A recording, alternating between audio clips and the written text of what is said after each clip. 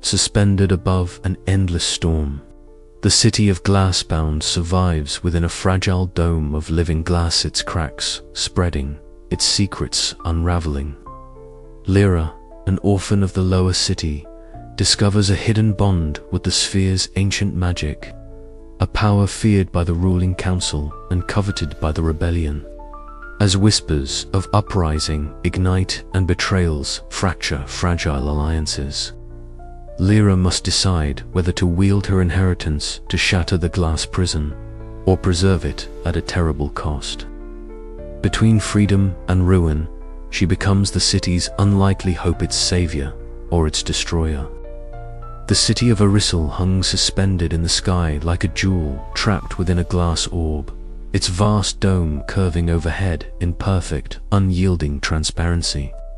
Below, the endless storm churned an eternal tempest of lightning and thunder, wrathful and wild, a relentless force that kept the city isolated from the world beneath.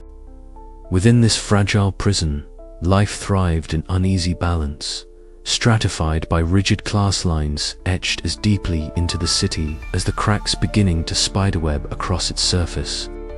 Lira darted through the narrow streets of the lower city, her small frame weaving effortlessly between market stalls and ragged clusters of homes clinging to the edges of stone terraces. The air was thick with the scent of smoke and salt, mingled with the cries of vendors hawking their meager wares. Her hands, calloused and quick, clutched a stolen scrap of bread as she slipped past a group of enforcers, their polished boots echoing threats that barely registered in her mind. She paused near a worn fountain, its waters dulled beneath the weight of soot and neglect. Above, the glass sphere shimmered, a vast, curved mirror reflecting the restless storm beyond.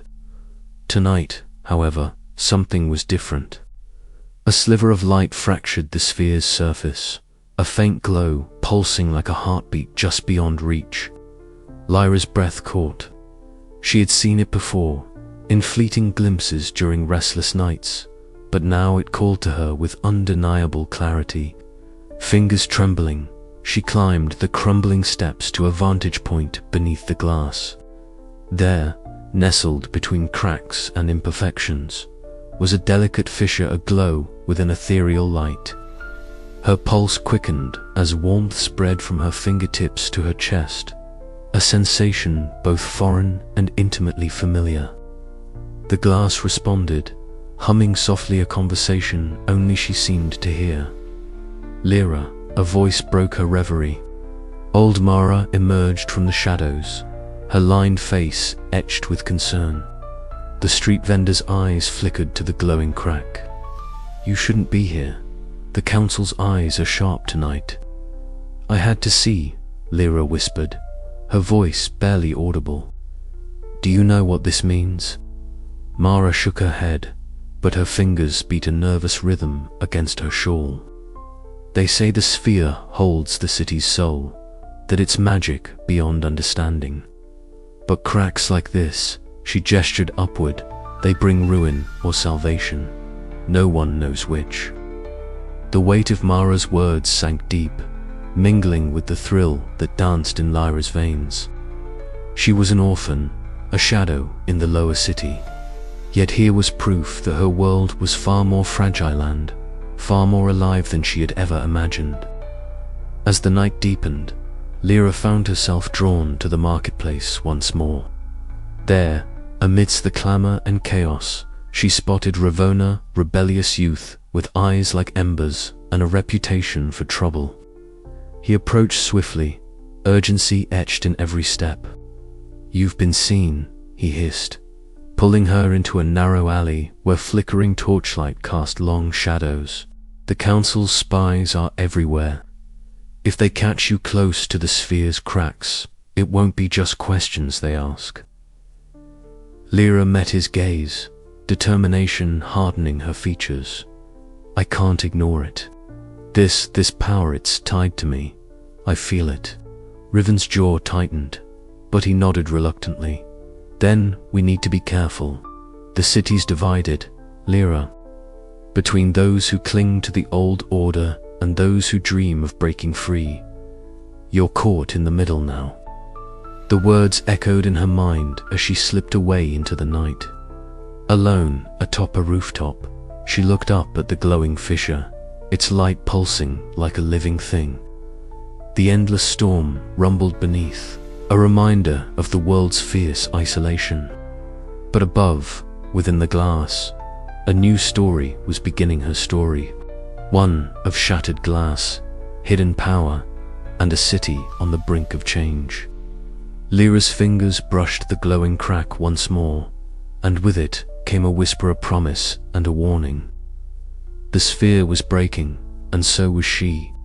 The night held its breath as the city beneath the glass slept uneasily, unaware that the fragile balance of their world was about to shatter forever. The damp air of the underground tunnel clung to Lyra's skin as she stepped cautiously forward, the faint glow of phosphorescent moss casting eerie shadows along the rough stone walls. Each footfall echoed softly, swallowed quickly by the vastness beneath the city.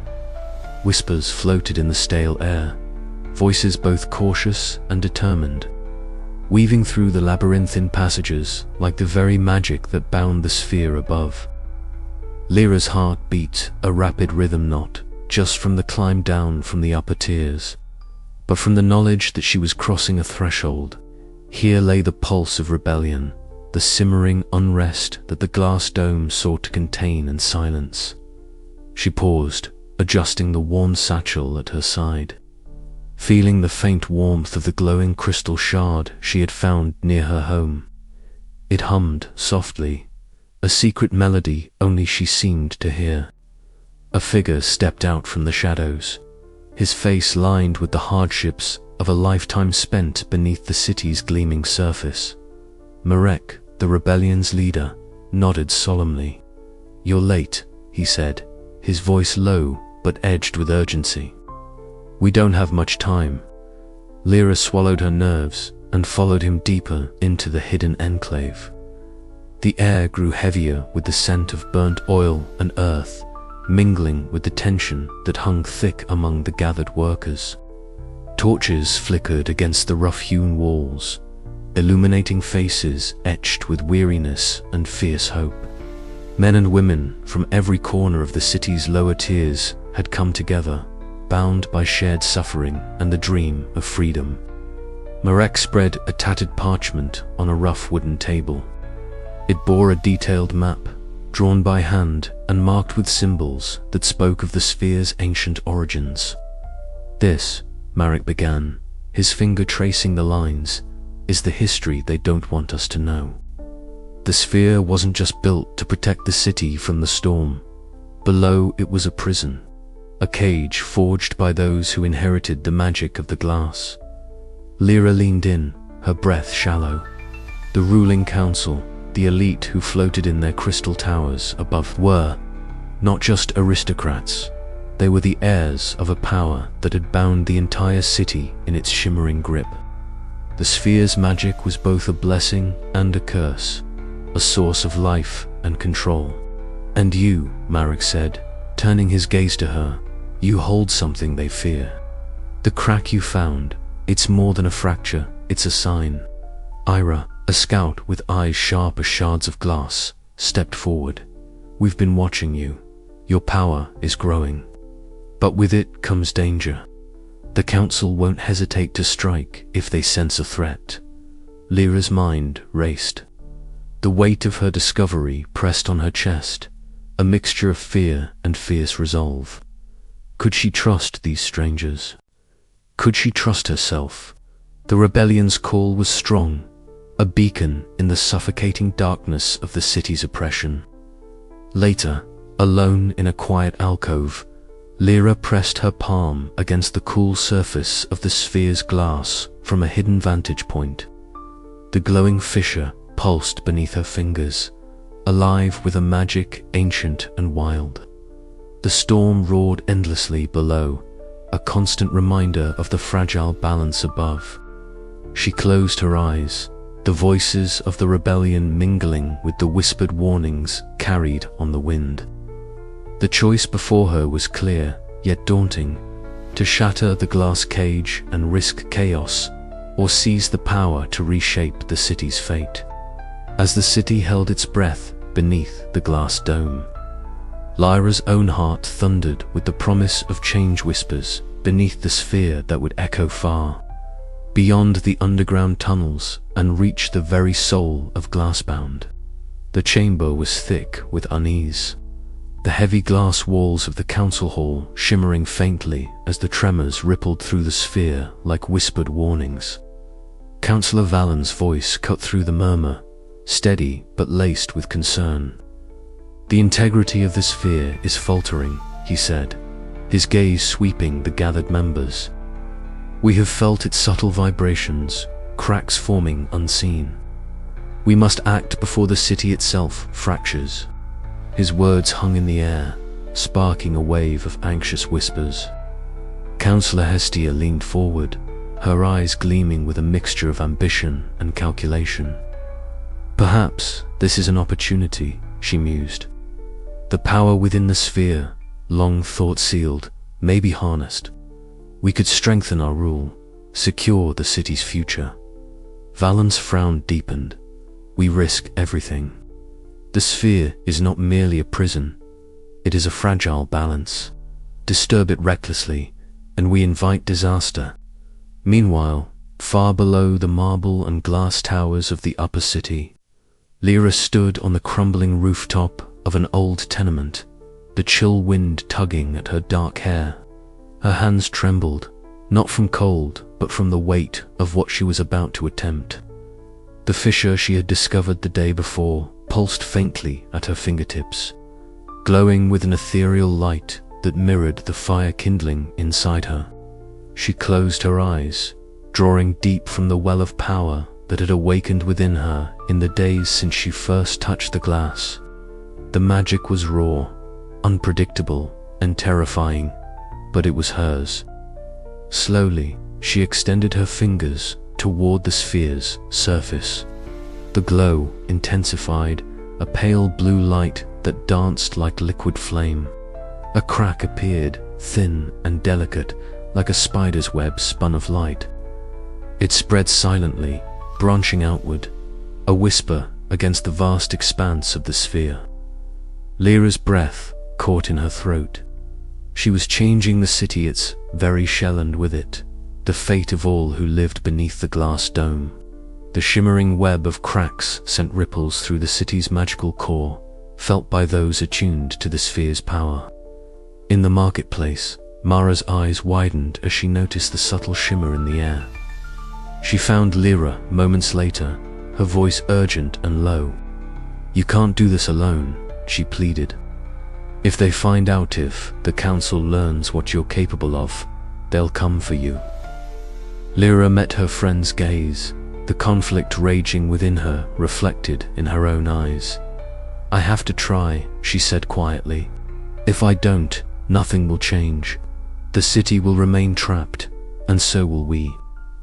Back in the council chamber, the debate grew heated as news of the disturbances reached the ears of the ruling elite. Hestia's voice rose above the discord.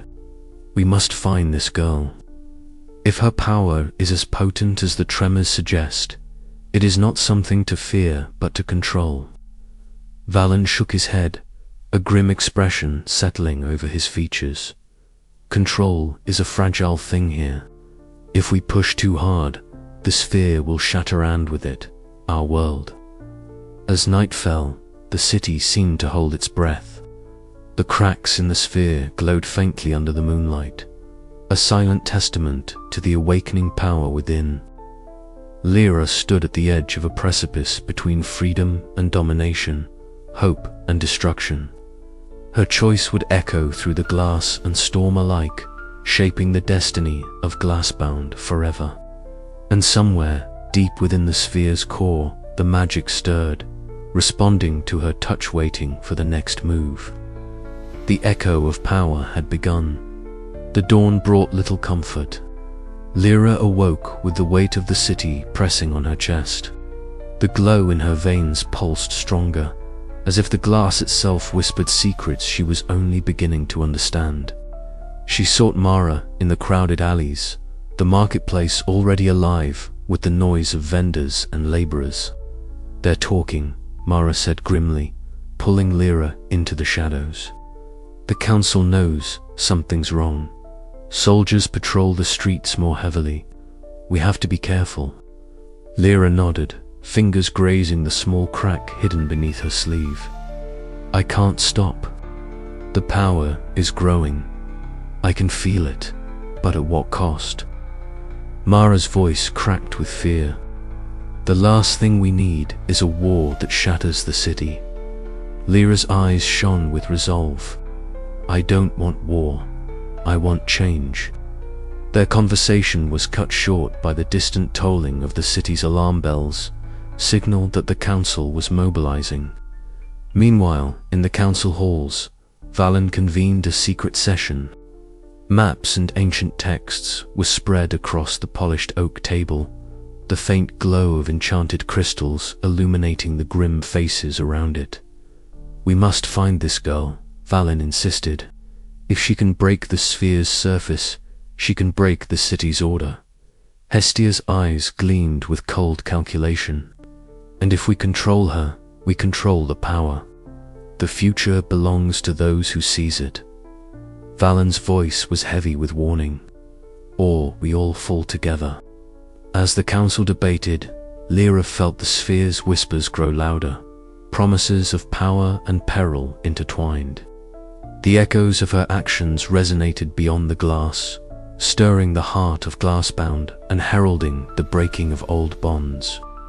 The city was awakening, and so was she. The choice was hers to make, but the weight of the sphere bore down like the storm beneath, relentless and unyielding. And with every crack, the line between control and chaos blurred further. The echoes of power had only just begun to sound their call. The city held its breath beneath the vast, transparent dome of glass. A fragile barrier between the floating streets and the raging tempest below. The endless storm churned with a fury that seemed to seep into every crack of the sphere. Its roaring echoes a constant reminder of the precarious prison encasing the city. Lira stood at the edge of the lower district, the glow of the fissure near her home pulsing ominously beneath her fingertips. Tonight, the glass whispered louder, as if urging her forward. She moved swiftly through the dim alleys, the scent of rain mingled with smoke and sweat. Around her, the hum of the city's unrest grew louder, whispers of rebellion, murmurs of change, and the unspoken fear that the glass might finally give way. The rebellion's underground meeting place was a cellar beneath an abandoned forge, its walls lined with faded banners and crude maps. Flickering torchlight cast long shadows as Riven awaited her arrival, his scarred face illuminated by the warm glow. "You came," he said, voice low but edged with relief. "The cracks are spreading faster than we anticipated. The ruling council is tightening its grip." Lira nodded, her green eyes sharp. "I've felt it too. The sphere is weakening. But it's more than that. People are restless. They want freedom, not just from the glass, but from the chains that bind them." Riven leaned forward. "We need you with us. Your power could turn the tide. But trust is scarce, and the council's spies are everywhere." The distant rumble of thunder vibrated through the thick glass walls, a reminder of the storm's relentless presence beneath them. Outside, the city's divided classes moved like currents in a stormy sea. Above, in the gilded spires of the upper districts, Lady Melis observed from a balcony draped in silks that caught the wind softly. Her pale face was serene, but her eyes betrayed a calculating mind.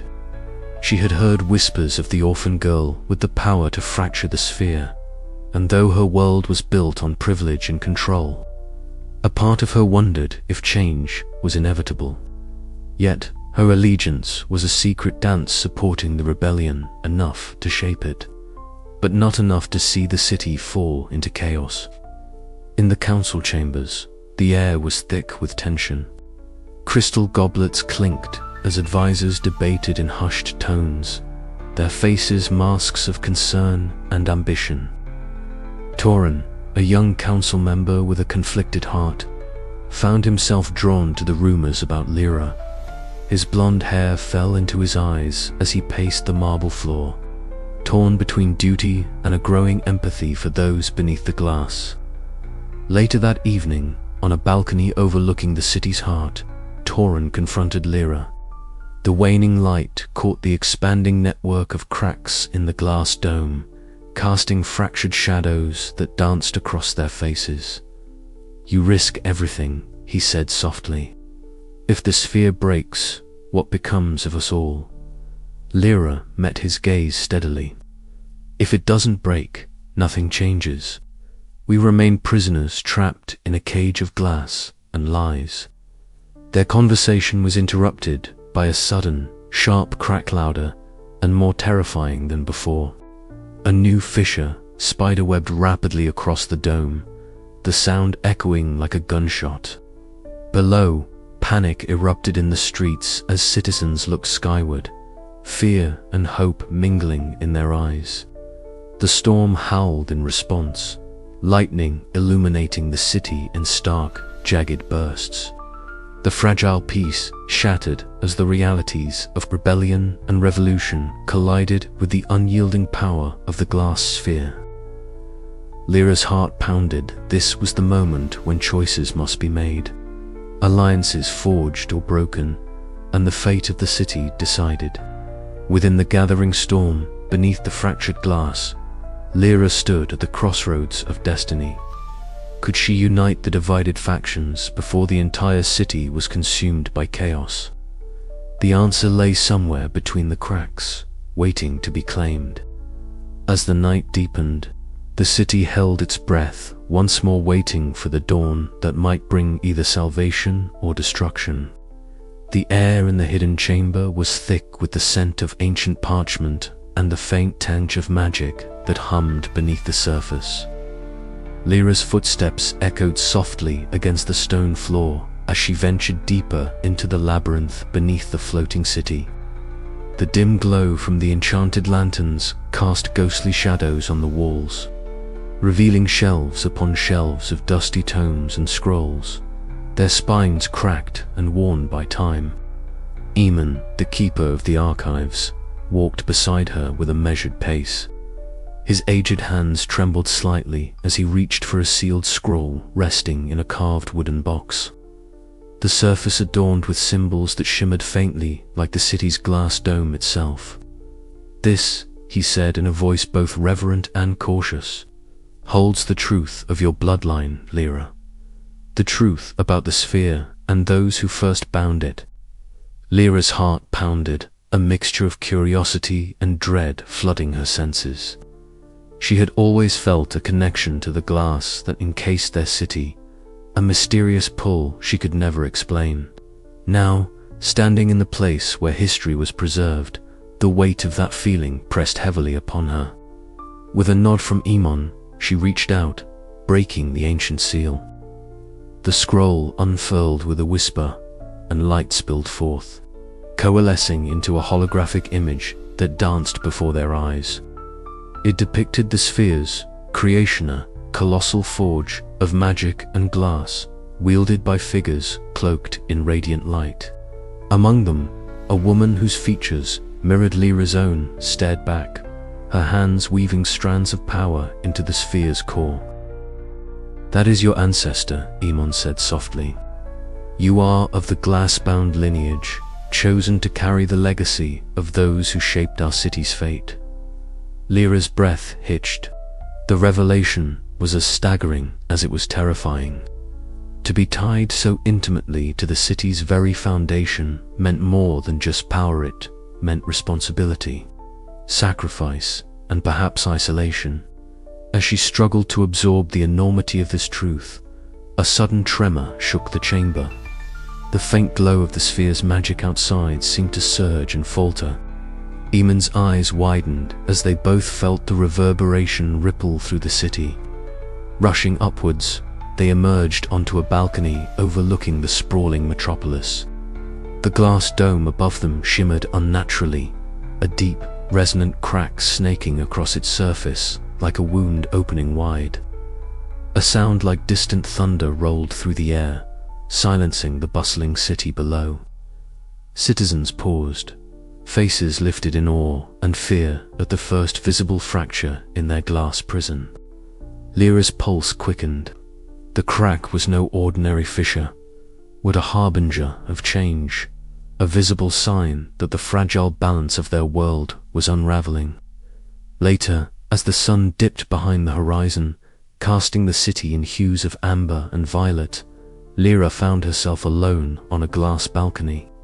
The cool air brushed against her skin, carrying the distant rumble of the storm below. Cerise, a member of the ruling elite, approached quietly, her expression unreadable. "I know this must be overwhelming," Cerise said, her voice low and steady, "but you are not alone in this.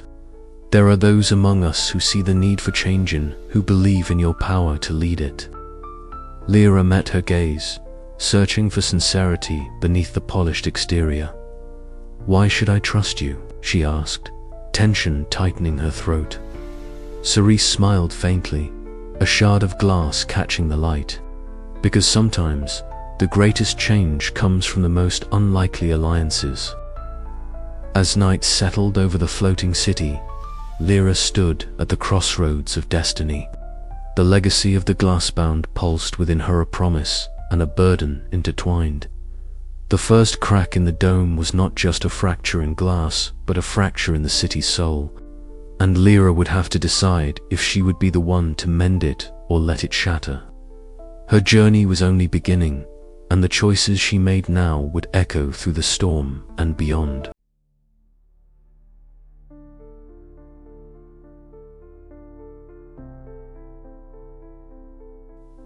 The underground chamber was alive with whispers, the flickering torchlight casting long shadows that danced across the damp stone walls.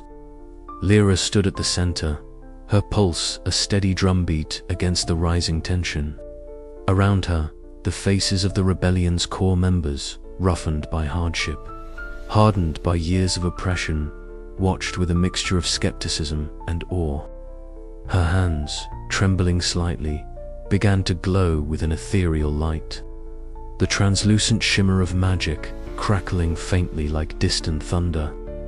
Kalen stepped forward, his voice low but steady. "Show us again, Lira. Let them see what you can do. If we are to trust you, we need more than words." The young woman inhaled deeply, centering herself. She reached out toward a cracked shard of glass embedded in the floor and willed it to levitate. Slowly, it rose, spinning gently in the air, catching the flickering torchlight and refracting it into a kaleidoscope of colors. The rebels murmured, some exchanging glances of disbelief, others nodding in approval. "It's unlike anything I've seen," whispered one woman, her eyes bright with hope. "If she can control the sphere's magic, maybe we really can break free." But not all were convinced. Doubt lingered like a cold draft, and Lira could feel it pressing against her, as heavy as the glass sphere itself. Trust was fragile here, and the stakes were higher than ever. Meanwhile, far above in the alabaster towers of the ruling elite, Lady Maris stood before a translucent map etched with swirling lines that pulsed like veins.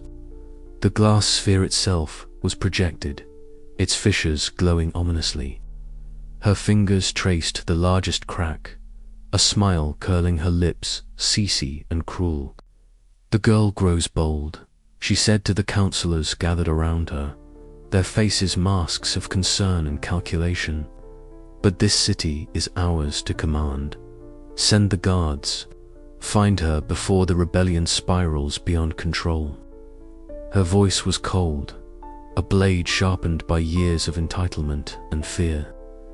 The elite would not relinquish their power without a fight. Back in the city's shadowed alleys, Joran moved like a whisper, a shadow among shadows. He slipped through the narrow passages with practiced ease, finally coming to a halt before a hidden door. Inside, Lira awaited, heart pounding. He pressed a folded note into her palm, his eyes flickering with an emotion she couldn't quite read. Fear, regret, desperation. "You're not safe," he warned, voice low. "There's a traitor among us, someone close. Trust no one without question." Lyra's breath caught. The rebellion, already fragile, was cracking from within. She folded the note and tucked it away, a chill creeping over her resolve. The meeting that followed was tense. Accusations hung in the air, alliances tested like the thin glass that encased their city. Then, without warning, a thunderous explosion shattered the uneasy calm. Glass shards rained down from the cracked dome above, sparkling like deadly stars in the dim light. The distant cries of panic echoed through the streets, a stark reminder of the danger closing in. Lyra's gaze hardened. The trap had been sprung. Time was slipping like sand through her fingers. "We can't afford doubt," she said firmly, stepping to the front. "We must stand together or fall divided." Kalen nodded, placing a steadying hand on her shoulder. "Lead us, Lira." As the rebels rallied, the city trembled beneath the weight of fractures of glass, of trust, of fate itself. And somewhere in the shadows, the ruling elite watched, ready to strike again. Lira knew this was only the beginning.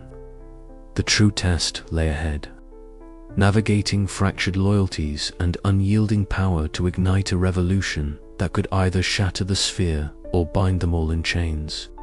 Her fingers itched with the urge to push the glass further, to crack the boundaries not just of the city but of the world itself. But with every crack came risk, and the line between savior and tyrant blurred like a reflection in broken glass.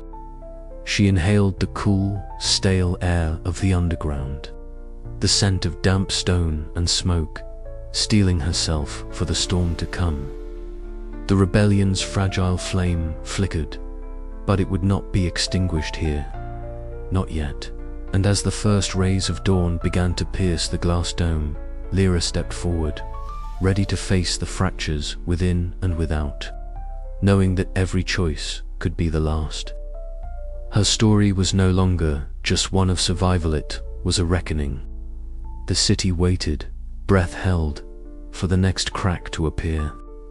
The air beneath the floating city was thick with a damp chill that seeped into Lyra's bones as she stepped cautiously through the narrow passage. The entrance to the catacombs was hidden beneath an abandoned workshop in the lower city, a place whispered about in rebellion circles, but rarely ventured into by anyone. Beside her, Iron moved with practiced stealth, his eyes scanning the shadows, alert for any sign of danger. The faint glow from veins of enchanted glass embedded in the cavern walls cast eerie blue light, flickering like the heartbeat of the city itself. "Are you sure this is the way?" Lira whispered, her voice barely audible over the distant rumble of the endless storm that churned far below. Iron nodded, his expression grim. "The old maps are clear. The catacombs hold the secrets the rulers want buried. If we're to understand this sphere, this is where we find answers." Their footsteps echoed softly as they pressed deeper, the walls closing in, smooth glass shards glinting faintly among the ancient stones. Lyra's fingers brushed a shard embedded in the wall, its surface cold and strangely alive with a faint pulse.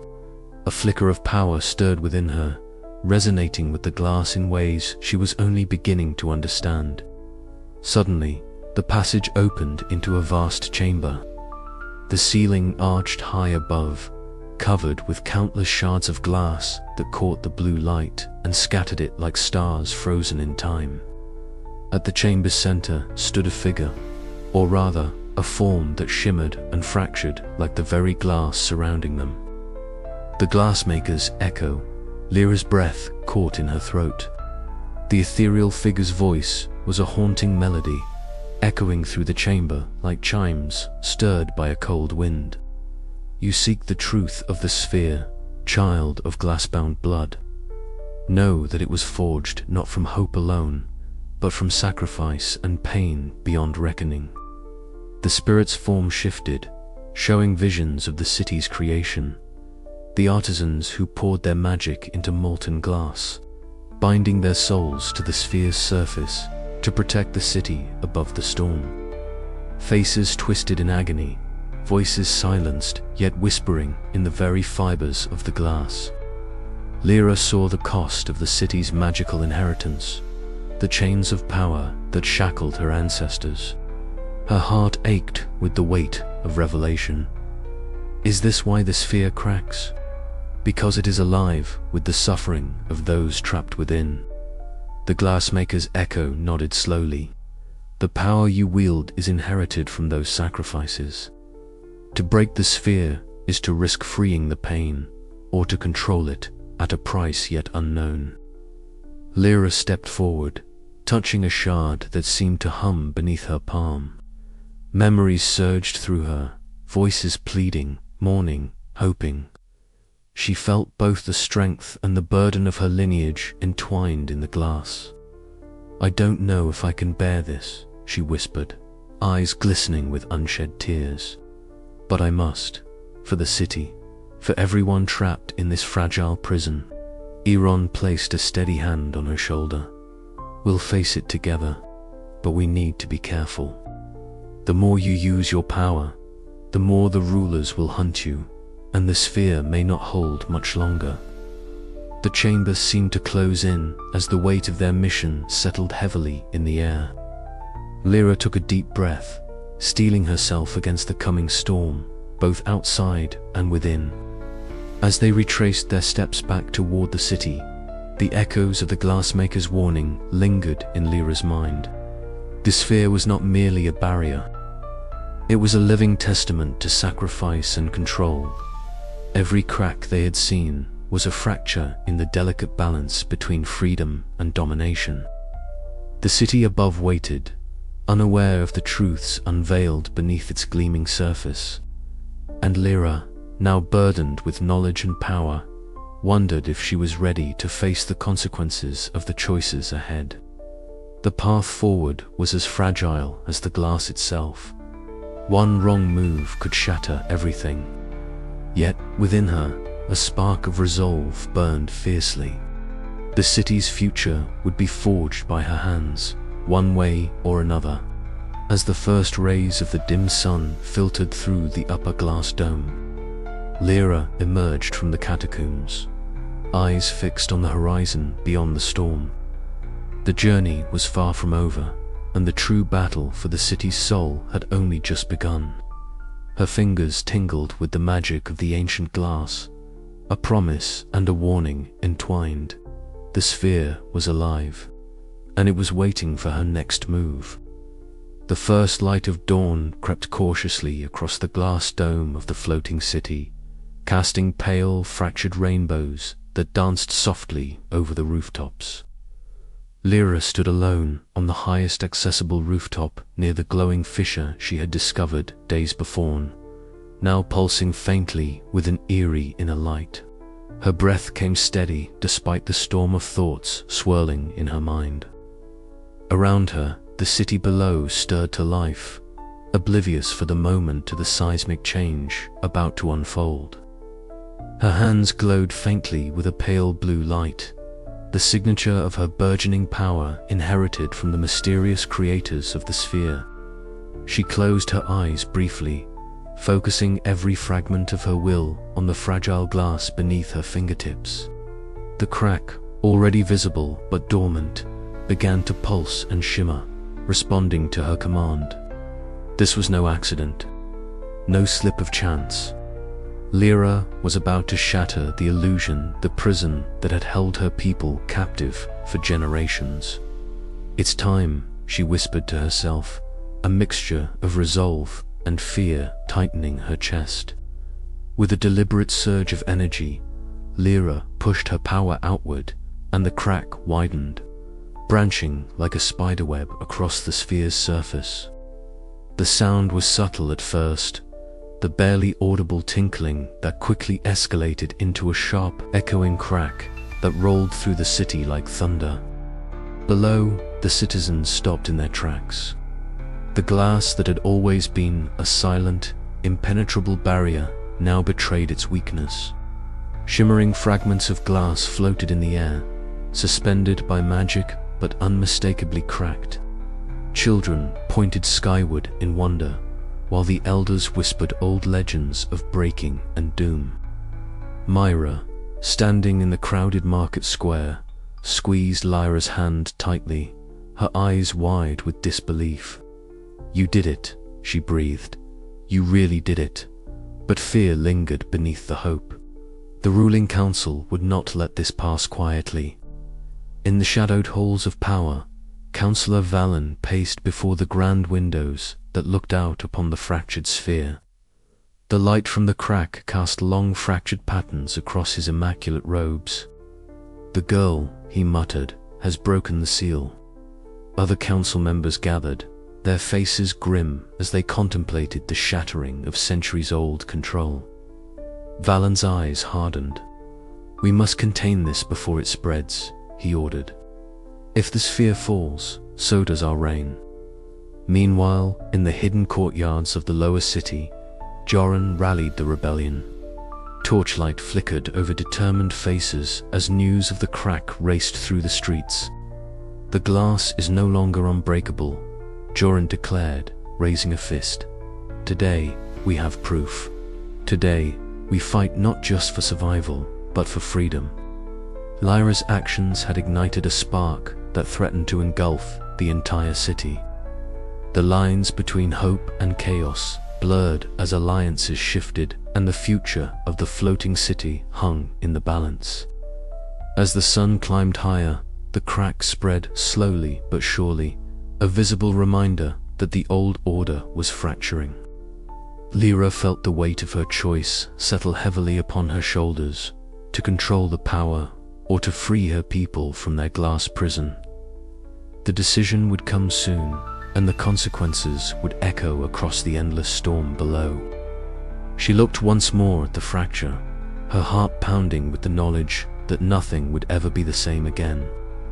The first crack was only the beginning, and with that, the city of Glassbound held its breath. The air around the shattered balcony shimmered with the charged energy of the storm below. Lira stood motionless, her fingers lightly tracing the glowing fissure that snaked through the glass beneath her feet.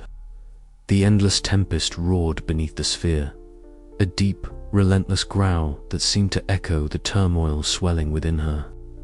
Lightning slashed through the sky, illuminating the shattered glass shards that caught the light like thousands of fractured stars suspended in the air.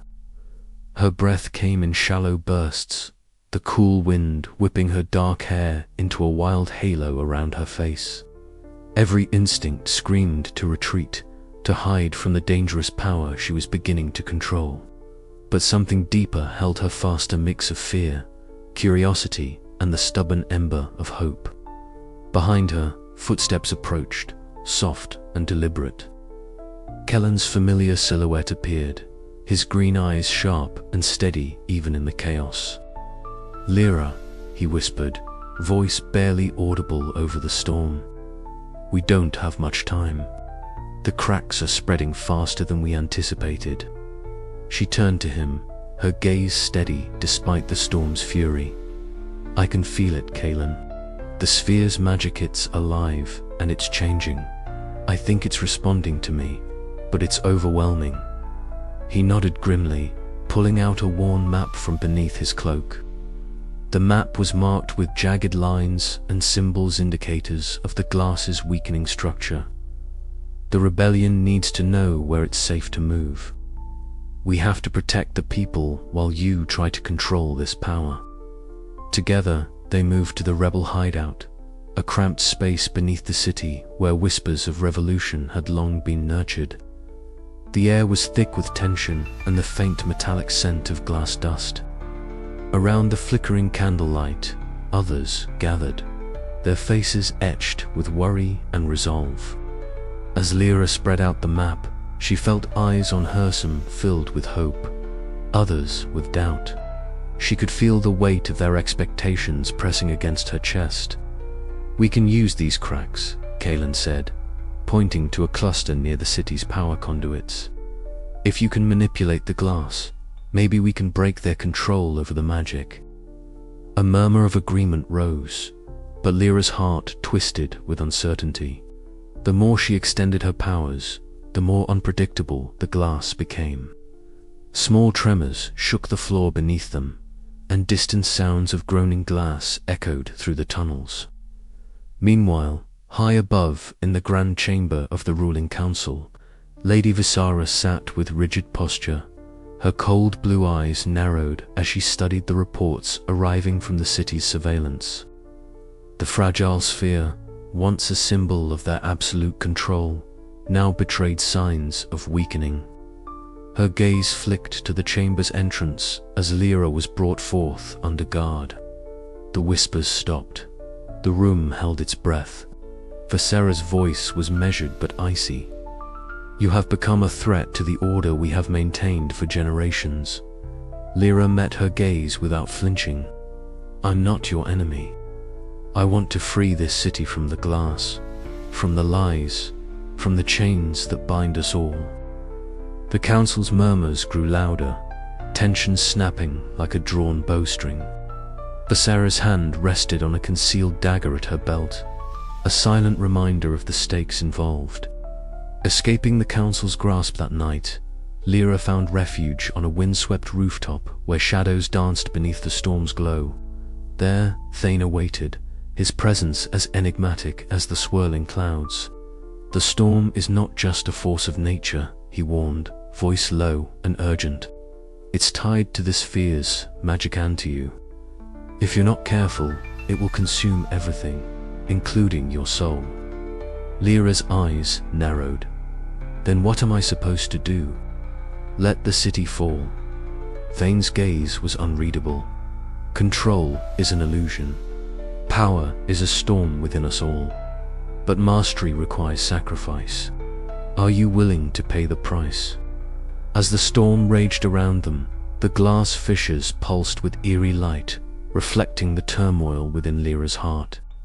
The choices before her were no longer just about freedom or control. They were about survival, identity, and the fate of everyone trapped within the fragile prison of Glassbound.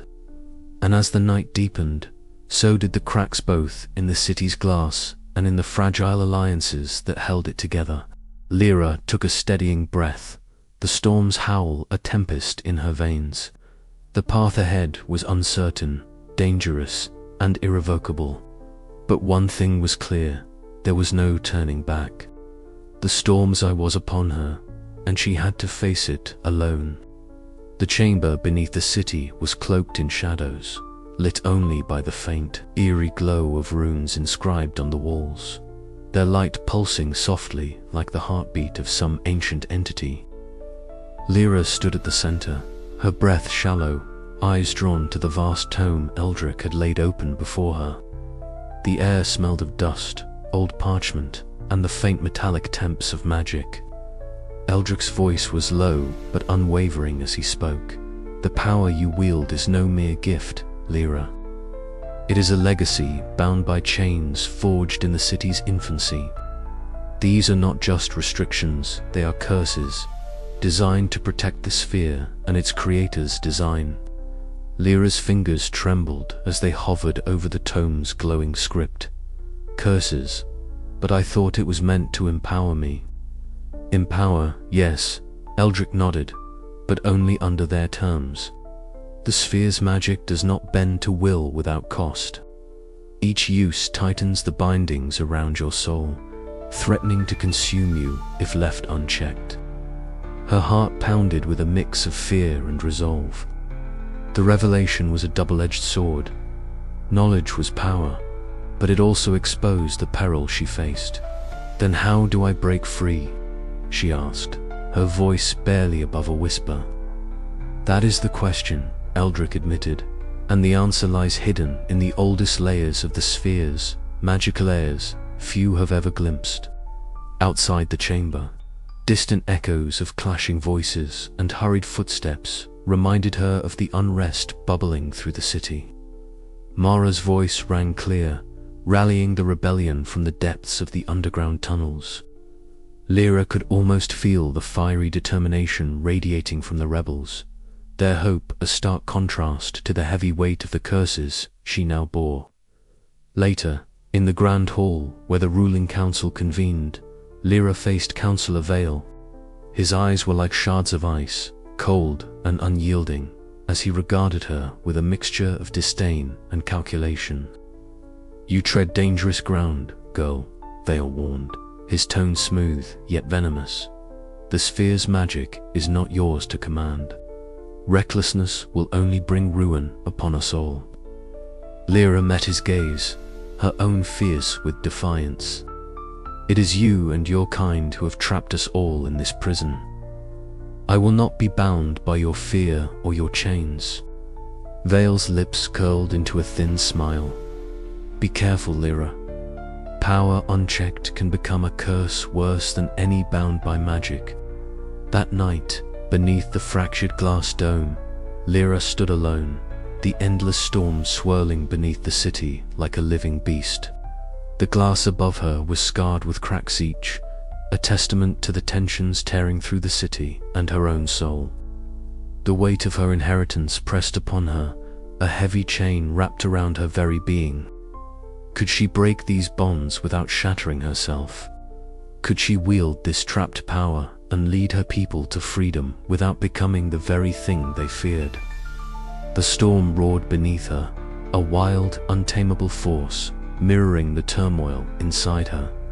As the glass trembled underfoot, Lira's resolve hardened.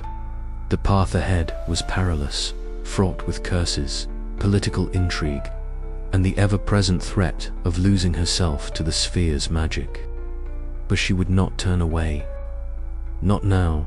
The city's fate and her own hung in the balance, bound by chains that only she could break.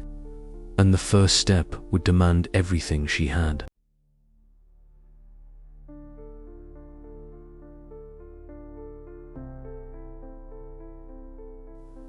The city was no longer silent under the glass dome.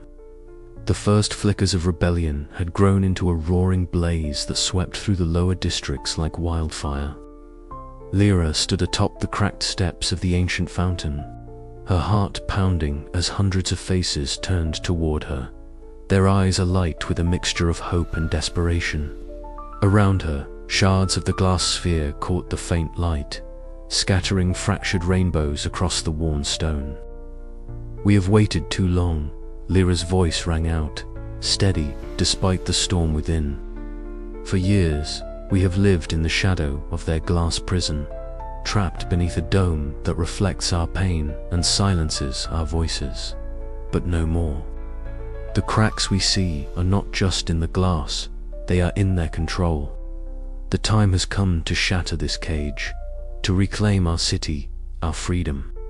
A roar of approval erupted from the crowd, fists punching the air, voices raised in defiant cheers. Lira could feel the surge of power radiating from her, the connection to the sphere's magic pulsing beneath her skin. Yet beneath the adrenaline, a pang of doubt gnawed at her resolve. Could she lead these people? Was she strong enough to bear the weight of their hopes? From the high towers of the ruling elite, Lady Cerise watched with cold eyes. The silver-haired councilwoman stood poised in her chamber, its glass walls offering a panoramic view of the city now aflame with rebellion. Her fingers tapped rhythmically against the polished surface of her desk as she issued commands to the guards below. "Contain the uprising," she ordered, voice sharp and unyielding. "Protect the sphere at all costs. If the city falls, so does our magic and our legacy." The elite's forces mobilized swiftly, armored guards marching through marble halls toward the rebel-held districts. But the people, fueled by years of oppression and the promise of liberation, fought with a ferocity that surprised even the hardened soldiers. In the midst of the chaos, Varric emerged as a fierce and charismatic leader of the rebellion. His scarred face was etched with determination as he rallied the fighters, coordinating strikes against key strongholds. Beside him, Milo moved like a shadow, his quick hands dismantling traps and opening pathways through the labyrinthian cityscape. Lira found herself torn between the exhilaration of the fight and the crushing responsibility it carried.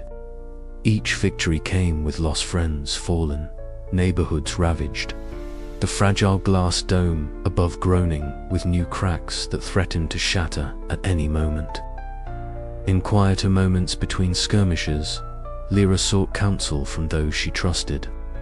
"We cannot just break the glass," she confided to Milo one evening as they sheltered in a ruined workshop. "If the sphere collapses, the city will be lost beneath the storm.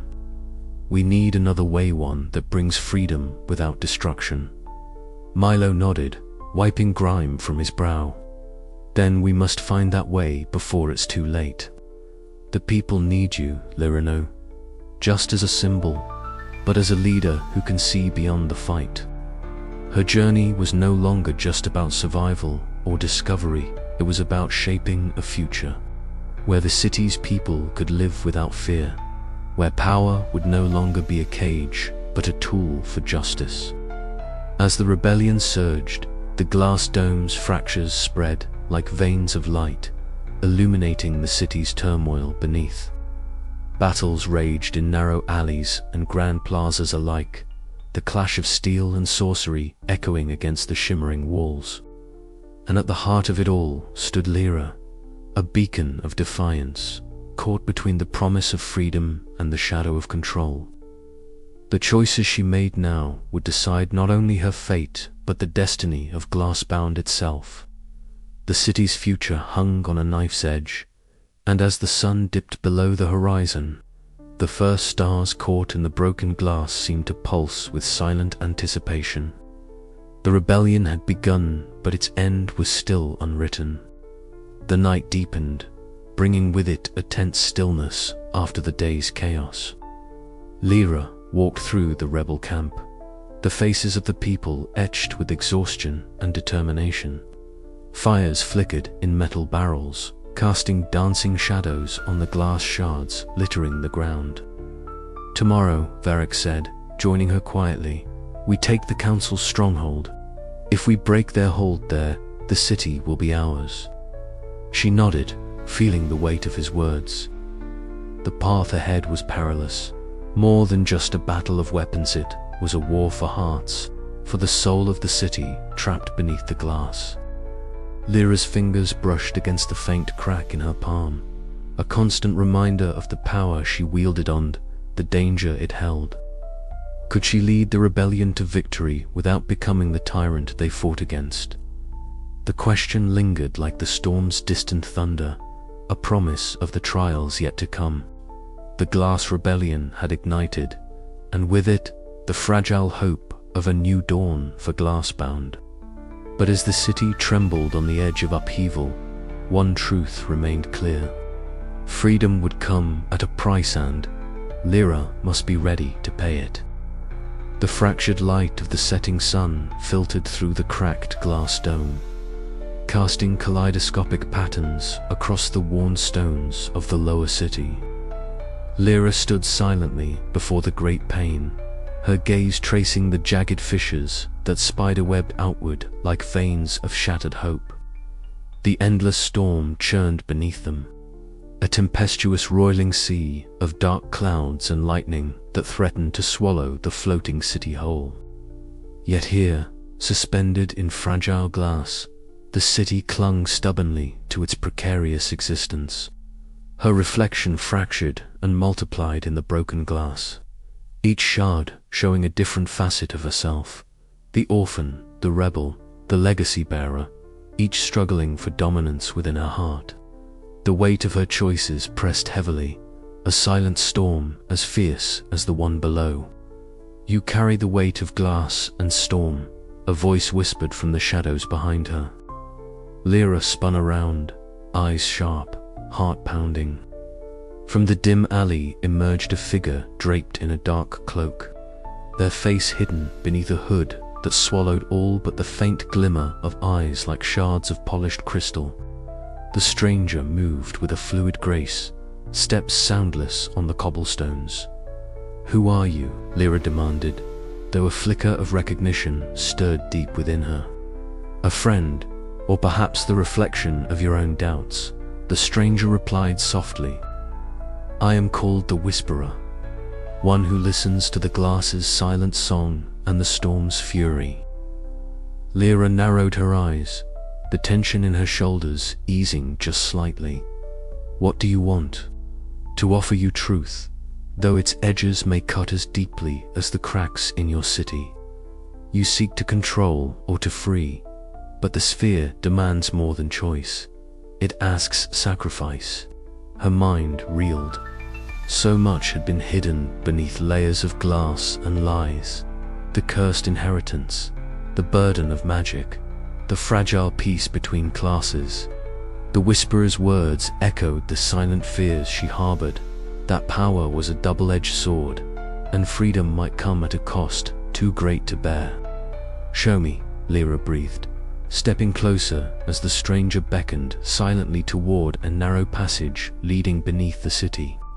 The air grew colder as they descended into forgotten catacombs, where shards of ancient glass littered the floor, glittering like fallen stars. Torchlight flickered against the walls, casting long shadows that danced with whispered memories. The sphere was born from sacrifice, the Whisperer intoned, crafted to contain the storm's wrath and to bind the city's fate. But its magic is not static. It breathes, it listens, and it judges. Lyra's fingers brushed a jagged shard, the cold biting through her skin. "And my power? Am I the key to its future or its destruction?" "Both," came the reply. "You are the fracture and the mender, the shadow and the light. Your choices will ripple through glass and storm alike. But beware, the sphere's magic carries chains forged in ancient fear. To break free, you must first understand what binds you." A heavy silence settled, broken only by the distant rumble of thunder above. Later, atop the city's highest roof, Lira stood beside Joran, her closest ally in the rebellion. The wind tugged at her cloak, and the storm's distant roar vibrated through the glass beneath their feet. "You met the Whisperer," Joran said quietly, reading the turmoil in her eyes. "Yes," Lira replied, voice low. "They told me things I feared to hear, that I'm both the prison and the key. That my power isn't just a gift, but a curse." Joran nodded, his gaze steady but filled with concern.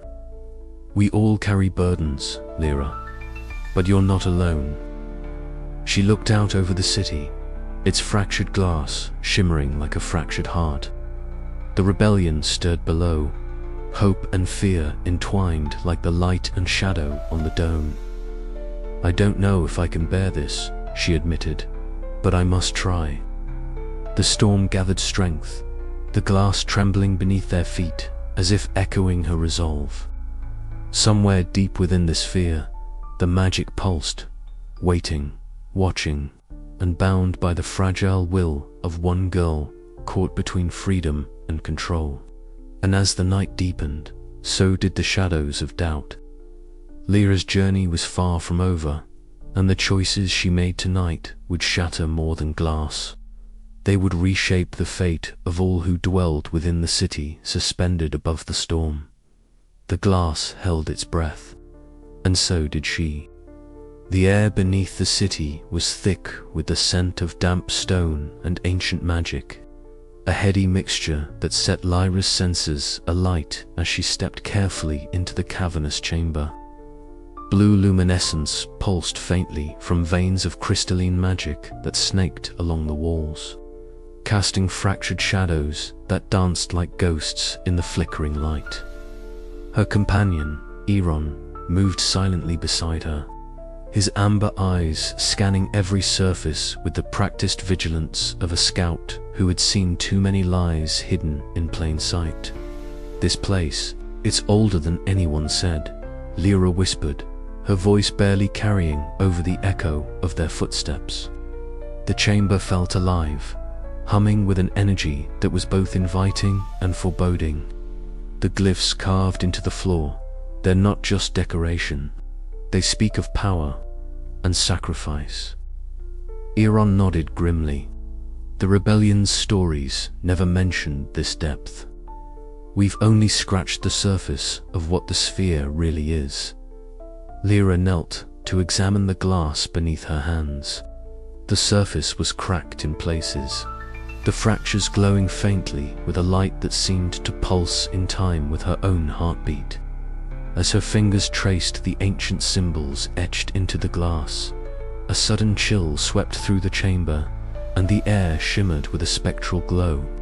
From the swirling mists emerged a figure, translucent and shifting, its form refracting the light like a prism shattered and reassembled countless times.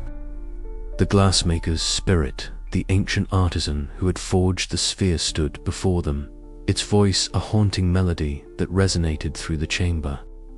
"You seek the truth of the sphere," the spirit intoned, "but know this, the city's safety has come at a terrible price. The endless storm below is no mere tempest of wind and rain. It is raw, unbridled magic, chained beneath this glass prison by the hands of your ancestors." Lyra's breath caught. The stories she had heard as a child, tales of the storm's fury and the city's fragile balance, suddenly took on a deeper, darker meaning. The glass was not just a barrier, it was a cage, holding at bay a power that could either save or destroy them all. "Why trap it?" Lira demanded, her voice trembling with a mix of anger and disbelief. "Control," the spirit replied. "The founders feared the storm's wild magic, its unpredictability. They bound it to the sphere, binding themselves to power and to chains of their own making."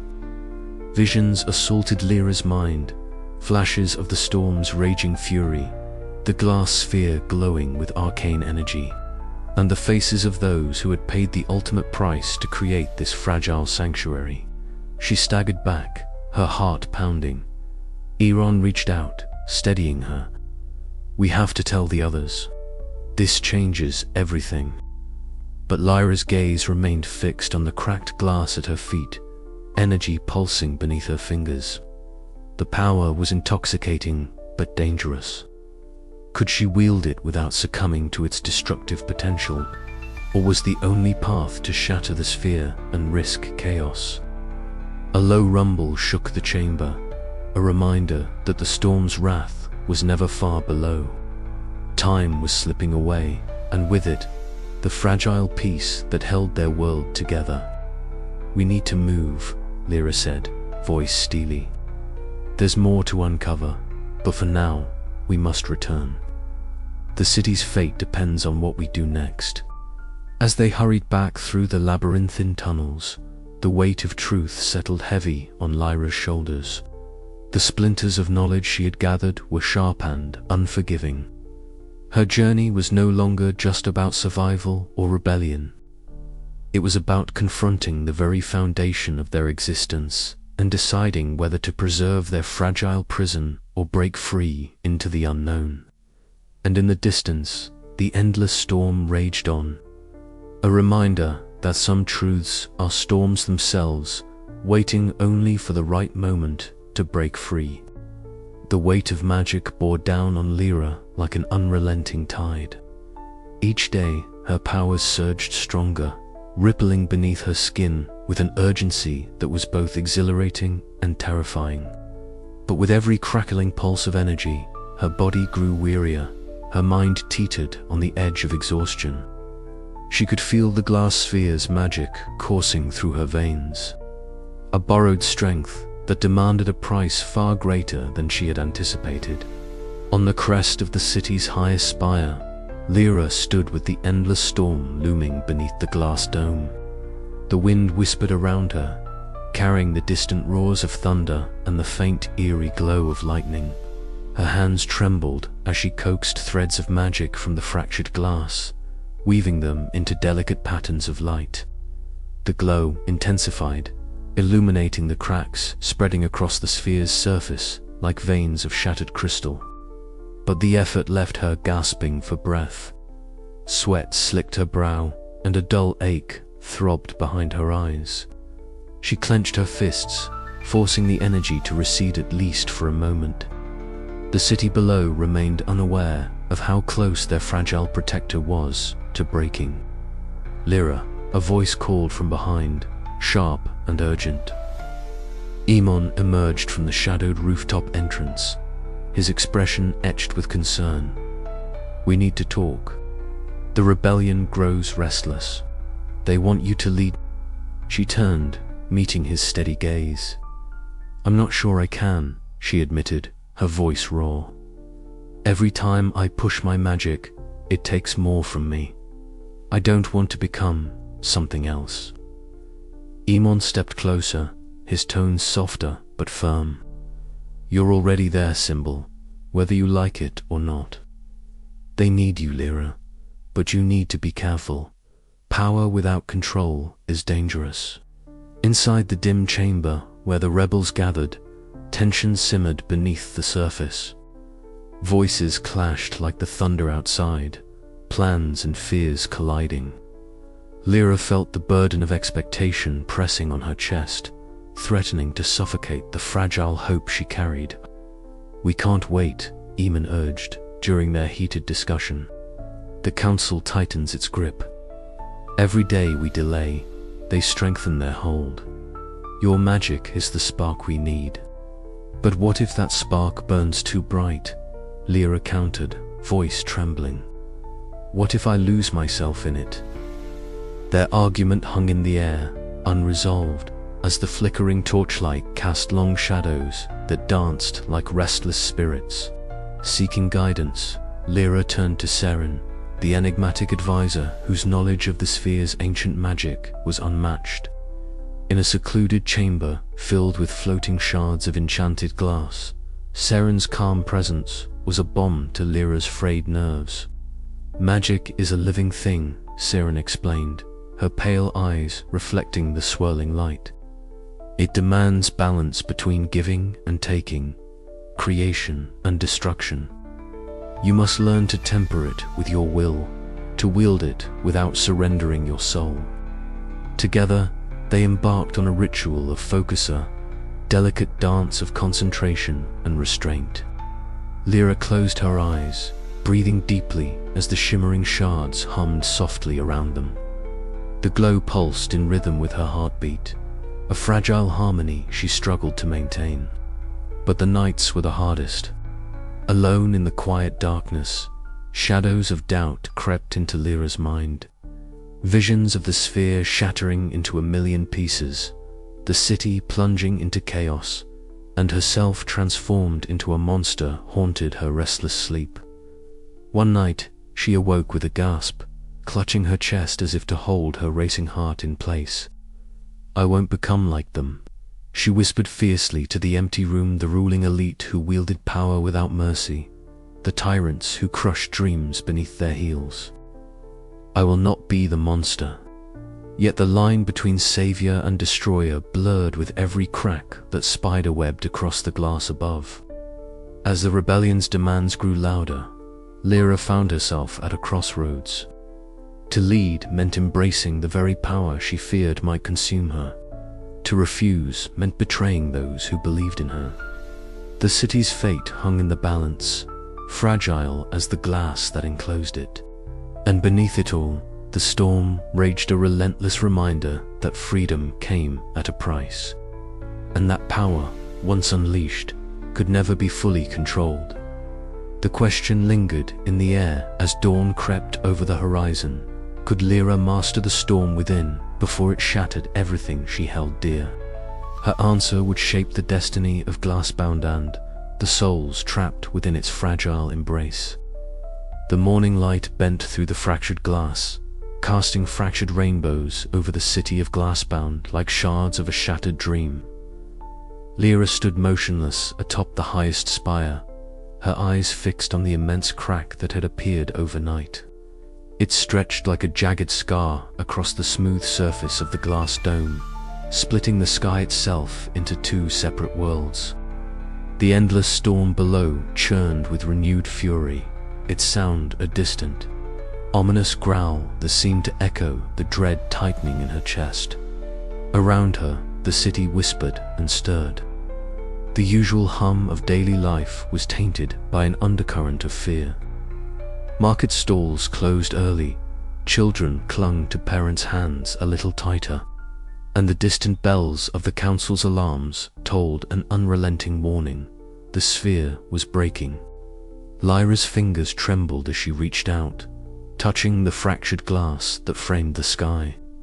Her magic hummed faintly beneath her skin, a pulse she had learned to listen to coax and command. But here, faced with the enormity of the crack, it felt fragile, insufficient. Lira, Talon's voice cut through the haze of her thoughts. He arrived, breathless, his rugged face drawn tight with concern and determination. The rebellion is gathering. People are scared, but they look to you. She turned to face him, the weight of his words heavy on her shoulders. I don't know if I can fix this, she confessed, her voice barely a whisper. The sphere, it's more than glass. It's alive with magic I barely understand. Talon nodded grimly. Then we find a way to understand it. Together, the council chambers were a stark contrast to the chaos outside. Candlelight flickered against polished wood and stone, casting long shadows that danced with the voices of men and women in power. Councillor Marin stood at the center, his commanding presence demanding attention. This crack, he said, his tone sharp and unyielding, is not just a threat to our city, but to our way of life. Panic spreads faster than the storm beneath us. We must enforce order. No one outside the council is to intervene. A murmur of dissent rose among the gathered leaders. With all due respect, Councillor, another voice challenged. Ignoring the magic that binds the sphere is folly. We need Lyra's power, her connection to the glass, to save us. Marin's eyes narrowed. That girl is a wild card. If she can't control her magic, she will shatter everything. Back beneath the city, in a hidden chamber bathed in pale blue light, Eris awaited. The figure's translucent silver cloak shimmered as they extended a glowing hand toward Lira, who had come seeking answers. The sphere's heart beats with trapped power, Eris whispered, voice like the rustle of wind through crystal. Your magic is but a spark. To mend the crack, you must embrace the legacy, fully take control of the glass's essence, or let it consume you. Lyra's breath hitched at the weight of the choice. To seize control meant risking her own humanity, becoming a force as unyielding and cold as the glass itself. To let the sphere break would doom the city and its people. The city trembled beneath the widening crack as Lira closed her eyes, reaching deep into the well of inherited magic. She called out to the glass, to the storm, to the legacy etched into her blood. The sphere responded with a shudder, a trembling that sent shards of light cascading through the streets below. For a moment, it seemed the crack might seal, the magic weaving a fragile lattice of strength and hope. But then, with a sound like the world itself cracking, the fracture widened once more, threatening to spill destruction across the floating city.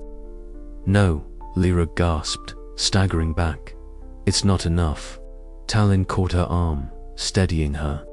Then we fight. Together, the city held its breath, balanced precariously between salvation and ruin. The choices made here, in the heart of the broken sphere, would shape the destiny of Glassbound forever.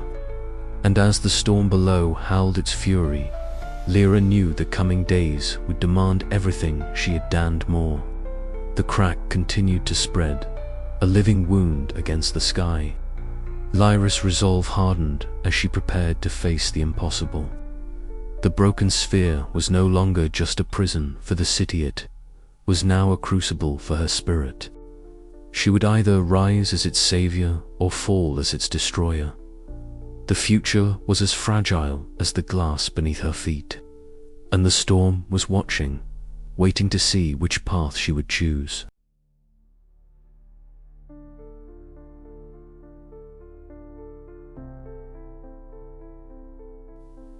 The chamber beneath the council hall was colder than the rest of the city, its walls lined with enchanted glass panels that fractured the dim light into shards scattered like stars across the polished floor.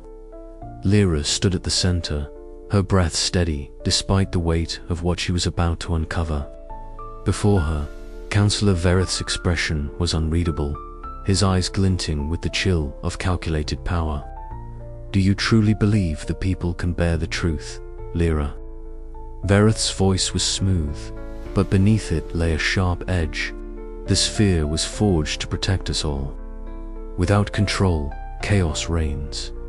Lira's gaze did not waver. Control built on lies is a cage, Councillor. The inheritance you and your ilk cling to is not a gift, but a chain forged to bind the lower classes in servitude.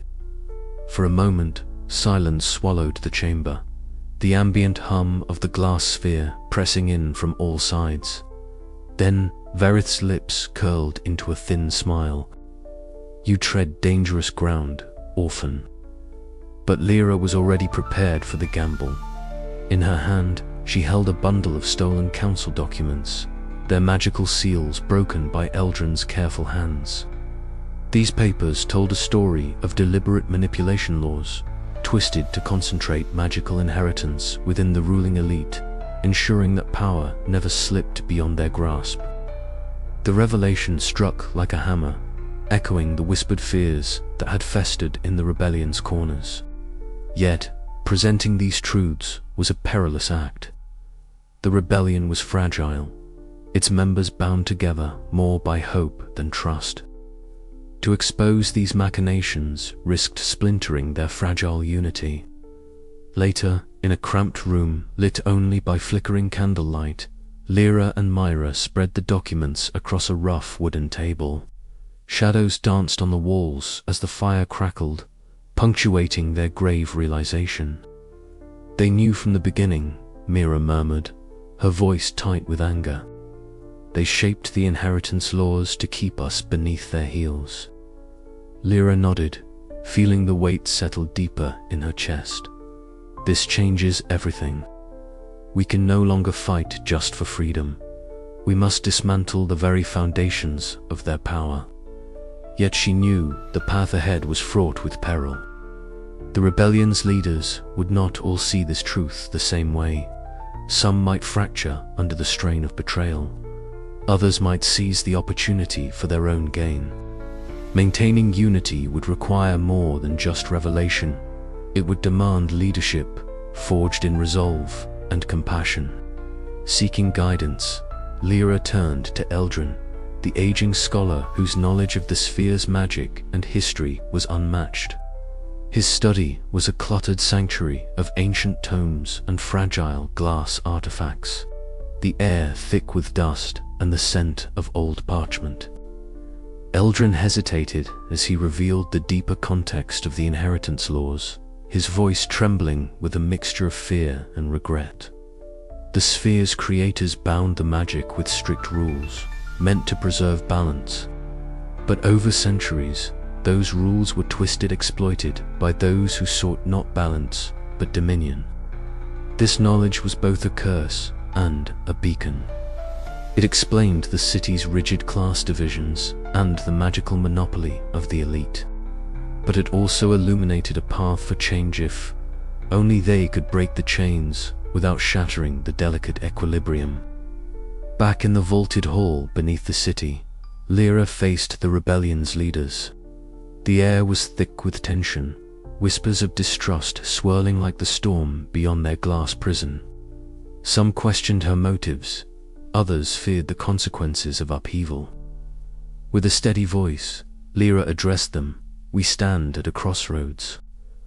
The secrets we've uncovered are painful, but necessary. If we fracture now, the sphere around our city will fall into ruin. We must stand united, not just against the ruling class, but for the future we all deserve." The distant rumble of thunder seemed to echo her words, a reminder of the storm that raged beneath their fragile sanctuary. In that moment, Lira felt the weight of leadership settle upon her shoulders, not just as a wielder of power, but as a guardian of hope. The path ahead was uncertain, the veil of glass both a prison and a promise, but Lira was resolved to tear through the illusions that bound her city, to forge a future where magic was not a weapon of oppression, but a light for all. As the assembly dispersed, murmurs of both doubt and determination lingered in the air. The rebellion was no longer just a dream, was a reckoning, and Lira stood at its heart, ready to face whatever fractures the truth might bring. The glass sphere above them shimmered faintly, its surface reflecting not just the cracks that had begun to form, but the fragile hope of a city poised on the edge of transformation. And somewhere deep within, the storm rumbled a reminder that freedom, like power, came with a price. The ancient library sat nestled deep within the city's upper spires, a place few of the lower classes ever glimpsed, let alone entered. The air inside was thick with the scent of aged parchment and faint traces of magical residue that hummed softly beneath the stillness. Lira's fingers hovered over a fragile, yellowed tome, the kind of book that carried centuries of secrets and whispered histories. Her breath caught as she traced the worn emblem embossed on the cover, a swirling tempest encircled by shards of glass. It was the crest she had seen in her dreams, the same symbol etched faintly on a pendant she wore since childhood without knowing its origin. Eamon stood nearby, his eyes gleaming with the kind of excitement reserved for scholars who had just uncovered a long-lost truth. The Stormborn lineage, he whispered reverently, was believed to be a myth even among the ruling elite. They said those bloodlines were vanquished or sealed away when the sphere was forged. Lira swallowed hard, the weight of that revelation settling upon her like the gathering clouds outside the glass dome. The endless storm below was no mere natural disaster. It was a living force, intertwined with the city's fate and, as she was beginning to understand, her own. The library's stained glass windows shimmered as distant thunder rumbled, shadows flickering across the walls like restless spirits. Lira felt a sudden pulse within her chest, a stirring of power she had never before fully comprehended. The storm's energy was calling to her, a siren song woven into her very blood. Days passed in a blur of study and experimentation. Guided by Eamon's vast knowledge and the cryptic passages from the ancient texts, Lira began to unlock new facets of her magic. She learned to coax the tempest's energy, bending gusts of wind and flickers of lightning to her will. Yet each attempt left her drained, as if the storm demanded a piece of her soul in exchange for its gifts. One evening, as the city's glass sphere shimmered under a gathering tempest, Lira ascended to the abandoned observatory perched at the highest point of the city. The wind howled through broken panes, carrying the scent of rain and ozone. There, amidst the relics of forgotten knowledge, a figure materialized in a maelstrom of swirling rain and wind, Mira. Her presence was both terrifying and beautiful, draped in storm-grey fabrics that billowed despite the still air. Her eyes mirrored the swirling chaos of the tempest outside. "You carry the storm's blood, Lira," she intoned, voice echoing like thunder. "But the legacy is a double-edged blade. To wield it is to flirt with destruction." Lira's heart pounded. Myra revealed truths long hidden: the cost of the Stormborn magic, the boundless power that could either shield the city or unravel its very fabric. The storm was alive, a sentient force that sought freedom beyond the glass prison. As the night deepened, Lira stood alone on the city's highest balcony, the storm raging fiercely beneath her. The glass sphere vibrated with the tempest's fury, faint cracks spiderwebbing across its surface. Lightning split the sky, illuminating the city in stark, fleeting bursts. The roar of the storm was deafening, yet beneath the chaos, Lira felt a strange, calmer connection to the power threatening to consume her. Her mind raced with possibilities and fears. Could she master the Stormborn magic without losing herself? Would embracing her heritage mean becoming the very force that could shatter the city or save it? The wind tugged at her hair, whispering promises and threats alike. Somewhere deep within, a storm was awakening, and with it, the fragile hope of a future shaped not by glass, but by the wild, untamed power coursing through her veins. And as the first great crack stretched wide across the sphere, Lira knew her true journey was only beginning. The dawn would bring new challenges, but tonight, the storm had spoken, and Lira had answered its call. The chamber beneath the glass dome was cloaked in shadows, the fractured light casting jagged patterns across the cold stone walls. Lira stood facing Kale, the weight of his betrayal pressing down on her like the endless storm beyond the sphere. His eyes, once a source of comfort and trust, now held a hardened edge, a reflection of the fractures spreading through the rebellion itself. "Why, Kale?" Lira's voice trembled, torn between anger and disbelief. "After everything, why would you turn against us?" Kale's jaw tightened. "You don't see the bigger picture, Lira.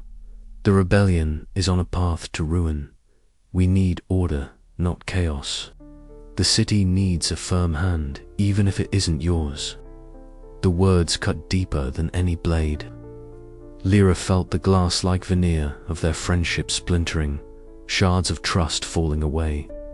Around them, the faint hum of the sphere's magic thrummed, as if echoing the tension that crackled between them.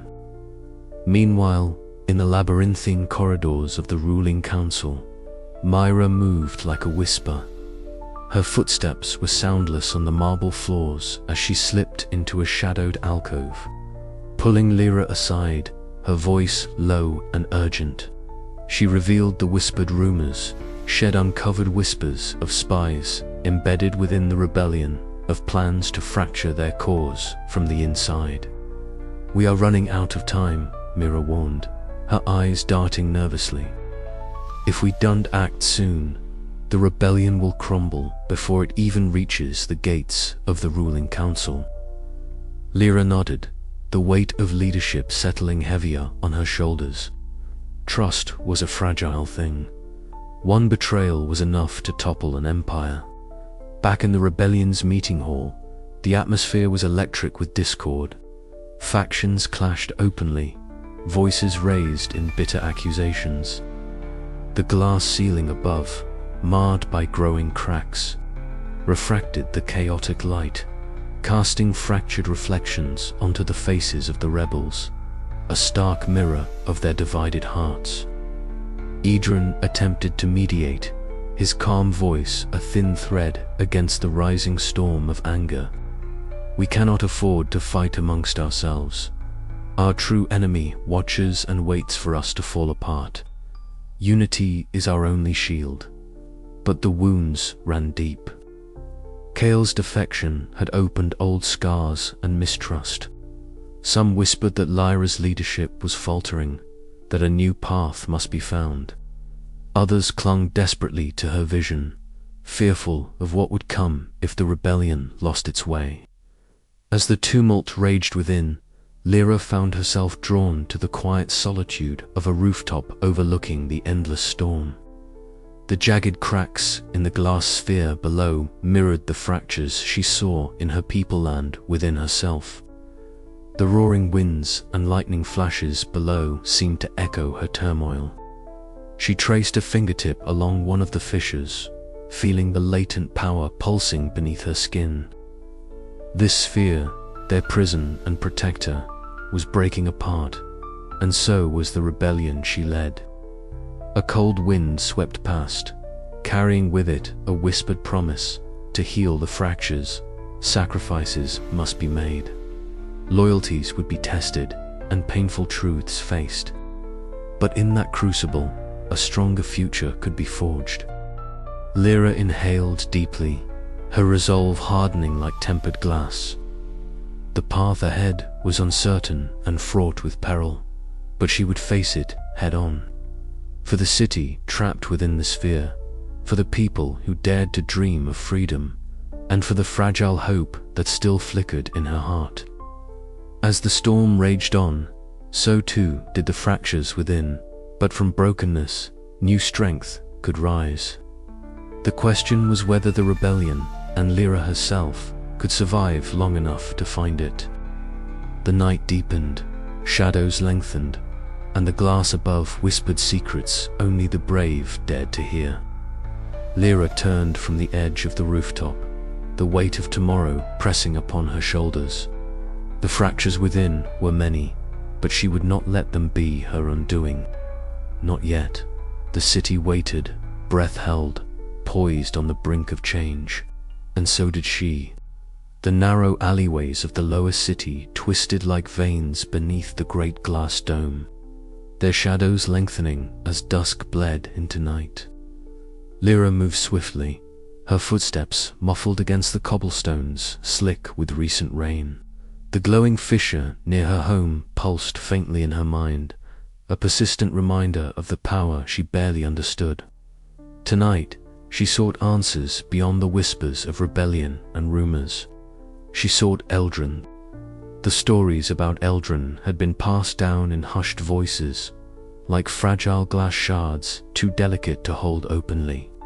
He was said to be the artisan who had first woven magic into the sphere's flawless surface, crafting the city's prison and its protector in one breath. Few had seen him, fewer still had lived to tell the tale. Yet, desperation and hope twisted within Lira, driving her steps toward his hidden workshop. She paused before a weathered door embedded in the rock beneath the city, marked only by an intricate pattern etched in glass that shimmered faintly in the moonlight. Taking a breath, she pressed her palm against the cool surface. The door hummed, then slid open silently, revealing a cavernous room bathed in the pale blue glow of enchanted glass shards. Inside, the air smelled of molten sand and a faint metallic temps, swirling with an ancient energy that prickled her skin. Crystalline sculptures hung suspended from the ceiling, catching the light and fracturing it into rainbows that danced across the walls. At the room's center stood a figure hunched over a glowing forge, his silver hair catching the light like strands of spun starlight. "Lira," the old man said without turning, his voice as smooth as glass edges. "I have been expecting you." She stepped forward, heart pounding. "You know who I am." He smiled knowingly, setting down a slender tool etched with arcane runes. "The blood of the Glassbound flows through you. You carry the legacy of those who shaped this city. But legacy is a heavy burden, child." Eldrin's eyes gleamed as he beckoned her closer. "Come, I will show you what was lost to time." He lifted a prism from the forge, its facets alive with swirling light. The glass of the sphere is not mere crystal. It is a conduit for magic, an extension of will and spirit. To shape it is to shape reality itself. Lira watched, mesmerized, as Eldrin's hands glowed faintly. He wove tendrils of pure energy into the prism, which pulsed like a heartbeat. But such power demands sacrifice. To bind this magic within yourself, you must surrender something precious, memory, a fragment of your soul. Her breath caught. The cost was steep. Why must I pay so dearly? she asked, voice barely more than a whisper. Because magic is not free, Eldrin replied gravely. It is a contract. It shapes you as much as you shape it. The room seemed to hold its breath as Lira considered the choice before her.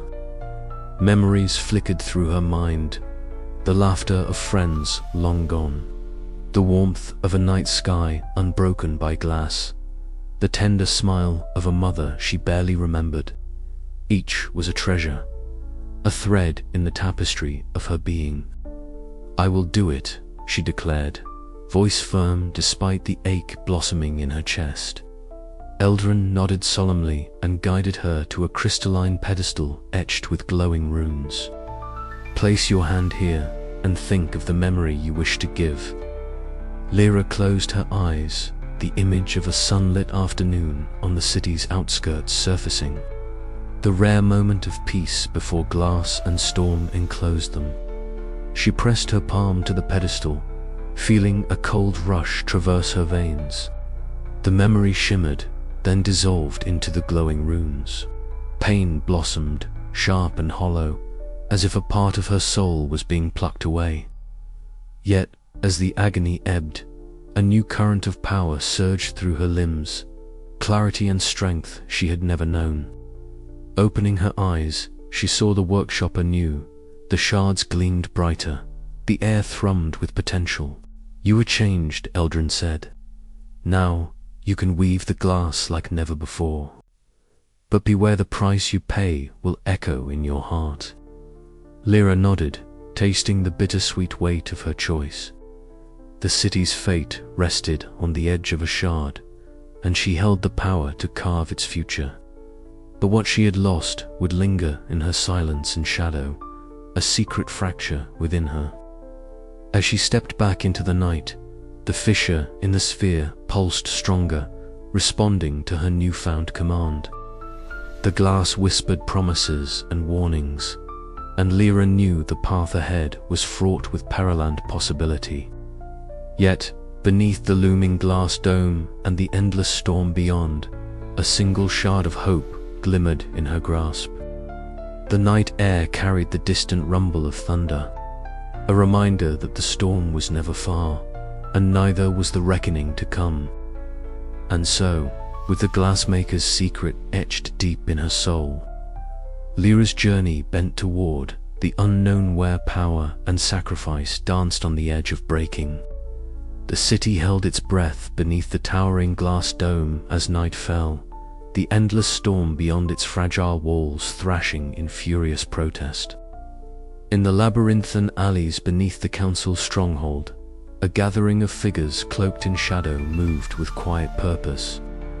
Lira stood among them, her chest rising and falling with steady breaths, eyes sharp and alert as the muted murmur of voices wove a tapestry of anxious hope.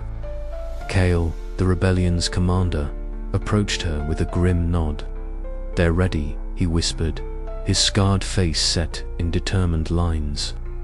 "Once you unleash your power, there's no turning back."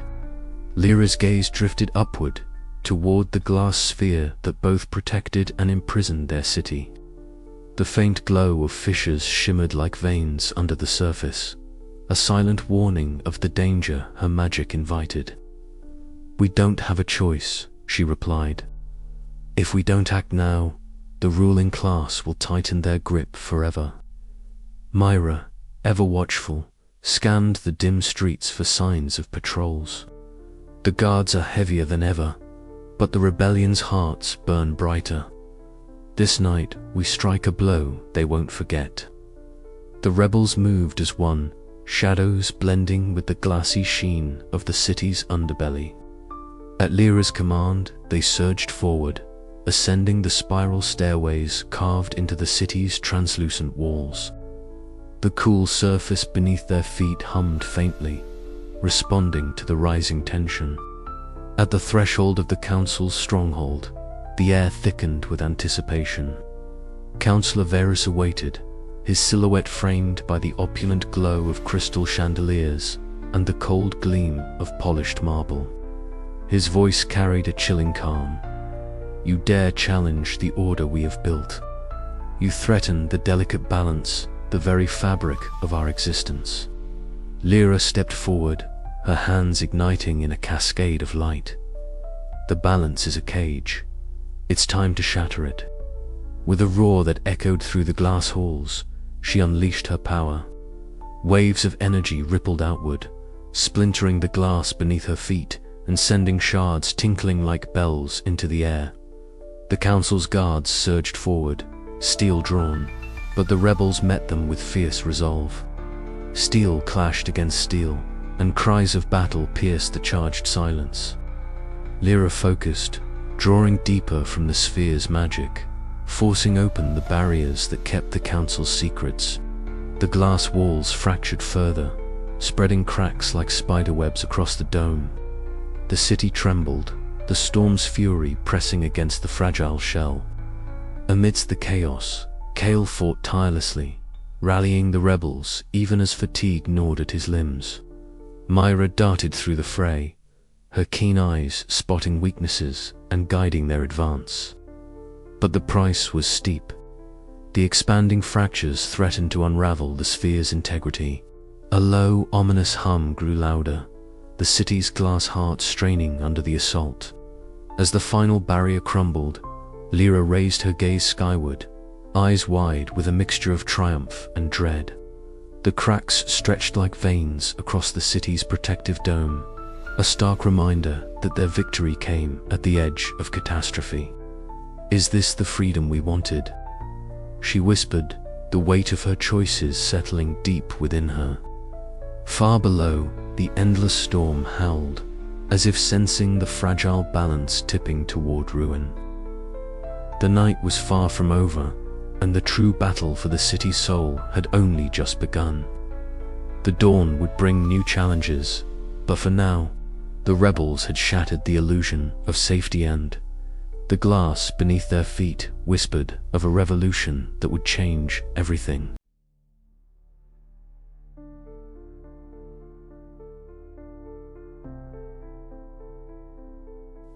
The endless storm roared beneath the floating city of Glassbound, its fury a constant reminder of the fragile prison encapsulating them all. Lira stood at the rim of the great glass dome, the translucent barrier humming faintly under her fingertips. Below, the tempest churned endlessly, lightning arcing like jagged veins across the darkened sky, thunder rolling in waves that seemed to shake the very core of the city. The air was thick with the scent of ozone, sharp and electric, and the glass beneath her feet vibrated slightly with each distant crack of thunder. Despite the danger and the ever-present threat of the sphere's shattering, Lira felt an inexplicable pull toward the storm. It was as if the tempest itself was calling to her, whispering secrets only she could hear. Back in her quarters, the whispers became clearer. No longer just a distant murmur, but a melodic hum threading through her thoughts. It was a voice both soothing and sinister, threading through the labyrinth of her mind. Shadows flickered at the edges of her vision, twisting and curling like smoke, challenging her will and stirring the latent power she had barely begun to understand. "Lira," the voice cooed, a seductive tone that promised release and dominion. "Join me. Let the storm's fury be yours. Free yourself from these fragile walls." Her breath caught, pulse quickening as the voice slithered deeper into her consciousness. She clenched her fists, nails digging into her palms, grounding herself in the reality of the glass dome and the rebellion that counted on her. She was no mere pawn for the storm's endless fury. The next day, in the dim confines of the rebel hideout, Marek's face was drawn with concern. The candlelight flickered across the stone walls, casting long, restless shadows. Thunder rumbled distantly, a grim soundtrack to their tense conversation. "The storm's magic is reaching deeper into the city and into you," Marek said, voice low but urgent. "I've seen what it does to those who listen too closely. They lose themselves." Lira met his gaze, determination hardening her features. I won't let it control me. I have to be stronger than that. For everyone. Her voice was steady, but inside, the battle raged fiercely. That night, as rain lashed against the glass, a vision unfolded before her, a figure shimmering in the shifting mist of lightning and shadow. Lira, the ethereal woman from whispered legends, appeared with eyes like storm clouds, her voice a haunting melody. The storm is a part of you, Lira, Lira said, her form wavering like a flame in wind. But it is also a cage. To master it, you must face what lies within and without. Lira reached out, the cold light washing over her, and felt the weight of choice pressing upon her soul. To yield to the storm was to risk losing herself entirely, but to resist meant standing alone against a force that had shaped the very world they lived in. The night deepened, and with it, the echoes from the storm grew louder. Lira closed her eyes, centering herself, drawing strength from the rebellion. From Marek, from the fragile hope that they could shatter the old order, without becoming prisoners of the tempest's rage. Her fingers brushed the glass, and though the storm called with 1,000 voices, she whispered back with a single vow: she would not be broken. But the storm was patient, and it was not done with her yet. The air was thick with electricity as Lira ascended the highest spire of the floating city, the glass beneath her feet humming with a fragile resonance. The endless storm below churned with furious intensity, its dark clouds swirling like a living tempest eager to swallow everything above. Around her, the glass sphere that encased their city was marred with glowing fissures, fractures that ran like veins across the gleaming surface, each one a testament to the fragile prison they inhabited. Lira's heart pounded fiercely, the weight of the choice before her, pressed down like the very storm itself. This city, she whispered to the howling wind, has been trapped in its own reflection for too long. Below, the city stirred with uncertainty. The rebellion had ignited hope among the oppressed, but the ruling elite clung desperately to their inherited power, unwilling to surrender the delicate control the sphere's magic bestowed. Lira's discovery of her lineage and burgeoning power had shifted the balance irrevocably. Now, the final moment had come. In a dimly lit chamber deep within the city, Kalon and Alicia stood locked in fierce debate. Candles flickered against the cold stone walls, their light casting elongated shadows that danced with the tension between them. "We cannot afford recklessness," Kalon insisted, his voice low but urgent.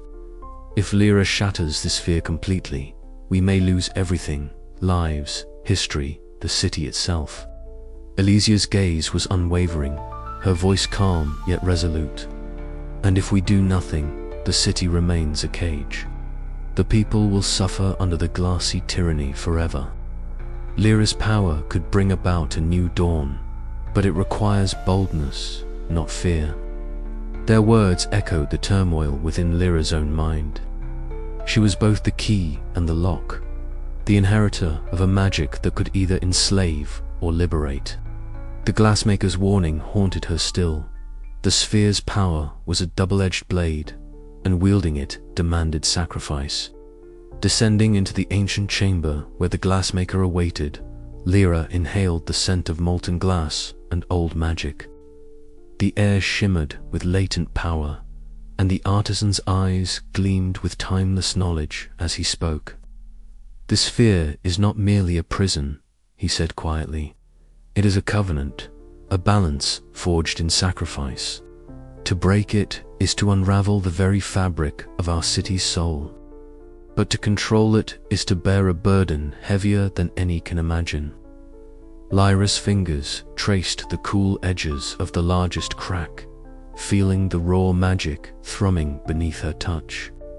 The decision weighed on her to fracture the sphere further, risking chaos and destruction, or to seize control. reshaping the city in her vision but risking becoming the very oppressor she despised. The storm outside reached a crescendo, wind howling through the cracks and shaking the glass dome. Citizens below stopped their hurried steps and lifted their faces skyward, eyes wide with hope and fear. With a steady breath, Lira extended her hand, pushing her power into the fracture. Light burst forth, blinding and brilliant, the sphere trembling with the force of her will. The glass groaned, a sound like the earth itself crying out. Chaos erupted. Shards shimmered, magical energy crackled, and the city held its breath. But in that moment of rupture, there was also a spark, a fragile promise that beyond the shards of glass, beyond the storm and the struggle, a new future awaited. Lira's choice had set the city on a path where freedom and control, hope and fear, power and sacrifice would forever intertwine. And as the echoes of the breaking sphere faded into the howling storm, the question remained, would this fractured dawn bring salvation or the end of all they had ever known? The storm's fury was relentless, but so was Lyra's resolve. The fate of the floating city balanced precariously on the edge of a shattered dream, and only time would tell whether the light she unleashed would heal or consume.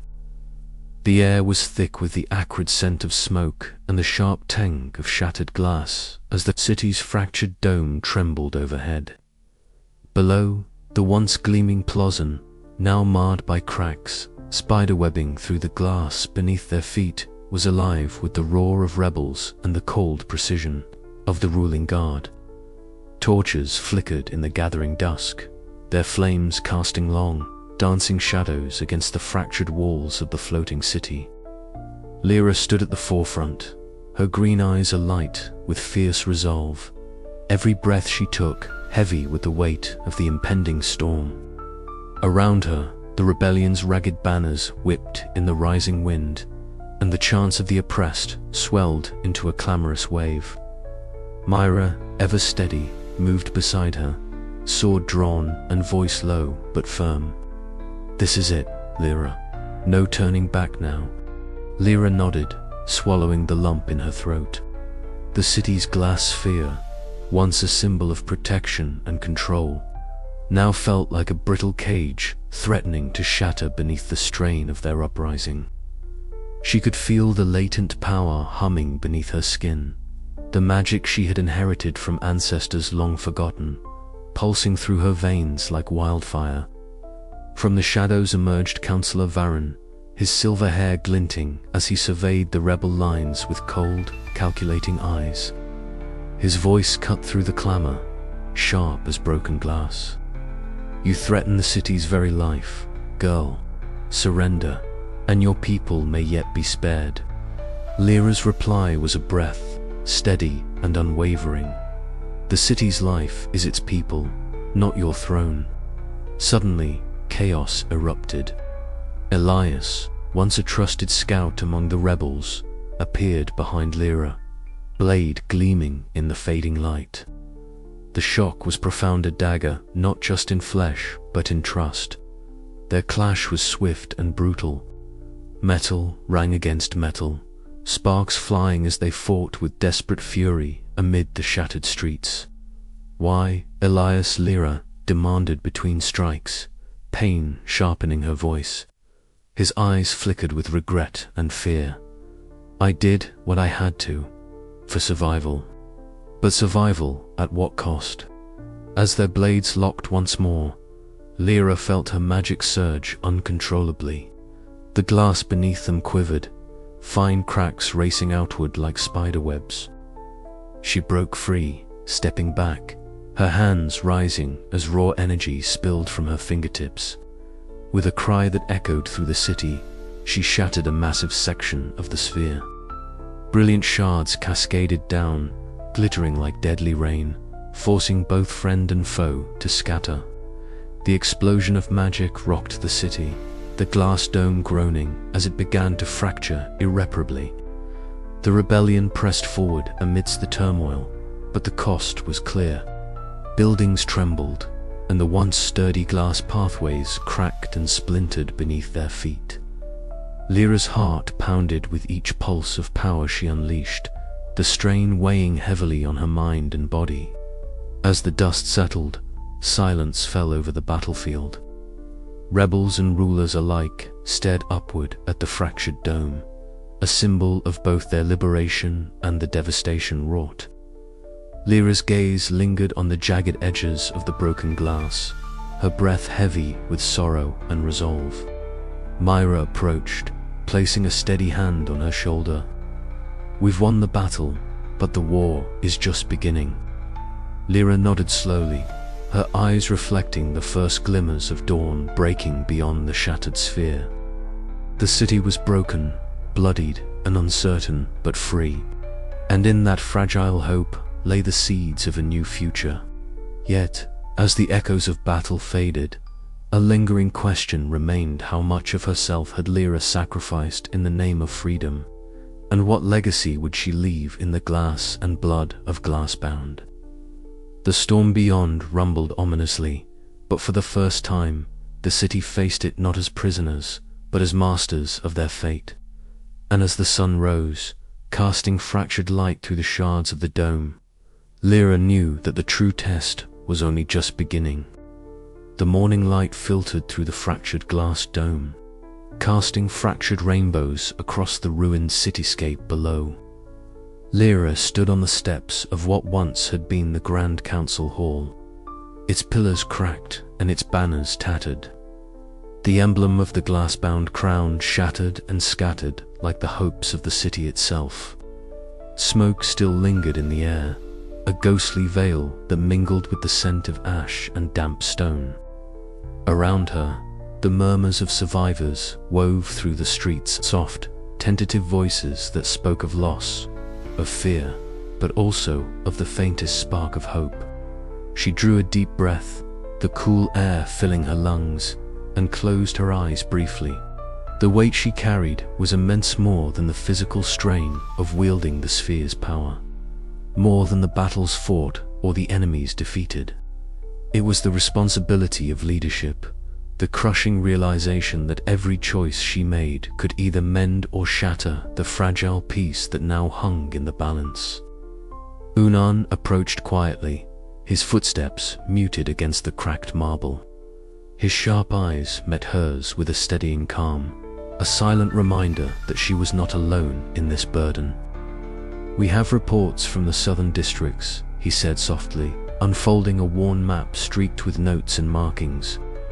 "They're beginning to clear debris and tend to the injured. Supplies are running low, but the people are resilient." Lira nodded, taking the map and tracing the routes with a finger. "We must prioritize rebuilding the water purifiers. Without clean water, the city won't last the week. The council chambers are still unstable," Ewan added. "We may need to find a temporary meeting place to negotiate with the factions." Her gaze lifted to the skyline, where the fractured glass sphere still glimmered faintly against the storm-scarred sky. The cracks had multiplied since the last battle, each fracture a reminder of the city's precarious state. Yet within those fractures lay the possibility of renewal, of reshaping their world. Later that day, in the dim quiet of the ruined library, Lira faced Maris. The former council member's eyes held a mix of defiance and regret, her posture rigid but respectful. The scent of old parchment and dust filled the chamber, a poignant backdrop to a meeting heavy with history. "I never wanted it to come to this," Maris confessed, voice low. "The ruling class failed the city, yes, but chaos is no better." Lira studied her for a long moment. "We both want the city to survive, but survival means change, true change, not just shifting power from one hand to another." Maris's gaze softened. "Then we must find a way forward together." The days that followed were a whirlwind of meetings, negotiations, and tireless efforts to unify the fractured factions. Kale, the fierce voice of the common people, gathered crowds in the battered square, his words igniting sparks of hope and courage among the weary citizens. "We have endured the storm," Kale declared, his voice ringing out over the gathered crowd, "and now we must endure the dawn.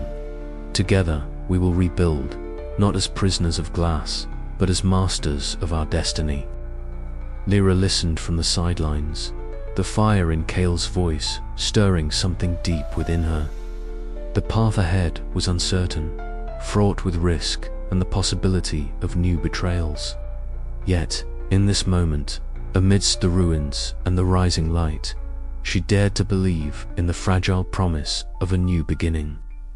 As night fell, Lira stood once more beneath the fractured dome, hands resting lightly on the cool glass. The city was broken, but not defeated, and neither was she. The crown she wore, whether fractured or whole, was hers to bear, and with it, the fate of all who called the floating city home. The choices she had made, the alliances forged and broken, had led to this fragile peace. But the echoes of battle still whispered through the streets, and the true test of her leadership was only beginning. Would she be able to unite a city divided by years of oppression and war? Or would the fractures deepen, splintering the Glassbound beyond repair? Only time would tell. But for now, Lira allowed herself a moment of quiet resolve. The future was hers to shape, and she would not falter. She turned away from the dawn-lit ruins, ready to face whatever came next, knowing that the crown she bore was not just a symbol of power, but a beacon of hope amid the shattered glass. End of. The first light of dawn filtered gently through the remnants of the storm clouds, casting a soft golden glow across the floating city of Glassbound. From her vantage point, atop the newly stabilized glass dome, Lira breathed in the crisp morning air, feeling it mingle with the faint hum of residual magic still coursing through the sphere's surface. The city below was alive in a way it had not been for many years, vibrant with the cautious optimism of its inhabitants, their faces turned upward toward the sun as if greeting a long-lost friend. Lyra's gaze swept across the market square, where vendors from all walks of life had gathered. The stalls were laden with bright fruits, fresh baked bread, and intricate crafts fashioned from the shards and fragments of the old sphere. Children darted between legs, their laughter ringing clear and pure against the backdrop of the city's restored vibrancy. The air was filled with the scent of blooming glass flowers, a new cultivar born from the fusion of magic and nature, a symbol of the fragile yet resilient hope taking root in Glassbound. Yet, beneath the surface of this emergent peace, Lira felt the steady pull of responsibility weighing upon her. The fractures in the glass were not merely physical. They mirrored the fractures in the city's soul. A new dawn was rising, yes, but it demanded more than mere survival. It required rebuilding trust, forging new paths, and accepting the cost of freedom. She descended carefully from the dome, the smooth surface cool beneath her boots, and made her way to the council chamber. The room, once a bastion of exclusivity, now reflected the city's transformed spirit. Enchanted lanterns bathed the space in a warm, flickering light, their glow dancing softly on the polished glass walls, etched with the history of Glassbound's creation and trials. Inside, Marek awaited her arrival, seated beside Eli's and Joran. The four represented a microcosm of the city's diverse hopes and challenges. The rebel spirit embodied by Marek's hardened determination, Ellis's quiet grace and reformist zeal born from noble blood, and Joran's pragmatic caution, tempered by years navigating the labyrinth of politics. Their faces bore traces of fatigue from the long days of conflict, but also the unmistakable spark of hope. "The city begins to breathe again," Marek said, his voice low but steady. "But breathing is only the first step. We must decide what life we want to lead. Eli's nodded, her silvery hair catching the light. The old ways were built on fear and separation. We cannot simply replace one hierarchy with another. Joran adjusted his spectacles thoughtfully. Balance will be key. The magic that binds us is a gift and a burden. We must ensure it serves all, not just the few. Lira listened, letting their words settle like seeds in fertile soil. We have shattered the old sphere, she began, and in its place, we must craft something new. A city where power is shared, where each voice matters, and where the mistakes of the past do not chain us. The conversation stretched long into the afternoon, weaving through ideas of governance, justice, and the role of magic in society. At times, tensions flared, but always they returned to a common purpose, healing the wounds of Glassbound and shaping a future forged from unity. Later, as evening cloaked the city in shades of violet and silver, Lira slipped away from the gathering to her private chambers. There, she stood before a cracked shard of the glass sphere, the jagged fissures catching the light like veins of molten gold. Her finger traced the fractures gently, each line a memory of loss, of sacrifice, of battles won and lives changed forever. Her thoughts drifted to those she had lost along the way, the friends who had fallen in the uprising, the innocents caught between rebellion and repression, and the countless souls who had suffered beneath the glass prison's cold gaze. Freedom had come at a price that she could never forget. Yet amid the somber reflection, a quiet resolve took root.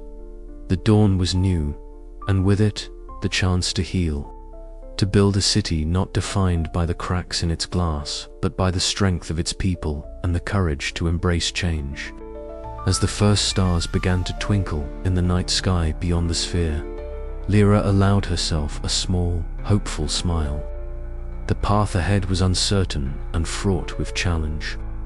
But for the first time in a long time, she believed in a future where Glassbound might truly be free. But even as the city healed, deep within the core of the sphere, faint pulses of magic stirred reminders that the balance of power was delicate, and the choices yet to come would demand all of Lira's strength and wisdom. The new dawn was only the beginning. The city's rebirth was a mosaic of small victories and quiet moments. In the weeks that followed, Lira worked tirelessly alongside her allies to weave new threads of trust between the classes.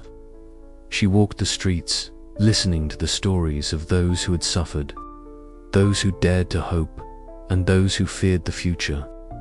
In the marketplace, she shared laughter with former rivals, their differences softened by shared dreams.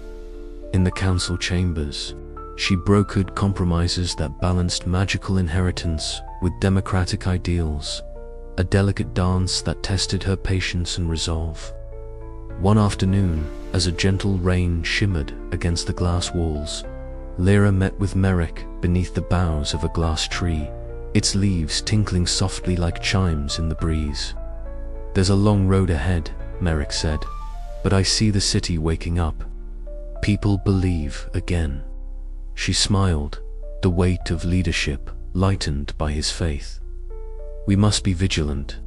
Freedom is not a destination, it's a journey, one that demands courage every step of the way." The endless storm still roared far below, a reminder of the fragile bubble that held their world aloft. But above, the sun shone brighter each day, illuminating a city reborn from the shards of its past. And Lira, the glass-bound heir, stood ready to guide it toward the uncertain promise of tomorrow.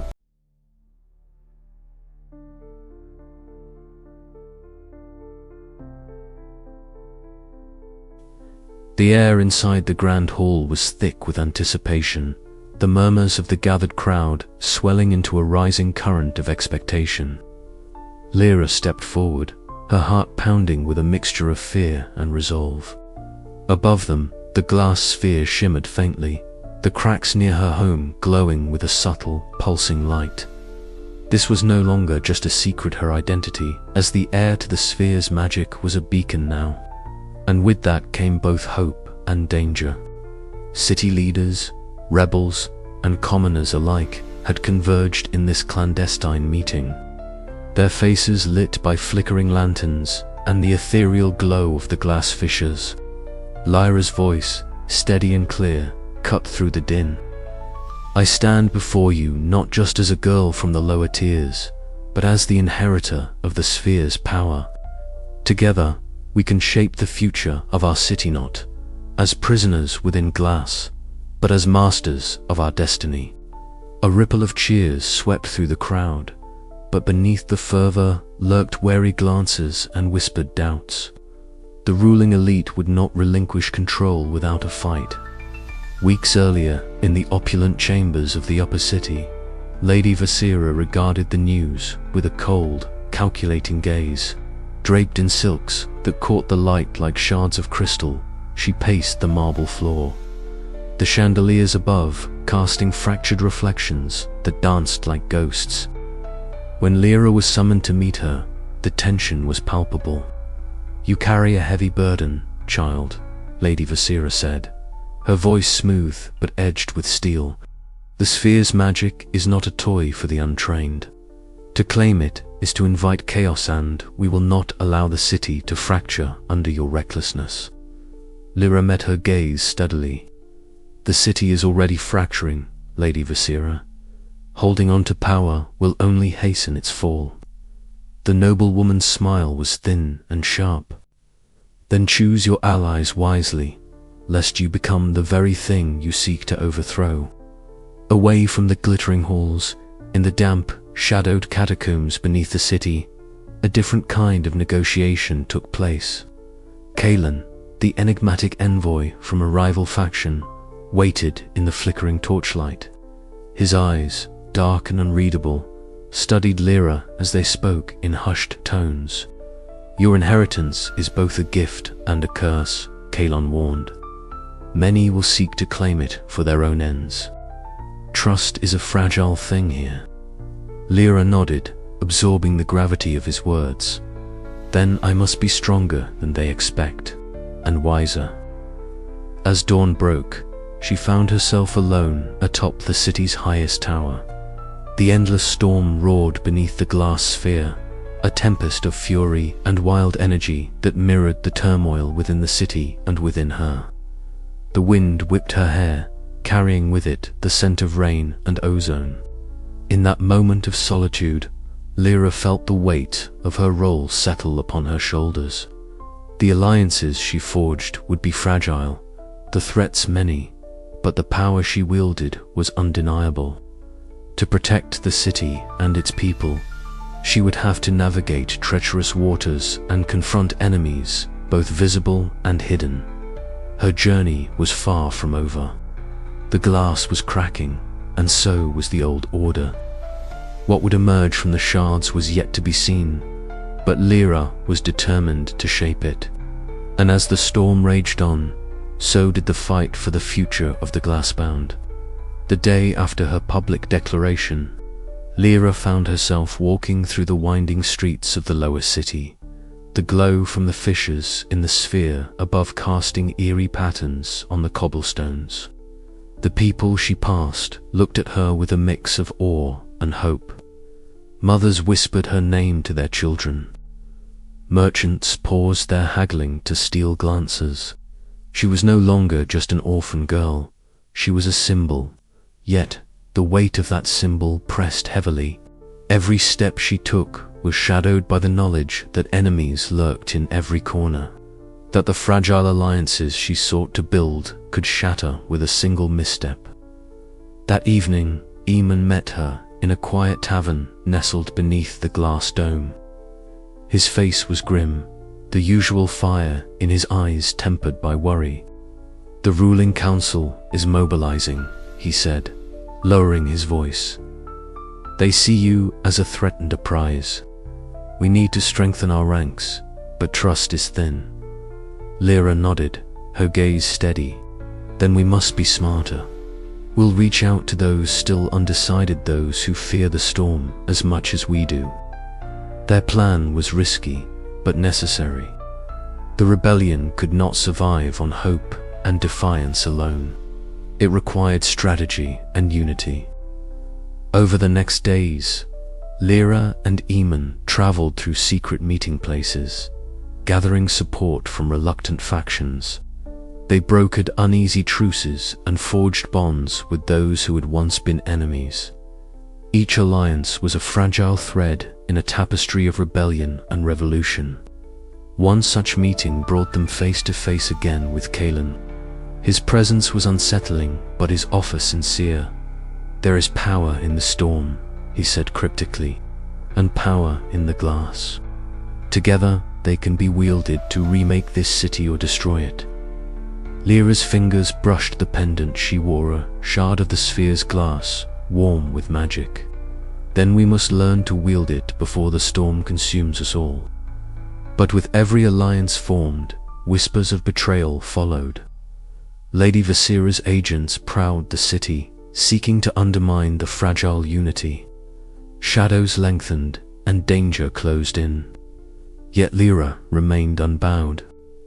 At every turn, she reminded herself that the future of the Glassbound rested not just on magic or strength, but on the courage to stand firm when all seemed lost. As night fell over the floating city, the cracks in the sphere pulsed softly, a heartbeat of light and promise. And somewhere deep within, the power of the glass-bound air stirred, ready to face the storm ahead. The city was watching. The factions were watching. And Lira was ready to lead. End of. The boundless storm churned below the floating city of Glassbound, its thunderous roars muffled by the thick glass dome that held the city aloft. Lira stood at the edge of the glass sphere's highest terrace, the cold wind pressing against her like a living force, carrying with it a sound she had only begun to understand: whisper, soft and elusive, threading through the crystalline surface like a secret breath, the storm's voice. For days, since the first faint tremors rippled through the glass, Lira had felt the shifting moods of the tempest below. Now, those sensations had grown into something coherent, a pattern of murmurs that danced on the edge of her senses. It was as if the storm sought to communicate, its endless fury becoming a language she was learning to decipher. She closed her eyes, pressing a hand to the cool glass. The murmurs coalesced into fragile phrases, warnings, echoes of ancient memories and veiled prophecies. A tremor coursed beneath her palm, and she could almost see the storm's restless spirit weaving through the tempestuous clouds, calling out in a tongue older than the city itself. "Lira," a voice called softly behind her. She turned to see Eamon, his face etched with concern and curiosity. "You've been out here for hours. What did you hear?" She hesitated, searching for words that could capture the intangible. "The storm, it speaks. Not in words we know, but in feelings, rhythms. It's warning us. Something is coming." Eamon stepped closer, eyes scanning the roiling clouds beneath. "If the storm is restless, then the city isn't safe." Together, they retreated to the rebel hideout, a dimly lit alcove carved into the lower glass levels. There, with flickering lanterns casting long shadows, Lira demonstrated her newfound ability. She placed her palm on a shard of the sphere, concentrating until the storm's whispers grew clearer, revealing visions that shimmered like fractured glass in her mind. Images of the city trembling, of the glass fracturing further, and of a shadowy force rising from the depths of the storm unfolded before her. The revelation was a double-edged sword, hope mingled with dread, knowledge paired with the weight of impending catastrophe. "We must prepare," Lira said, voice steady despite the turmoil within. "The storm's warning is clear. The sphere's magic is tied to the tempest, And if it breaks free, we could lose everything. Iman nodded, resolve hardening his features. Then we fight, not just for freedom, but for survival. That night, alone in her small quarters, Lira sought solace in the storm's whispers once more. She sat cross-legged by a window, the city's lights flickering through the glass, and let the murmurs wash over her. With closed eyes, she saw the city's creators, the ancient artisans and mages who had forged the sphere and bound it to the storm. Their intentions had been noble, but the cost was greater than anyone had imagined. The storm was not just a force of destruction, but a guardian of secrets, a living memory etched into the glass itself.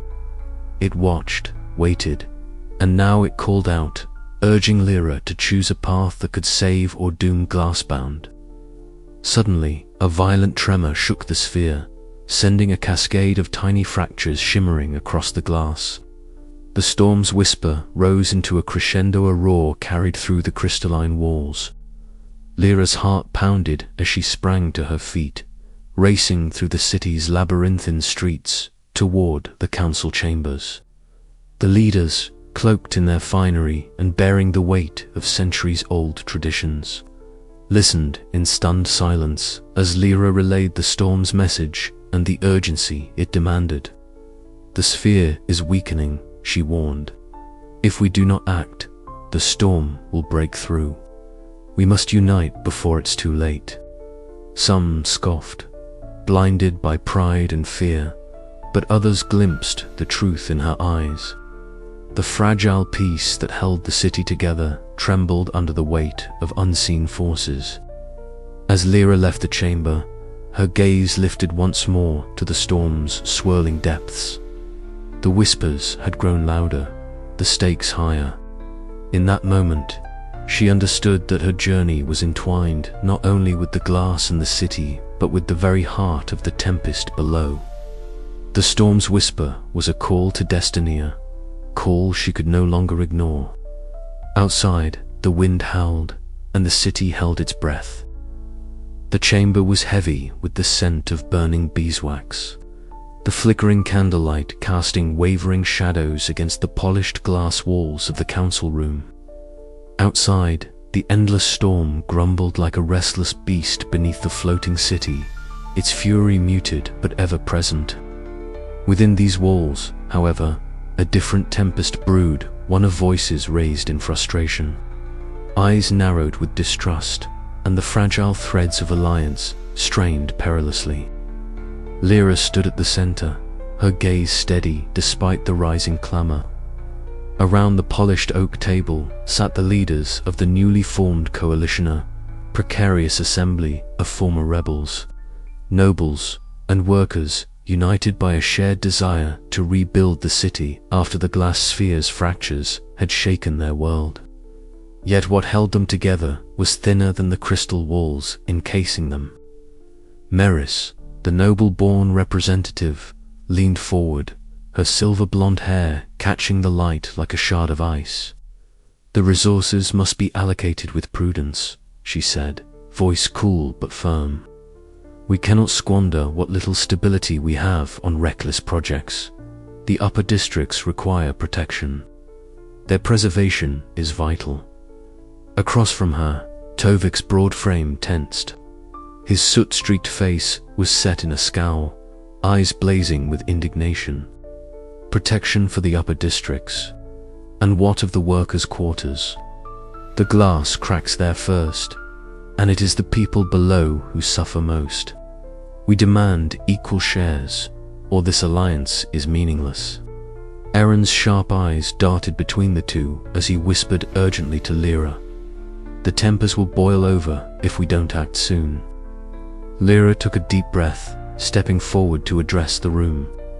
"We all bear wounds from the past," she began, voice calm but carrying an undercurrent of urgency. "But our future depends on standing together, not apart. The cracks in the glass are a symbol of our city, yes, but also of our society. If we let these fractures spread unchecked among ourselves, the sphere will be the least of our worries." Maris folded her arms, skepticism etched across her features. Idealism is admirable, Lira, but it won't feed the hungry or mend shattered homes. Nor will division, Lira replied, eyes meeting Maris's with steady resolve. We must find a way to share the burdens and the blessings.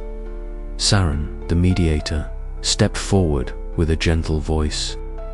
Perhaps we should focus on immediate needs repair efforts, prioritized by urgency, while a council committee develops a fair allocation plan. Patience and cooperation will serve better than demands and ultimatums. Tovik's jaw clenched, but he nodded slowly, the fire in his gaze tempered by a flicker of reluctant agreement. The debate continued, voices occasionally rising, but Lira's presence provided a channel through which the discord flowed without breaking the fragile vessel of their alliance. Outside the chamber, the storm's distant rumble seemed to echo the unrest within. In a quiet corridor, Unan and Seren exchanged low words. We can't afford another fracture, Unan said grimly. The people are watching. Hope is fragile. If this alliance crumbles, chaos will follow. And the storm waits, Seren added, eyes shadowed. It will exploit every weakness. As the meeting adjourned, Tovik pushed open the heavy door and strode into the rain-drenched streets beneath the glass dome. The cold wind bit at his skin, carrying the scent of wet stone and ozone. His fists clenched at his sides, the weight of responsibility and anger pressing down on him. The alliance was tenuous, and his patience thinner still. The cracks in the glass above mirrored the fractures in the city's newfound unity. Lira knew the path ahead would demand more than words. It would require sacrifice, trust, and perhaps a willingness to confront uncomfortable truths. The city held its breath, balanced precariously between hope and ruin. As the storm whispered its eternal warnings, Lira's thoughts turned inward. Could she hold the coalition together long enough to see the city healed? Or would the alliance shatter, plunging Glassbound into deeper darkness? The weight of the question settled heavy on her heart as she prepared to face the trials yet to come. The glass above gleamed faintly in the gathering dawn, a fragile beacon promising either salvation or collapse. And within its fragile walls, the battle for unity had only just begun. Outside, the first rays of sun pierced the storm clouds, casting fractured beams through the glass dome. But within the council chamber, fractures ran deeper than light could reach. The alliance was a living thing, beautiful, fragile, and dangerously poised on the edge of breaking. Lira's journey was far from over. The ancient library of the floating city was a sanctum of forgotten knowledge, nestled deep within the upper tiers where the ruling elite kept their secrets wrapped in layers of magic and glass.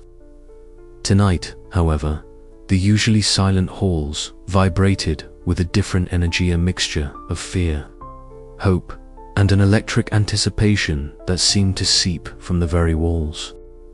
Lira stood before a towering shelf, her fingers tracing the delicate edges of glass scrolls that glimmered faintly in the dim light.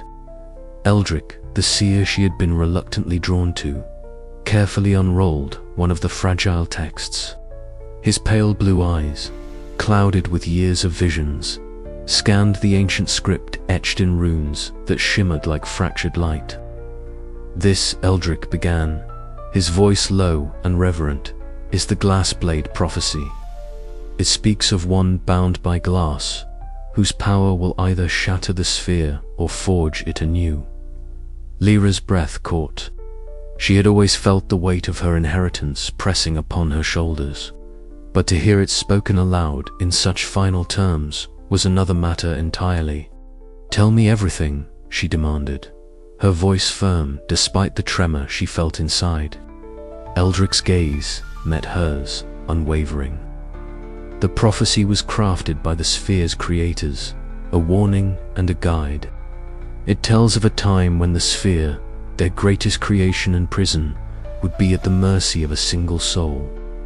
That soul you will face a choice to break the glass and free the city, risking chaos and ruin, or to bind it tighter, shaping the future according to their will. A heavy silence fell between them, broken only by the faint crackling of magical energy humming through the room. The glass blade, Eldrick continued, is the symbol of this power, magical force capable of cutting through the very fabric of the sphere. It is said to be both a weapon and a key. Lyra's mind raced. The shards of glass she had seen shimmering around her during moments of power, the fissures spreading across the sphere, were more than just cracks. They were echoes of this prophecy, signs of a destiny unfolding.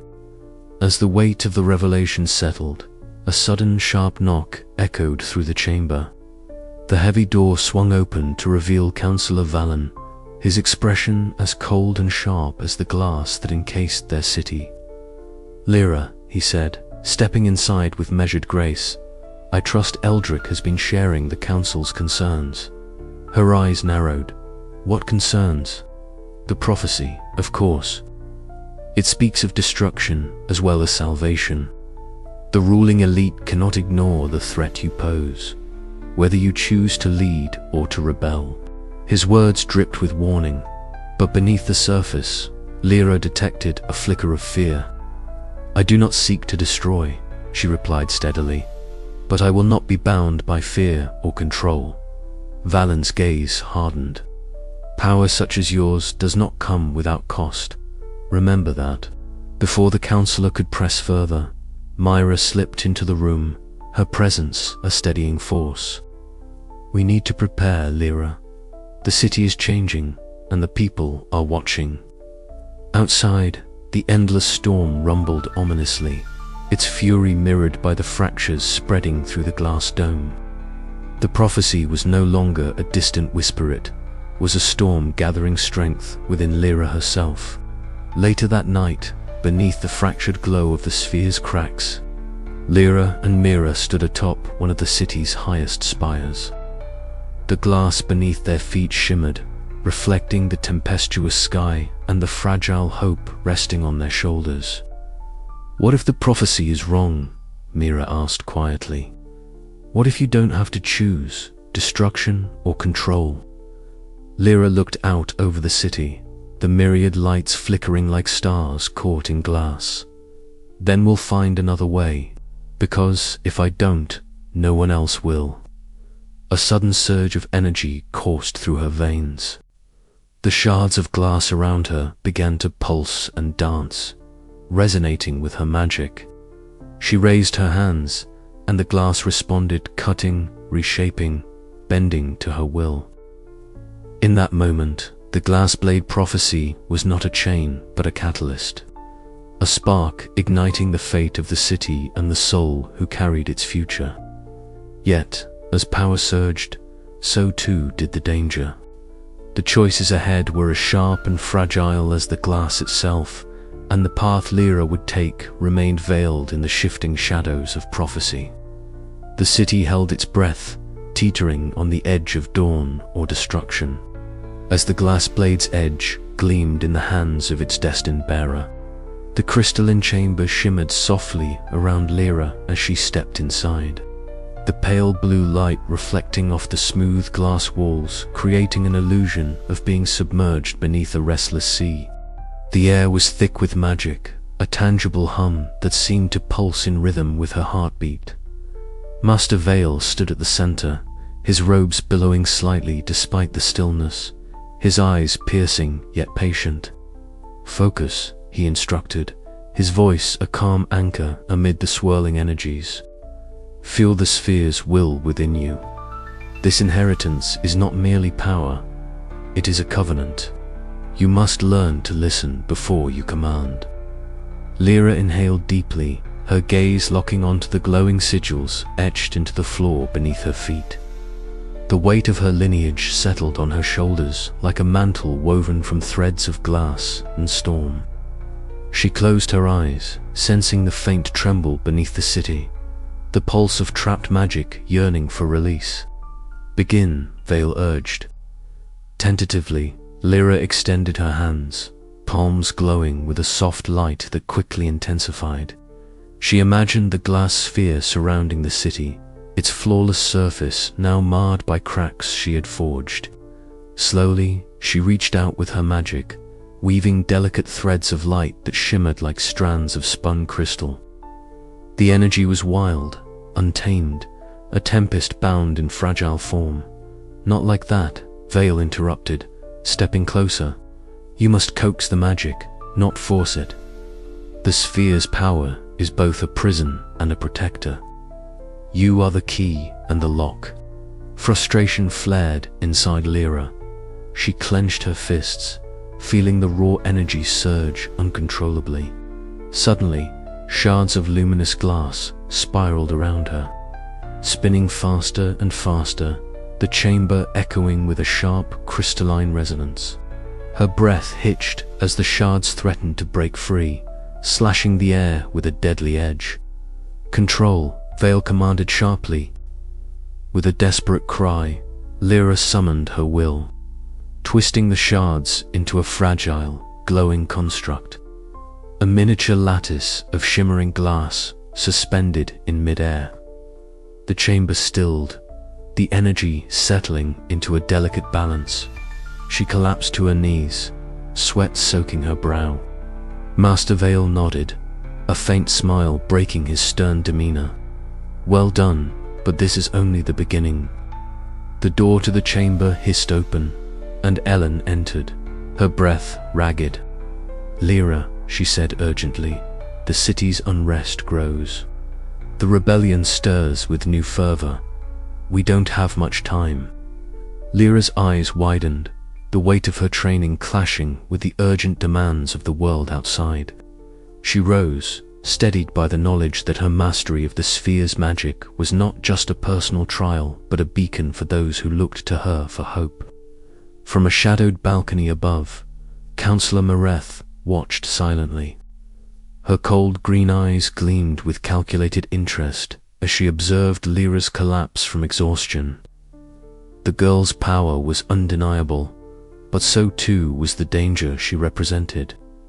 Mareth's fingers brushed the edge of a silver pendant, a token of authority and threat. Outside, the city trembled, a fragile balance on the edge of shattering. Lira's inheritance was rekindled, but with it came the realization that every step forward exacted a toll, and the path ahead was fraught with peril. "You must choose," Vale's voice echoed softly as Lira prepared to face the trials yet to come. "Master this power, or be consumed by it." Lira's gaze hardened. The inheritance was hers, flawed, luminous, and bound to the fate of the city. As the chamber's light dimmed into twilight hues, she knew the true trial was only beginning. Her hands trembled slightly as she whispered to herself, "I will not let this be my end." And somewhere beyond the glass, the endless storm raged on, waiting.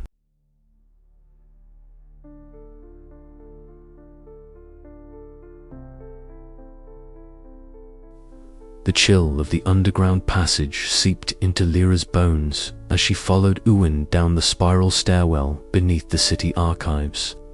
The narrow stone walls closed in around them, damp and cold, illuminated only by the wavering torchlight that flickered in the drafts. Every footstep echoed ominously, a reminder of the secrets buried far beneath the glittering glass city above. "Are you certain this is where the truth lies?" Lira whispered, her voice barely audible over the distant rumble of the endless storm that battered the sphere. "Is fragile exterior." Uan glanced back, his pale eyes glinting with cautious hope. Only one way to find out. The council buried more than just laws. Here they hid the truth of our origins. The air grew heavier as they descended deeper, the faint hum of magic growing stronger, vibrating through the very stones. Ancient runes, long forgotten, glowed faintly along the walls, their shapes shifting subtly like the flicker of a candle's flame. Lira reached out, her fingers brushing the cold carvings that pulsed beneath her touch, awakening a dormant power within her. At the bottom of the stairwell, a rusted iron door barred their way. Yuan produced a small, intricately carved key and slid it into the lock. With a reluctant creak, the door swung open, revealing a chamber bathed in an eerie, crystalline light. Inside, shards of glass embedded in the walls shimmered faintly, each fragment alive with a subtle magic that seemed to breathe. Dusty scrolls and brittle tomes lay scattered upon stone pedestals, their pages yellowed with age, but rich with the knowledge the council had sought to erase. Lira's breath caught as she approached a scroll inscribed with a delicate script, its words whispering of a city forged not in unity, but in sacrifice and deception. The sphere, she read, was not merely a prison or a shield, it was a cage wrought from the ambitions and fears of the founders, designed to contain a power too dangerous to be unleashed. Suddenly, a cold presence filled the chamber. Lira spun around to find Councillor Valen standing in the doorway, his eyes sharp and unforgiving. "So, the little rebel thinks she can unravel our carefully woven veil," he sneered. "Do you understand what you are meddling with, girl? The sphere's secrets are not for the weak-hearted." Lira squared her shoulders, the shards beneath her skin tingling with newfound strength. "The people deserve to know the truth, Valen. The lies you've built this city upon will shatter like glass." Valen's smile twisted into something colder. "Then prepare for the storm to break, not just outside this dome, but within the hearts of those who would betray it." The clash of wills echoed through the glass dome's council chamber as tensions erupted. Voices rose, accusations flew, and the fragile peace that once held the city together began to fracture.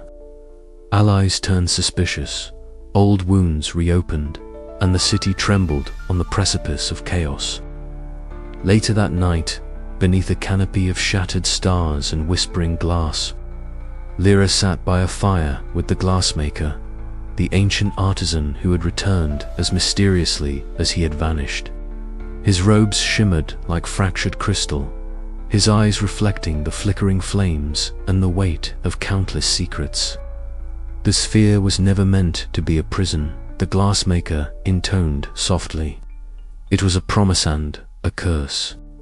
Our ancestors bound their power in glass to protect the city from the storm's wrath. But in doing so, they trapped their souls and the city's fate."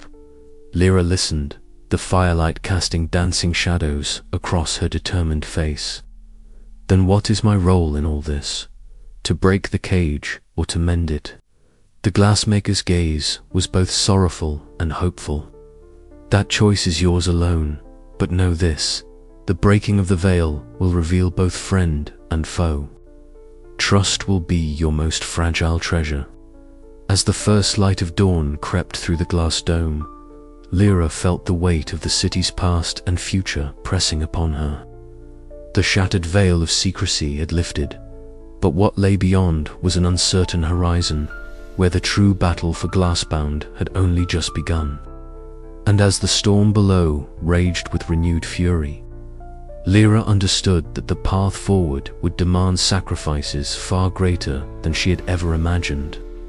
The city was awakening not just to the truth of its origins, but to the possibility of a new destiny forged in the shards of its broken past. The veil was gone, but the war for Glassbound's soul had only just commenced. The glass sphere trembled faintly, a subtle shiver rippling through its surface as the endless storm raged beneath. High atop the eastern tower, where the wind pressed cold against skin and the city stretched out like a fragile jewel, Lira stood beside Kale. Their gazes met briefly, sharing a silence heavy with unspoken fears and fragile hope. "The storm seems endless," Kale murmured, his voice rough but steady, like it's waiting for us to break.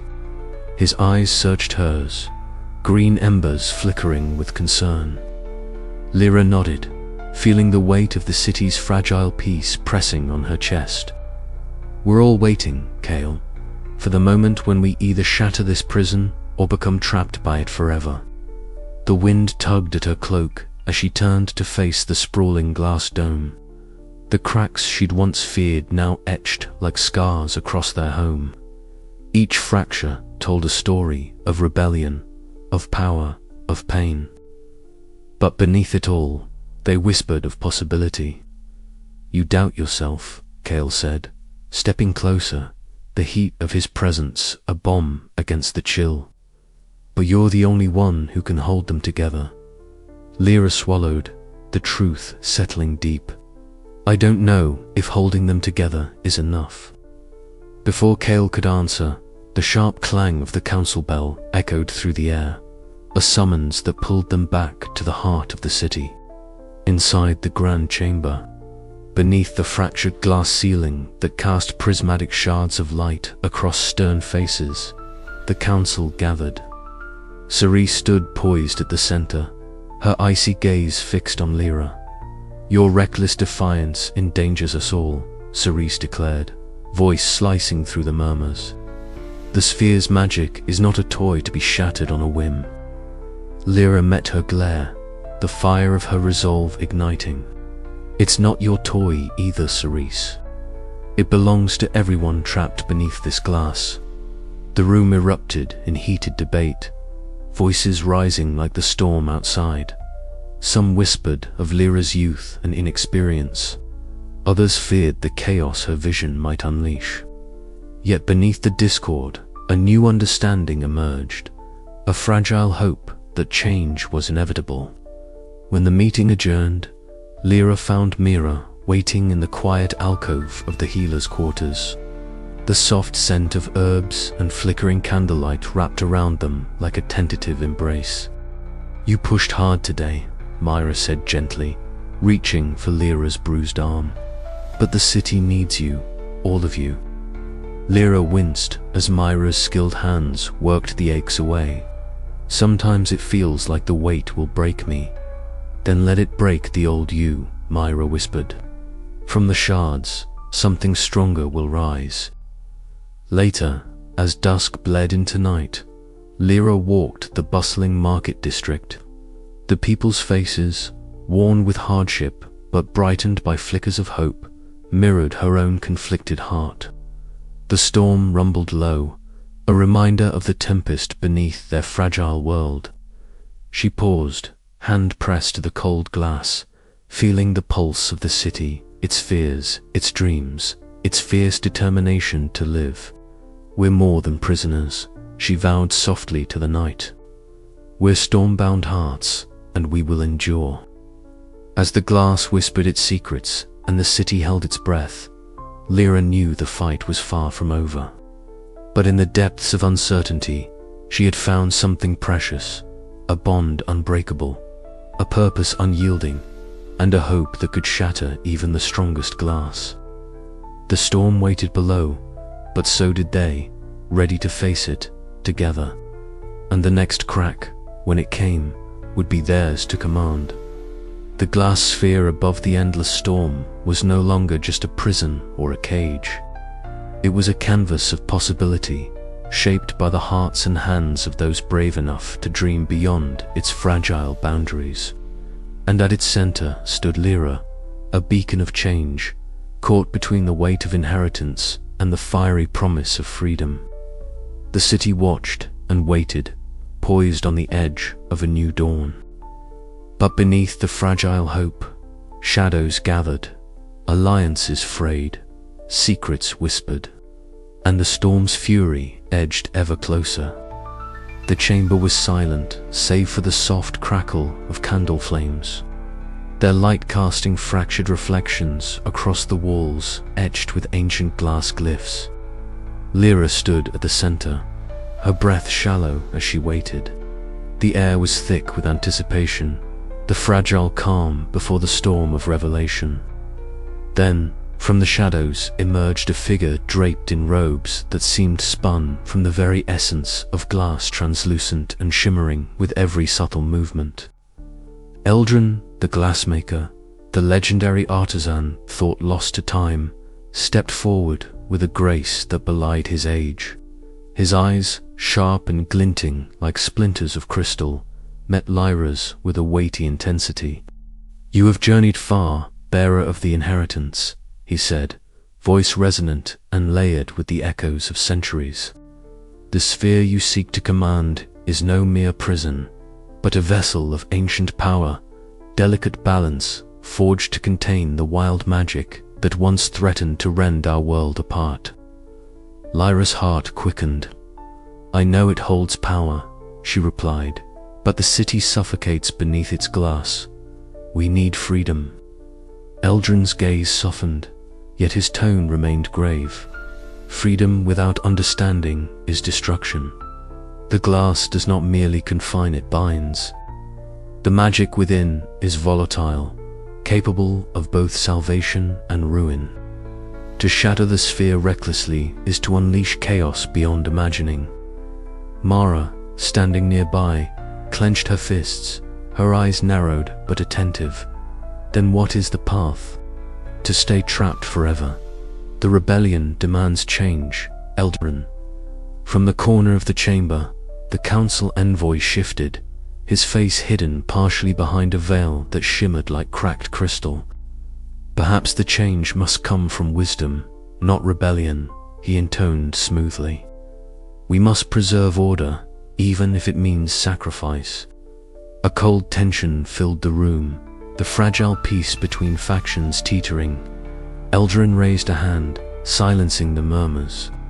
"Listen closely, for what I reveal now is the truth of the sphere's creation. Long ago, the world was ravaged by untamed magic, a storm of power that threatened to consume all. To protect what remained, artisans like myself crafted the glass sphere a prison and safeguard. But it demands balance. The magic must be guided, tempered by those who understand its nature." Lira stepped forward, feeling the weight of responsibility settle upon her shoulders. "Then I must learn. Teach me, Eldrin. Show me how to control this power without destroying everything." Eldrin nodded, his expression a mixture of hope and sorrow. "Very well, but beware, the path is perilous. The glass remembers the hands that shaped it, and it will test you." He led her to an ancient pedestal where a fragile glass tablet lay etched with glowing runes that pulsed faintly beneath her fingertips. As she touched it, a rush of warmth and power coursed through her veins, images of storms and glass shards flooding her mind. Suddenly, the chamber trembled. A low rumble echoed from the city beyond, shards of glass along the walls vibrating ominously. Mara's gaze darted to the council envoy, who paled beneath his ornate robes. "The balance is shifting," Eldrin warned. "The sphere weakens." Lyra's breath hitched. The moment of choice was upon them, whether to wield the ancient magic with caution or to risk all in pursuit of freedom. As the glass shimmered and cracked faintly, the city outside seemed to hold its breath, poised on the brink of transformation or destruction. "We must prepare," Eldrin said firmly, "for what comes next will test the very soul of our city." The room fell into a tense silence once more, the flickering candlelight casting long shadows over faces marked by fear, hope, and determination. Lira knew that the secrets shared this night would change everything, but whether that change would bring salvation or ruin remained to be seen. Outside, the endless storm churned below, its distant roar a reminder of the power contained within and the price of its release. The glassmaker's return was no mere coincidence. It was a summons to destiny. And Lira was ready, or as ready as anyone could be, to face the fragile future of Glassbound. Yet, as the chamber grew still, a faint whisper seemed to rise from the glass itself. A voice ancient and sorrowful, warning that the final shatter was near. The question lingered in the air: could balance be maintained, or would the city fall into chaos? The city hung on a trembling edge, the new fracture in the glass sphere like a wound pulsing beneath their feet. Lira stood on the cracked balcony of the central tower, the dizzying height giving her a panoramic view of the floating city she had come to both love and fear. The fissure beneath her toes glimmered faintly, veins of pale light tracing jagged lines across the otherwise flawless dome. It was growing faster than she had anticipated. A chill wind whispered through the open space, carrying the distant roar of the endless storm below, reminding her of the fragile prison that kept them aloft. Aaron approached quietly, his cloak trailing behind him like a shadow. "The fracture is accelerating," he said, his voice low but urgent. "We need to act now." Lira nodded, her green eyes reflecting the crack's eerie glow. "I can feel the strain in the magic. It's pulling at me as well. If I push too hard, I might lose control." "Then we must find another way," Aaron urged. The rebellion fractures to Lira. Kale's faction is growing restless. They don't trust your vision. A bitter laugh escaped her lips.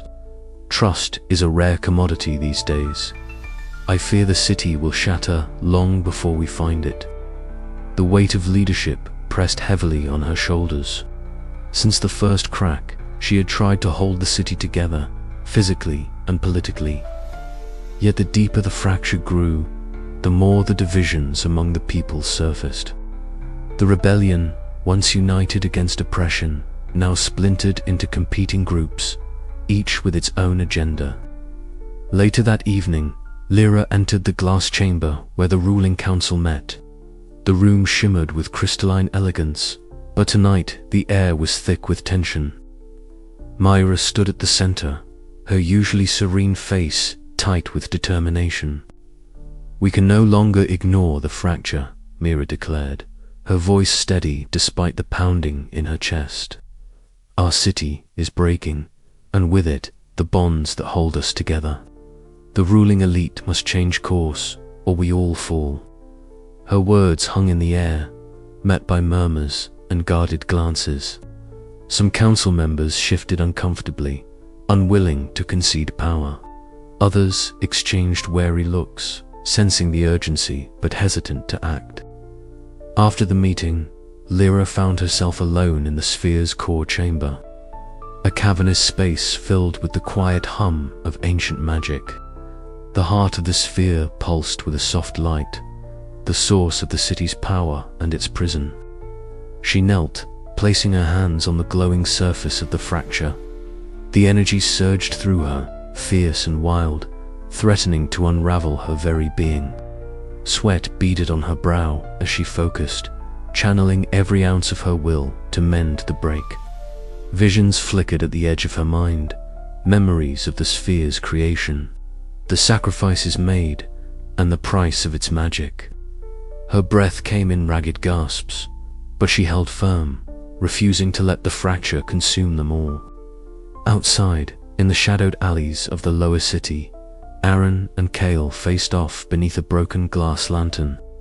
The flickering light cast erratic shadows across their faces as they argued heatedly. "Your way divides us," Kale spat, his scarred cheek taut with anger. "Lyra's vision is too soft. We need decisive action." Aaron's eyes burned with frustration. "And your way risks destroying everything we've built. We need unity, not chaos." Their words echoed the city's fracture, a reflection of the deeper wounds beneath the glass surface.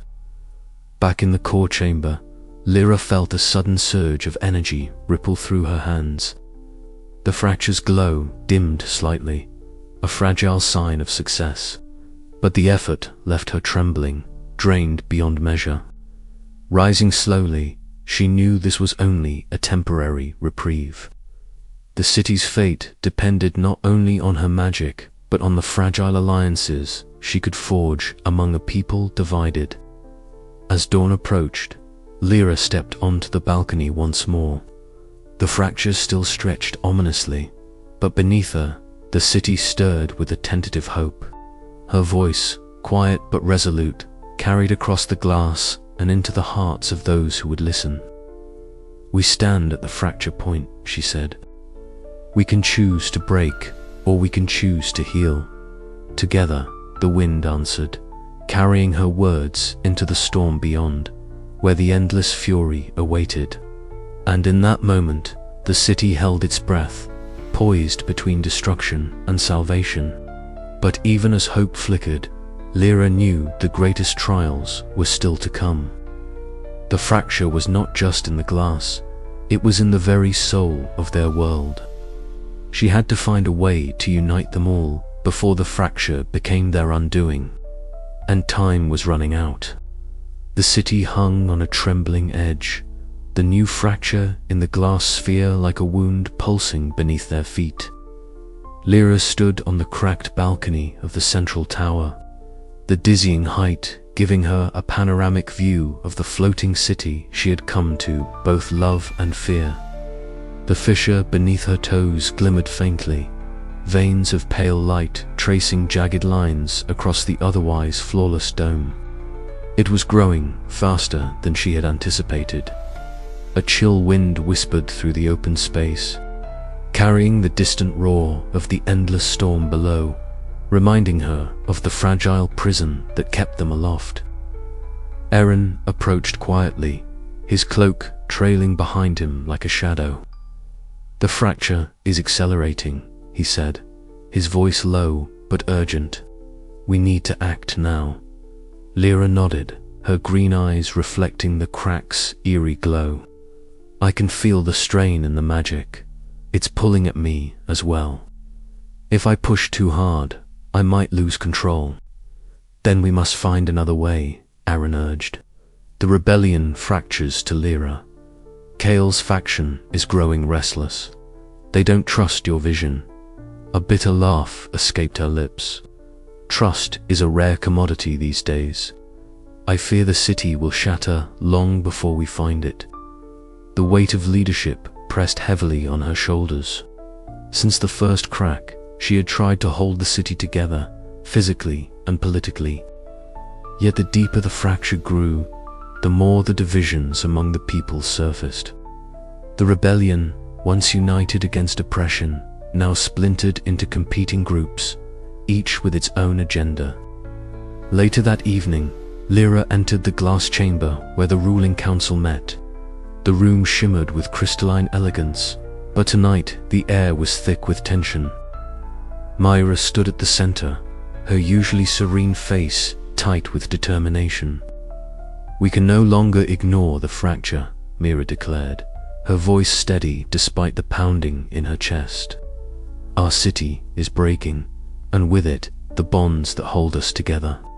The ruling elite must change course, or we all fall." Her words hung in the air, met by murmurs and guarded glances. Some council members shifted uncomfortably, unwilling to concede power. Others exchanged wary looks, sensing the urgency but hesitant to act. After the meeting, Lira found herself alone in the sphere's core chamber, a cavernous space filled with the quiet hum of ancient magic. The heart of the sphere pulsed with a soft light, the source of the city's power and its prison. She knelt, placing her hands on the glowing surface of the fracture. The energy surged through her, fierce and wild, threatening to unravel her very being. Sweat beaded on her brow as she focused, channeling every ounce of her will to mend the break. Visions flickered at the edge of her mind, memories of the sphere's creation, the sacrifices made, and the price of its magic.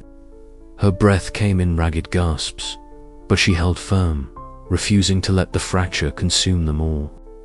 Outside, in the shadowed alleys of the lower city, Aaron and Kale faced off beneath a broken glass lantern.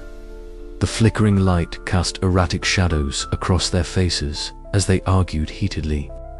"Your way divides us," Kale spat, his scarred cheek taut with anger. Lira's vision is too soft. We need decisive action. Aaron's eyes burned with frustration. And your way risks destroying everything we've built. We need unity, not chaos. Their words echoed the city's fracture, a reflection of the deeper wounds beneath the glass surface. Back in the core chamber, Lira felt a sudden surge of energy ripple through her hands. The fracture's glow dimmed slightly, a fragile sign of success. But the effort left her trembling, drained beyond measure. Rising slowly, she knew this was only a temporary reprieve. The city's fate depended not only on her magic, but on the fragile alliances she could forge among a people divided. As dawn approached, Lira stepped onto the balcony once more. The fracture still stretched ominously, but beneath her, the city stirred with a tentative hope. Her voice, quiet but resolute, carried across the glass and into the hearts of those who would listen. "We stand at the fracture point," she said. "We can choose to break, or we can choose to heal." Together, the wind answered, carrying her words into the storm beyond, where the endless fury awaited.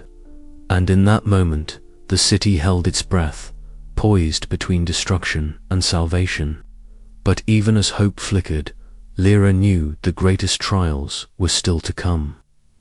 The fracture was not just in the glass, it was in the very soul of their world. She had to find a way to unite them all before the fracture became their undoing. And time was running out.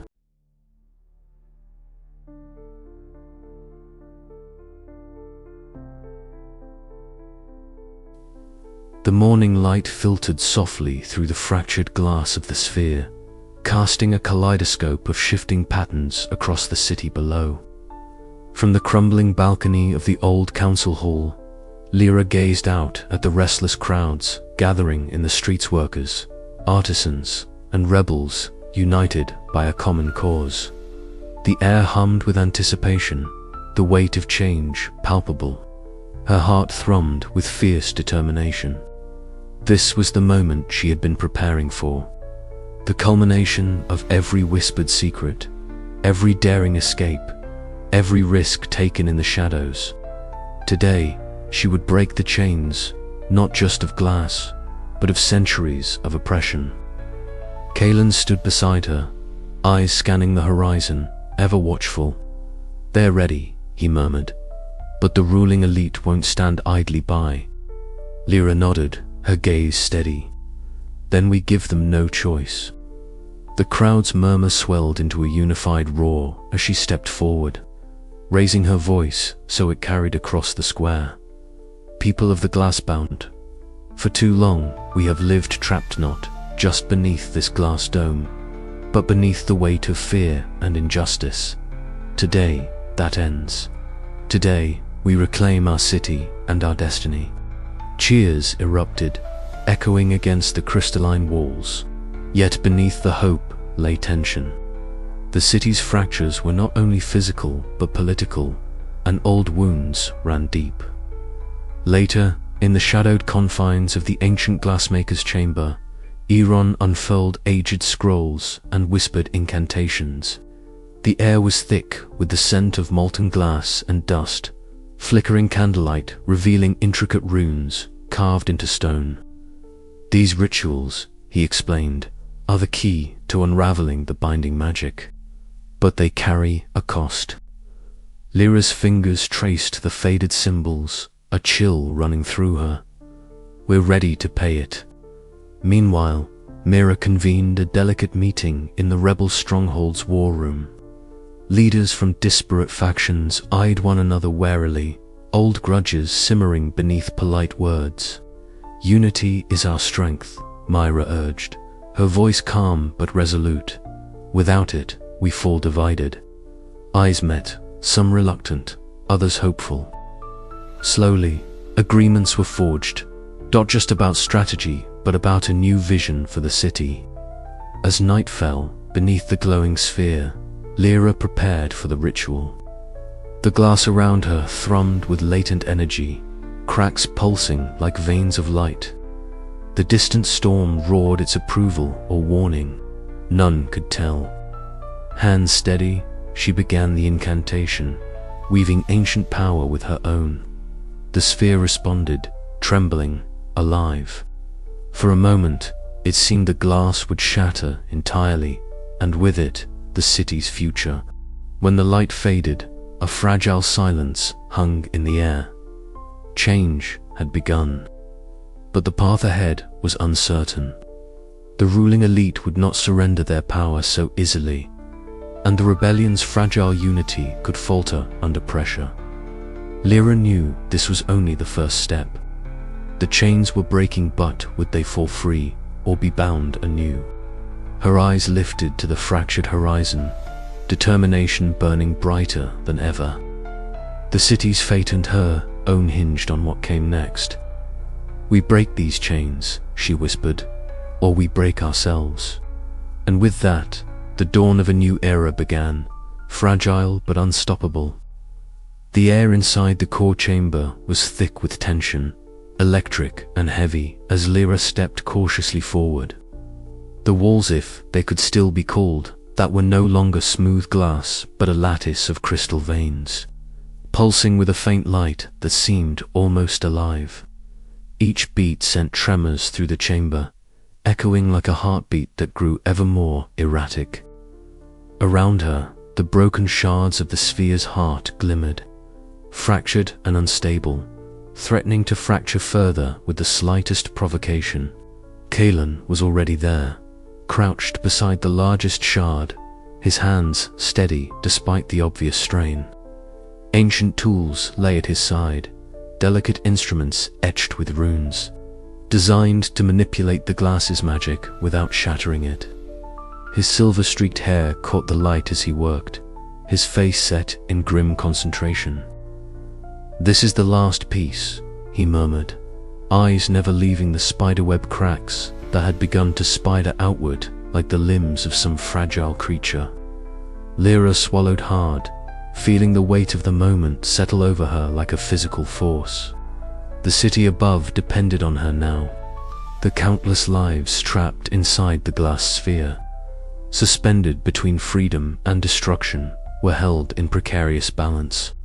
She had fought so long, navigated betrayals, and uncovered secrets, but none of it had prepared her for this, the possibility that the very thing she sought to save might be beyond saving. "Kalen," she said quietly, stepping closer, "what happens if it breaks?" He didn't look up, but the tension in his shoulders betrayed him. If it fractures completely, the entire sphere could implode.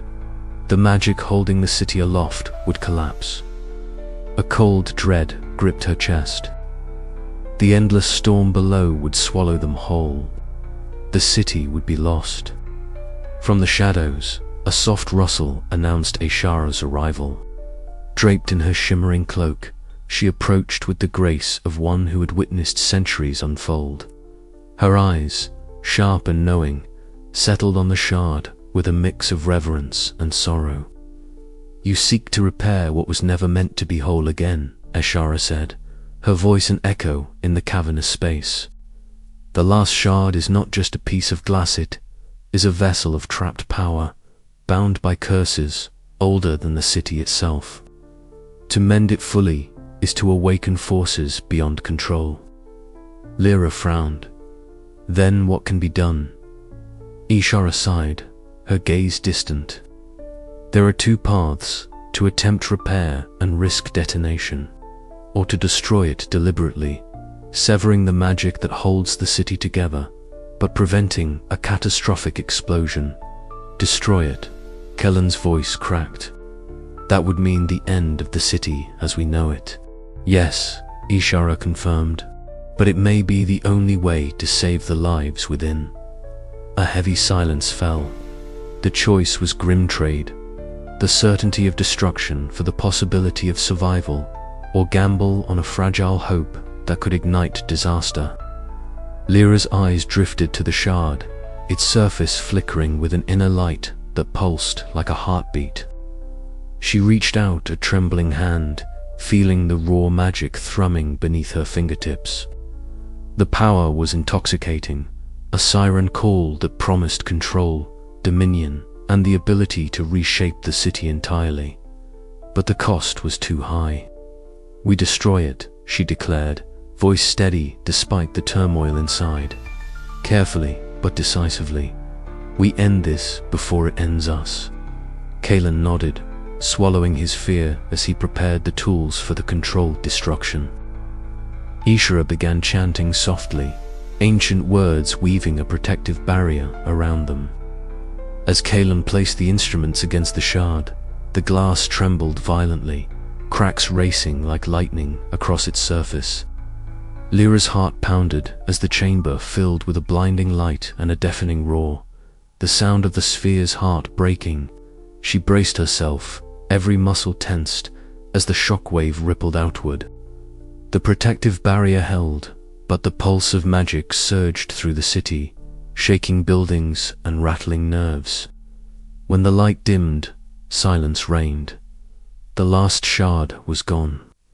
Lira exhaled, her body trembling with exhaustion and relief. But as she looked up, she saw the fissures spreading across the sphere's surface, new cracks forming like battle scars. The city had survived, but it was forever changed, and so was she. Outside the core chamber, the endless storm roared with renewed fury, as if mocking their fragile victory. Lira knew the road ahead would be longer and more perilous than ever, but for the first time, hope flickered within her, a fragile shard of light amid the darkness. She stepped forward, ready to face whatever came next. "This is only the beginning," she whispered. And somewhere deep within the storm, the sphere trembled, waiting. The storm had been raging for days, a relentless fury below the glass dome that encased the floating city. Now, as the endless tempest reached its climax, the sky darkened to an almost unnatural shade of violet, and the very air thrummed with magical energy. From her vantage point atop the highest spire, Lira watched the tumultuous dance of lightning fork and flash across the horizon, each jagged streak casting eerie reflections upon the fissures that crawled like veins across the city's protective glass shell. Inside the core chamber of the sphere, where the ancient magic pulsed strongest, Lira stood alone for a moment, the world falling away to the storm's roaring symphony. The chamber was bathed in a shifting glow, the walls shimmering like liquid glass, alive with power. She extended her hands, fingertips brushing against the surface of the sphere's heart, a living, breathing thing that pulsed beneath her touch. The energy flowed into her, fierce and wild, like a wildfire racing through dry brush, threatening to consume and transform everything in its path. A shiver ran down her spine as the storm's voice whispered in the recesses of her mind.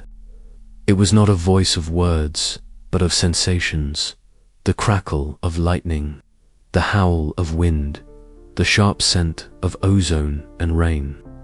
It promised power beyond imagining, a chance to remake the city, the people, and the very world itself. Yet beneath its seductive allure lurked ruin, the potential for destruction so complete that nothing would remain but shattered glass and broken dreams. Behind her, Kalen and Mira entered the chamber, their faces etched with a mixture of hope and dread. Kalen's eyes dark and steady locked on Lyra's, as if searching for the strength to believe. Myra, the ancient glassmaker, whose knowledge of the sphere's origins had guided them this far, adjusted her shimmering robes and offered a faint nod. "The storm's magic is volatile," she cautioned softly, "but it need not be our enemy." Lira drew a steadying breath, feeling the weight of the city and its people pressing upon her shoulders. The cracks in the glass were spreading faster now, thin splinters racing outward like the fingers of some great beast seeking escape.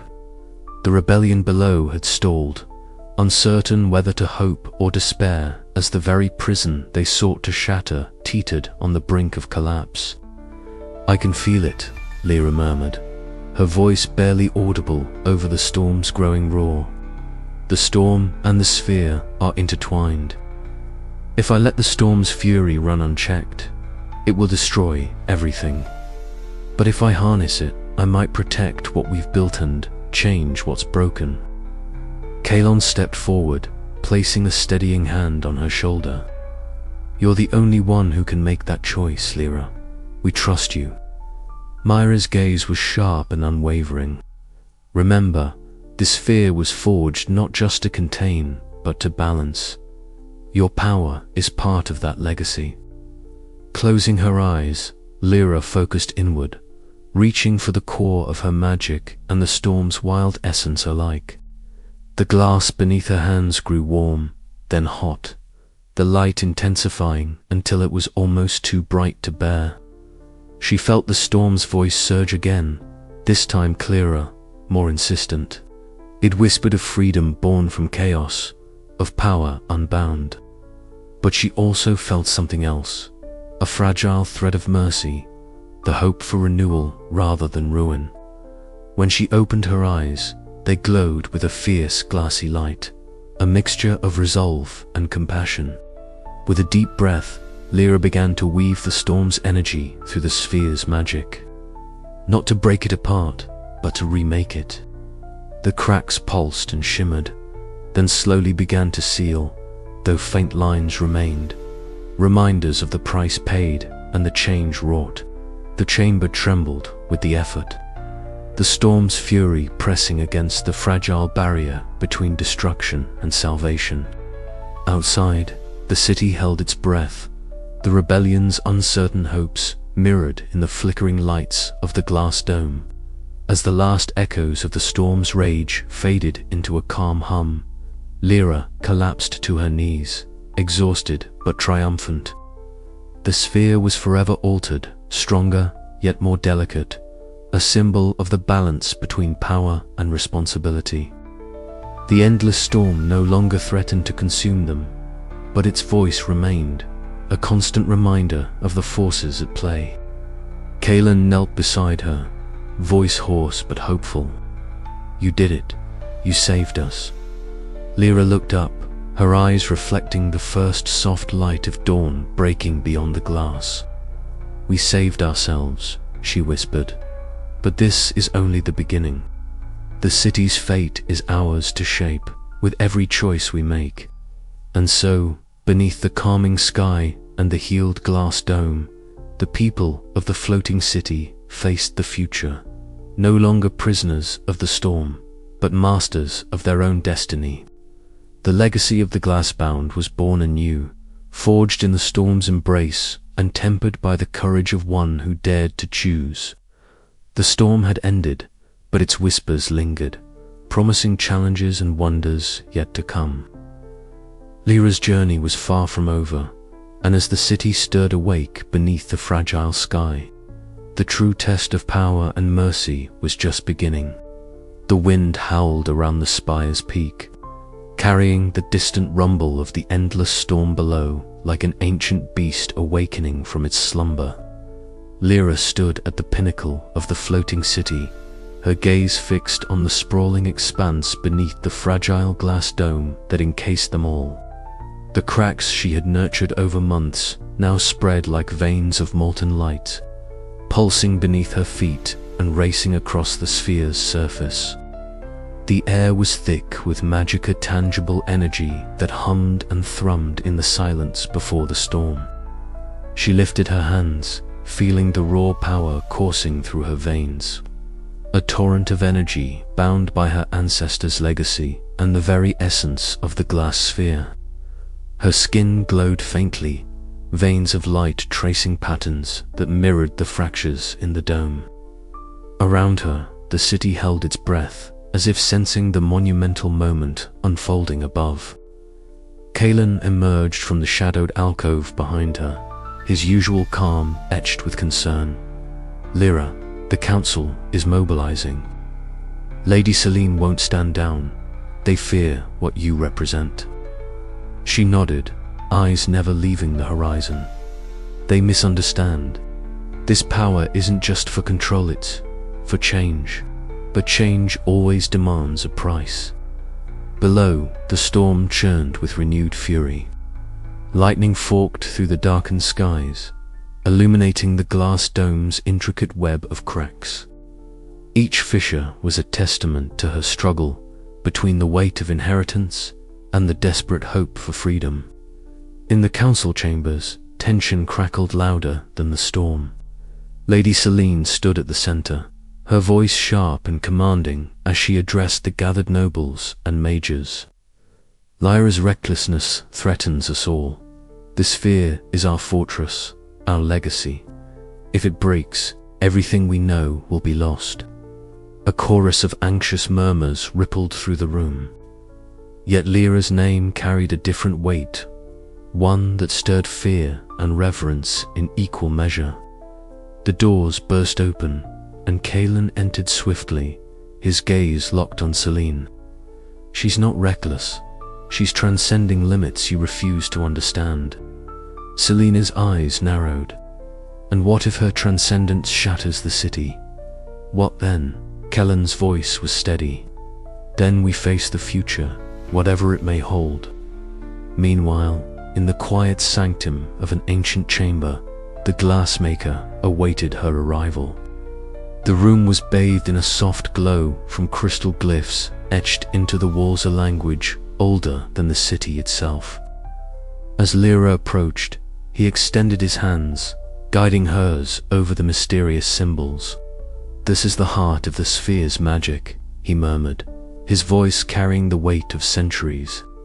"To wield such power is to embrace both creation and destruction. You must decide what legacy you will leave." Lira inhaled deeply, feeling the steady pulse of the glyphs beneath her fingertips. The knowledge was overwhelming yet clarifying. Every choice carved a path, every action a ripple through the fragile balance of their world. Returning to the spire, Lira raised her arms, summoning the full breadth of her magic. The sphere responded instantly, the cracks flared brightly, casting kaleidoscopic light across the city's faces. The glass trembled, a symphony of tension and release. A surge of energy burst forth, shattering invisible barriers within her. She felt herself ascend beyond mortal limits, a convergence of power and purpose. The city below gasped as light cascaded through the fractures, transforming fear into awe. Yet even in triumph, a shadow lingered. Could she control this force without losing herself? Was the city ready for the freedom she might unleash, or would it crumble beneath the weight of change? As the first shards of dawn pierced the storm clouds, Lyra's voice rang out clear, resolute, and unyielding. "I am the heir of glass and storm. This city will rise, not as a prison, but as a beacon." The wind carried her words far and wide, setting hearts ablaze with hope and trepidation. Above the endless storm, the fragile glass sphere shimmered, no longer just a barrier, but a symbol of transformation. The final battle for the city's soul was at hand, and Lira stood ready to shape its destiny. Her journey was far from over. Yet in this moment, she was glassbound ascendant, a force beyond fracture and fear, poised to redefine the very essence of power. The storm below roared in answer, but the city above was no longer merely trapped, it was alive, breathing and ready to face whatever came beyond the glass. The air in the tower was thick with stillness, broken only by the distant howl of the endless storm beneath the glass sphere. Lira stepped forward, her boots clicking against the cold stone, eyes scanning the city sprawling like a jeweled mosaic under the sunset glow. It was a city of light and shadow, of fragile beauty held captive by the transparent walls that both protected and imprisoned it. She breathed deeply, feeling the pulse of the sphere beneath her feet, a subtle vibration, like the heartbeat of an ancient creature. The fissures she had created spread slowly but inexorably, like veins carrying a deadly poison. Yet within her, a flicker of power stirred, a connection that had grown stronger with each day. A sudden chill swept the chamber, and the air shimmered with iridescent light. Before her, the glass walls rippled, and a figure emerged, a man clad in robes that seemed woven from the very essence of the sphere itself. His form was translucent, his eyes twin orbs of crystal fire. Eldrin, the city's founder, the first glassmaker whose hands had shaped the sphere, stood before her. Lira, his voice echoed, resonant and clear as the chime of crystal bells. You have come far, but the path ahead is fraught with peril. She swallowed hard, awe and apprehension knotting her stomach. Who are you? She breathed. I am Eldrin, the maker of this city's prison and its shield. I have watched through the ages as the glass held your people aloft, yet also bound them in silence. Now the cracks deepen and the balance falters. You must decide whether to mend what was broken or to shatter the bonds entirely. Lyra's mind reeled. Why show yourself now? Why reveal these truths? Because the time has come, Eldrin answered, for the heir of the Glassbound to wield the knowledge of the past. The sphere was forged not only from magic, but from sacrifice. It holds power beyond measure, but with power comes consequence. As he spoke, visions unfolded around them. Lira found herself transported back centuries, standing beside the first glassmakers. Their hands, glowing with raw magic, shaped molten glass with reverence and precision. The endless storm raged below, its fury captured within the sphere's delicate curves. She saw the faces of those who had given their lives to bind the city, their hopes entwined with the fragile walls. The vision faded, and Lyra's heart pounded with the weight of inheritance. What must I do? She asked. Listen to the echoes of the past, Eldrin said. Understand the cost. The sphere's magic is a double-edged sword, can protect or destroy. You must choose wisely. Suddenly, footsteps echoed in the chamber. Mara burst through the door, her auburn hair wild, eyes blazing. Behind her came Silas, the conflicted noble, his face pale but resolute. Lira, we heard the summons, Mara said urgently. The rebellion grows restless. The council tightens its grip. The city teeters on the brink. Silas nodded. Eldrin's warnings are clear. The sphere's stability wanes. We have little time. Lira turned from the fading spirit to her allies, the burden of leadership settling heavy on her shoulders. Then we must prepare for battle, for peace, for whatever comes. The past has spoken. Now we write the future. The glass beneath them pulsed faintly, casting fractured light that danced like shards of hope and fear. Outside, the storm's fury whispered promises of change, and the city held its breath, poised between destruction and rebirth. In the silence that followed, Lyra's resolve hardened. She would face the legacy of the Glassbound and forge a path beyond the storm, one that might finally free her people or bind them forever. But the echoes of the past were only the beginning, and the final crack was yet to come.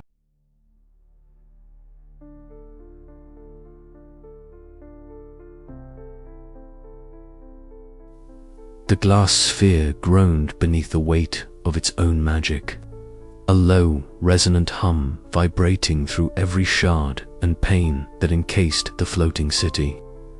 Lira stood at the apex of the central spire, her breath shallow, eyes locked on the widening fissure that stretched across the gleaming surface. The crack had been growing for days, but now it throbbed like a wound, pulsating with raw energy that made the very air shimmer and distort. Around her, the city trembled. The endless storm below churned with renewed ferocity, lightning dancing wildly against the glass walls. thunder crashing in a relentless symphony. Citizens scattered through the streets, their faces a mixture of fear and disbelief, as glass fragments rained like crystalline snow, sparkling in the storm's eerie light.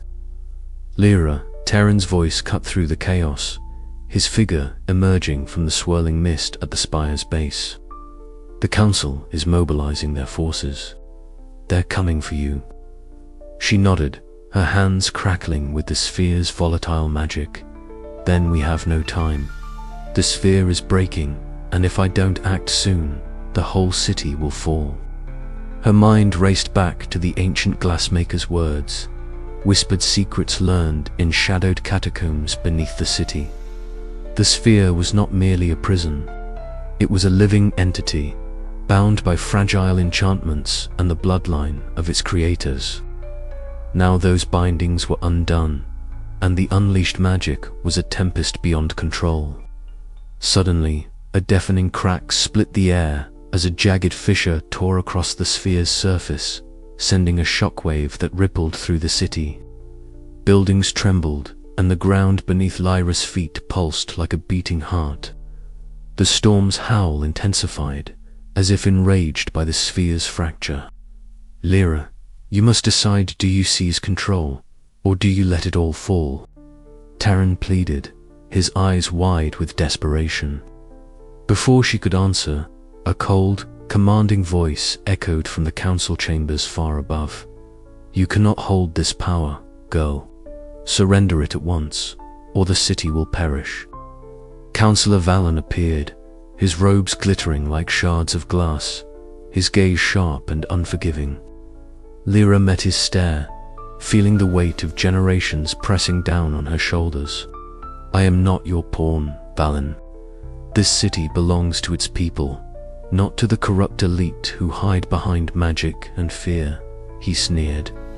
Then you choose destruction. With a flick of his hand, shards of glass swirled into deadly projectiles, hurtling toward Lira.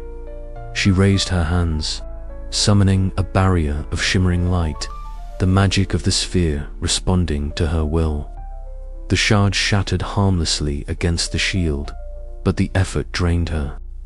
The fissure widened, and from its depths poured a torrent of raw magic, a swirling maelstrom of light and shadow that threatened to engulf everything. The city screamed in response, its glass walls cracking, glass pieces falling like deadly rain. Lyra's vision blurred as the magic surged through her, threatening to consume her very identity. Memories of her parents, the rebellion, the countless sacrifices flashed before her eyes. She realized this moment was more than a battle for survival, it was a test of her soul. Drawing upon every ounce of strength, she reached into the heart of the storm within the sphere. Her hands glowed with radiant energy, weaving ancient runes taught by the glassmaker. She channeled the chaotic magic, bending it, coaxing it into harmony. The fissure slowed its spread, the wild roar of the storm softening to a steady hum. Councillor Valen's expression faltered, his power waning against Lyra's will, but the cost was immense. Lyra's body trembled violently, sweat mingling with tears as she poured her essence into the sphere's healing. The city held its breath, suspended between ruin and salvation. Suddenly, a brilliant flash engulfed the spire, the final crack sealed by a wave of pure light. The storm below calmed, its fury retreating as if appeased. The glass sphere, though scarred, stood whole once more. Tareen rushed to Lyra's side, grasping her hands. You did it. You saved us. She smiled weakly, exhaustion pulling at her limbs. No, we saved ourselves. Councillor Valen retreated, defeated but not destroyed, his eyes burning with silent promise of future conflict. As dawn broke over the floating city, the glass gleamed with new light each crack, a reminder of the trials endured, each shimmer a symbol of hope reborn. Lira looked out over Glassbound, no longer just an orphan or a rebel, but the guardian of a fragile peace forged in the final crack. Yet, deep within her, a whisper stirred a question of what price had truly been paid, and what storms still lay beyond the horizon. The city was saved, but the legacy of the sphere's magic was just beginning. The dawn broke gently over the horizon, its soft light spilling through the fragmented remnants of the once impenetrable glass sphere. Lira stood amidst the rubble, her gaze sweeping over the scattered shards that caught the morning sun and scattered it in fractured rainbows across the faces of the survivors. Around her, the people who had endured the storm and the shattering gathered faces marked by exhaustion, grief, and yet a flicker of something new, hope. The city was a ruin, but it was a ruin filled with possibility. The glass that had imprisoned them now lay broken, a symbol of the old order's fall and the future's uncertain promise. Lyra's fingers tingled with the residual magic that lingered in the air, a reminder of the power she had wielded to bring this moment about and the responsibility that weighed heavier than ever before. Una approached quietly, his steady presence grounding her. "It's hard to believe we're really here," he said softly, eyes tracing the sharp edges of the shattered dome. "But I think this is the first day of something better." Lira nodded, drawing a deep breath. "We have to make it better, for everyone. No more secrets, no more divisions." As the crowd assembled near the center of the ruined city, Lira climbed atop the tallest shard, the jagged crystal gleaming beneath her feet. The murmurs hushed, all eyes turning toward her. Her voice rang clear and steady, carrying across the open air.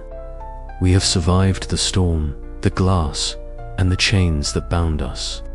Now, together, we will rebuild not a city encased in glass, but a home forged from our shared strength and trust." Whispers of agreement rippled through the crowd. Mira stepped forward, her voice fierce but hopeful. "For too long, we were silenced, trapped beneath the weight of the ruling elite's magic. Now, we rise not as rebels or rulers, but as one people." The rebuilding began with careful planning and purpose. Former artisans and magic users worked alongside laborers and strategists, crafting plans not just for buildings, but for governance and community. Councillor Vale, once a voice of the old regime, now lent his knowledge to ensure that the new order would avoid the traps of the past. In quieter moments, Lira shared walks with Mira and Ewan through the streets, still littered with glass and memories. The air was crisp, the endless storm cleared for the first time in ages. They spoke of loss and of dreams, of the heavy price paid and the cost yet to come. "Do you think the city can really change?" Myra asked one evening, her eyes reflecting the dying light. "It has to," Lira replied, her voice firm. "Because if we don't believe that, then nothing we've done means anything." The forging of the new dome was both a literal and symbolic act. Artisans and magic wielders joined hands and wills, the hum of creation filling the air as new glass formed clear, strong, and unyielding, but no longer a prison. The light danced on the emerging crystal surfaces, reflecting the determination etched on every face. Lira watched as the first piece was set in place. A new beginning crystallized in glass and hope. The city was no longer bound, it was reborn. But as the sun set on this fragile dawn, Lira could not shake the knowledge that the path ahead would be fraught with challenges. Old fears and new ambitions stirred beneath the surface. The true test of their rebirth was just beginning. "This is our chance," she whispered to the wind, "to build a future worthy of the sacrifices made. To be masters of our fate, not prisoners of glass." And with that vow, the city of Glassbound took its first steps beyond the storm. The early days of rebuilding were a whirlwind of activity. Debris was cleared, homes were repaired, and new structures began to rise from the ashes. Lyra's leadership became a beacon for both survivors and those who had once opposed her. She insisted on transparency, holding open councils where all voices could be heard. This was a radical change from the secretive rule of the Glassbound elite.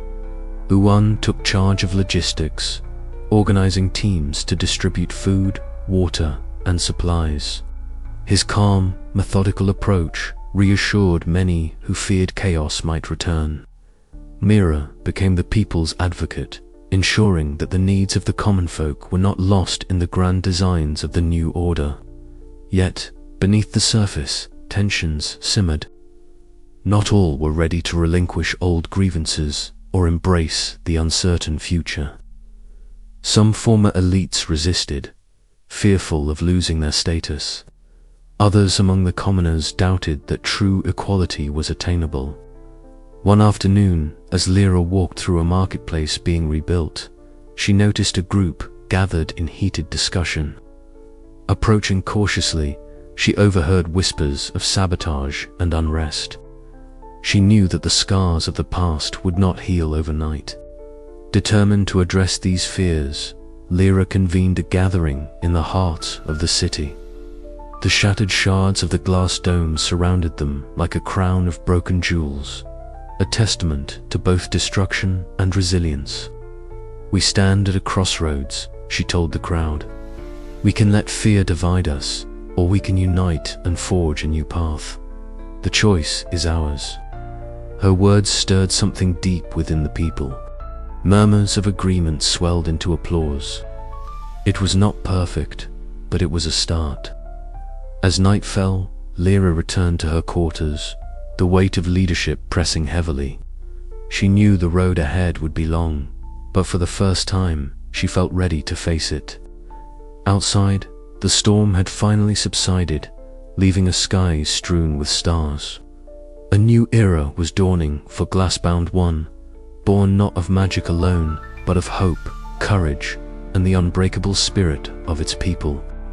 And in that quiet moment, Lira allowed herself a small, rare smile. The city was alive again.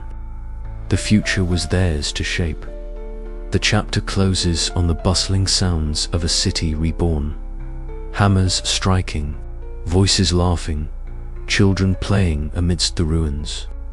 The broken glass no longer confines but glimmers as a reminder of the trials overcome and the promise ahead. Lira's eyes reflect the light of this new dawn, her heart steady with resolve. Beyond the storm, beyond the shattered past, Glassbound rises anew. The dawn broke slowly over the glass-bound city, its light filtering through the delicate mosaic of shattered and mended panes that now crowned the high towers and winding streets.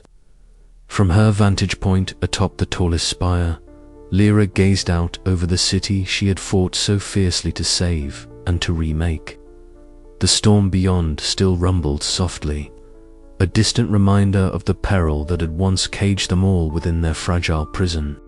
She inhaled deeply, the crisp morning air mingling with the faint scent of fresh resin used in the restoration of the glass structures below. The city was alive again, humming with cautious hope and whispered promises. People moved through the streets, their faces etched with the hard-won relief of survival and the tentative optimism of a fresh start.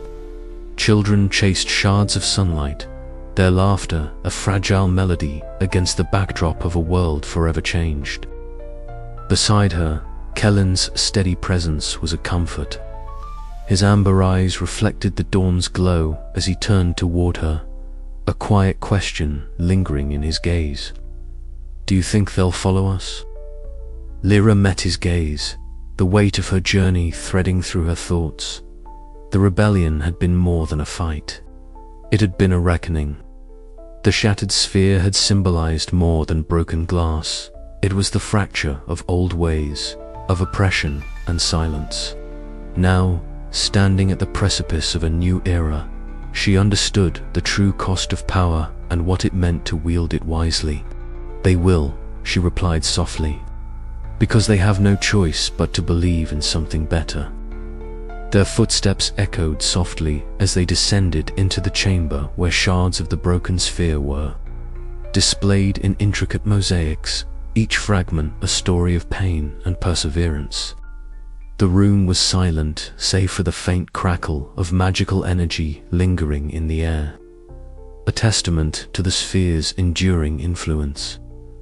Kellen's voice was low, contemplative. "We've lost so much. Friends, family, the city itself. How do we carry that without breaking?" Lyra's eyes traced the glimmering patterns. "By remembering why we fight, not for power, but for freedom, for the chance to build something new from the pieces." Her words hung between them, heavy with truth. The rebellion had been born from desperation, but the future demanded more than defiance. It demanded vision and compassion. As the morning sun climbed higher, the central plaza filled with citizens gathering to hear Alicia speak. The elder stateswoman's voice rang clear and steady, a beacon of strength and resolve. "We stand at the dawn of a new era," Alicia declared, her robes catching the light and scattering it like fractured glass. "The legacy we inherit is not just of shattered walls and broken chains, but of the courage to heal and to unite. Let us remember the cost of hatred and the power of hope. Together, we will rebuild not just our city, but the trust that binds us." Cheers rose, tentative but growing, as faces lifted toward the sky, eyes bright with the possibility of change. Lira watched from afar, feeling the pulse of the city's heart beat anew. Later, as twilight softened the edges of the day, a figure approached, ethereal, almost translucent. The glassmaker, his form shimmering with the light of ages past, moved with a grace that seemed to ripple through the air. Lira, his voice was like the tinkling of glass bells, fragile yet enduring. "You have shattered what was once whole, but from the shards you have forged a new strength." He extended a hand, delicate fingers brushing a softly glowing shard. "This is your legacy, the light born from brokenness. Guard it well, for it will guide you and those who follow." Lira reached out, her fingers closing around the shard's cool surface. She felt the pulse of magic, ancient, potent, and alive, coursing through her veins. "I will," she vowed, her voice steady despite the storm of emotions within. "For the city, for its people, for the future." The glassmaker's form shimmered and faded, leaving behind a silence tinged with reverence and possibility. Night settled over the glass-bound city, stars reflected in the panes like scattered jewels. Lira stood once more on the tower, the shard warm in her palm. She knew the road ahead was fraught with challenges, that the balance between power and freedom was a delicate one.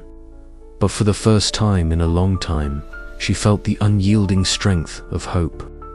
The city was no longer a prison. It was a promise, and she was ready to lead it into the light. The wind whispered through the glass, carrying with it the echoes of a new dawn, fragile, radiant, and boundless. As the first stars blinked awake, a distant rumble of the storm reminded Lira that the road beyond the glass sphere was still uncertain. Yet beneath the surface of fragile peace, the city's heartbeat grew stronger with every choice made in the light of freedom. The legacy of glass and blood, shattered and reforged, was hers to shape. But what sacrifices would tomorrow demand? And would the light she carried be enough to keep the darkness at bay? The workshop was alive with a soft glow, the molten glass swirling like liquid fire in the great furnace. Lira stood at the edge of the room, her eyes fixed on the glowing orb of amber and sapphire hues as Emin. The master glassmaker worked with the precision of a seasoned artist. The air was thick with heat and the scent of molten sand, a sharp contrast to the cool, broken city outside. This was not merely a task of craft, it was a ritual of renewal. "It's almost ready," Iman said, his voice gravelly but steady as he turned to face her. His silver hair caught the furnace's light, casting a halo around his weathered face. The glass must be perfect, flawless, like the hope we're trying to build. Lira nodded, her fingers instinctively tracing the faint scars along her own palms, a reminder of battles fought and sacrifices made. The city needs more than protection now, she said softly. It needs a symbol.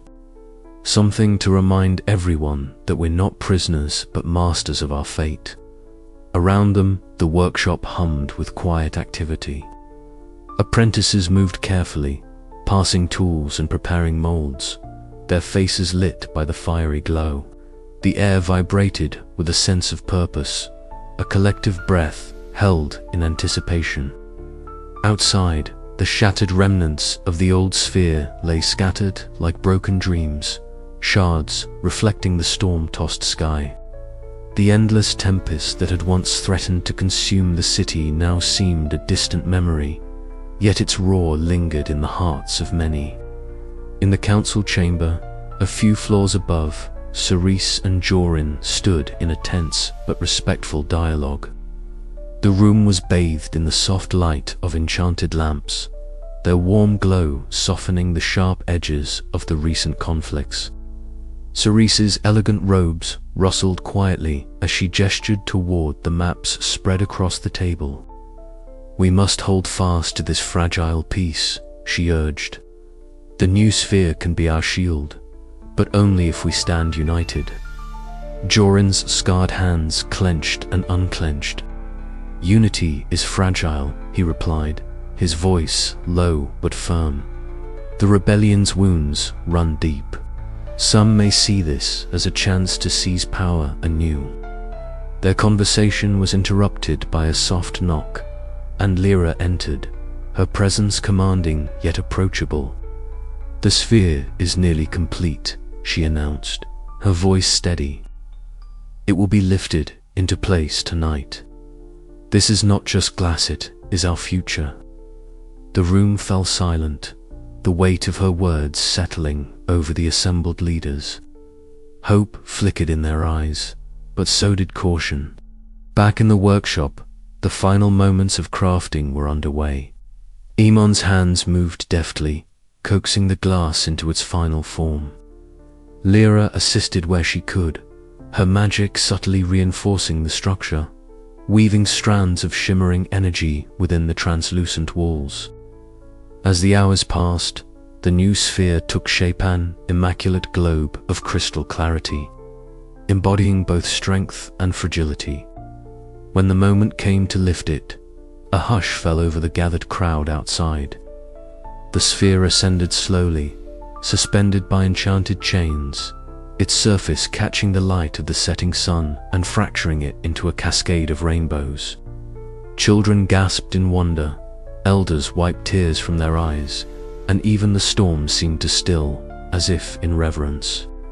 The city beneath the sphere stirred with renewed life, its people looking upward with a cautious but growing optimism. Lira stood at the forefront, her gaze steady as she felt the pulse of magic flowing through the glass live, vibrant and filled with promise. Yet beneath her calm exterior, she knew the challenges ahead were far from over. The sphere was a beginning, not an end. Old divisions still whispered in shadowed corners, and new trials awaited beyond the horizon. But tonight, under the gleaming new sphere, the city dared to dream again. "This is our dawn," Lira whispered to herself, "and I will see it through." As the light faded into twilight, the new glass sphere shimmered like a beacon against the darkening sky, its flawless surface a testament to resilience and the fragile hope of a people reborn. The endless storm beyond still raged, but inside, a new era had begun, one shaped by courage, unity, and the unbreakable spirit of the Glassbound. The wind howled around the highest spire of the floating city, carrying with it the raw fury of the endless storm that churned beneath the glass sphere. Lira stood at the pinnacle, her silhouette etched sharply against the turbulent sky. The shards of the once impenetrable sphere glimmered faintly, suspended like stars caught in a celestial dance. Her eyes, glowing with a glassy blue light, scanned the horizon where the violent tempest met the fragile edges of their home.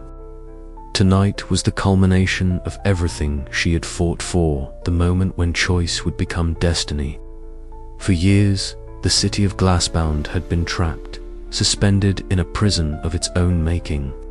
The endless storm below was a relentless reminder of their confinement, a roaring beast that threatened to consume them if the fragile glass ever failed.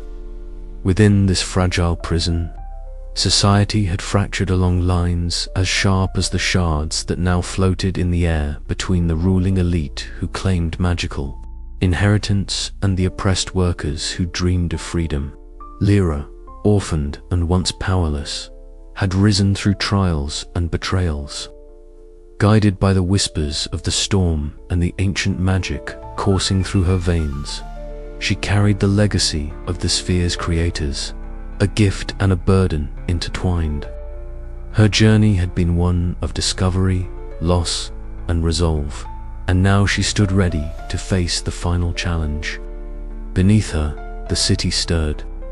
The rebellion had evolved into a movement, a swell of voices demanding change. Kale, the steadfast rebel commander, moved through the streets, rallying the people with words forged from hope and defiance. Ellis, once a member of the ruling council, now stood at the forefront of reform, her silver hair catching the light as she prepared to usher in a new era. As the first light of dawn crept over the horizon, painting the sky in shades of soft pink and purple, Lira lifted her arms, feeling the storm's energy pulse through her. The air around her crackled with raw magic, the boundary between the sphere and the tempest blurring. The storm's voice, the ethereal presence that had guided and challenged World. In a tempest of wind and crackling light, its form shifting with every heartbeat. Lira, it whispered, the voice both thunderous and tender, the choice is yours. Shatter the prison, and chaos will reign. Seize control, and tyranny may rise anew. Or harmonize with the storm, and forge a new path. Her breath caught. The weight of centuries pressed down on her shoulders, the hopes and fears of a city trembling in the balance. She closed her eyes, reaching deep within to the core of her being, to the glass-bound magic that had been her guide and her torment. With a steady voice, she spoke, not as prisoner, not as tyrant, as guardian and guide. The storm roared in response, the sky erupting in a symphony of lightning and thunder. But instead of destruction, the energy bent to her will, weaving a luminous barrier around the city. The glass walls shimmered like liquid crystal, stronger and more radiant than ever before. Below, the citizens gathered in the central plaza, faces turned upward in awe and wonder. The banners that once symbolized rebellion now fluttered alongside those of the old guard, united in a fragile but hopeful alliance. The endless storm, once a symbol of despair, now whispered promises of challenge and opportunity. Kale approached Lira as she descended from the spire, his eyes reflecting the dawn's light. "You did it," he said simply. "We did it," she replied, her smile tinged with both exhaustion and exhilaration. "The storm is no longer our jailer. It's our test." Ellis joined them, her voice soft but resolute. "A new era begins today, one where power is shared and freedom is earned." Lira looked out over the city she had saved and transformed. The shards of the broken sphere still floated around them, reminders of the past's fragility. But now, those fragments caught the light of the new dawn, reflecting a future forged by courage and unity. As the storm calmed to a gentle rumble, Lira knew that their true journey was only beginning. The city would face challenges yet unseen, but they would face them as masters of their fate, not prisoners of glass. Beyond the storm, a horizon of endless possibilities stretched out, shimmering with the promise of freedom and hope. And Lira, the glass-bound heir, would lead them there. The morning unfolded like a slow bloom, the city streets filling with the murmur of voices lifted in tentative celebration. Markets reopened, children ran with laughter, and the once foreboding glass walls now gleamed with a renewed brilliance that seemed to pulse with life. Everywhere, people spoke of the impossible. The storm had not consumed them. It had become part of their strength. Within the council chamber, Ellis convened with leaders from the newly united factions. Plans were drawn to rebuild the city's infrastructure and to create laws that honored the balance between magic and governance. The age-old divisions that had fractured society began to heal as old enemies extended hands in partnership. Kale, ever the warrior, trained new recruits in the art of defense, not only against external threats, but to protect the fragile peace they had won. His fierce gaze softened as he watched Lira from afar, marveling at the transformation she had undergone from a desperate orphan to a beacon of hope. Yet, beneath the celebrations, Lira remained vigilant. The storm's voice echoed faintly still, a reminder that nature's fury was never truly tamed, only respected. She spent hours in meditation atop the spire, communing with the essence of the sphere's magic, honing her control and seeking wisdom for the challenges ahead. In quiet moments, she reflected on the cost of their victory, the sacrifices made, the friends lost, and the burdens she now carried.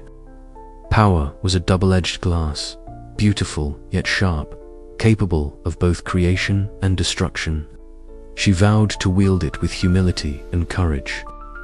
As twilight fell once more, the city gathered in the central plaza, where a monument was unveiled, towering sculpture of glass and stormlight, symbolizing resilience and unity. Lira spoke to the crowd, her voice steady and filled with warmth. Today, we are no longer bound by glass or fear. We are one people, forged in the storm and shaped by our choices. Together, we will face whatever comes beyond, not as prisoners, but as masters of our destiny. The crowd erupted in cheers, the sound ringing clear and true beneath the vast sky.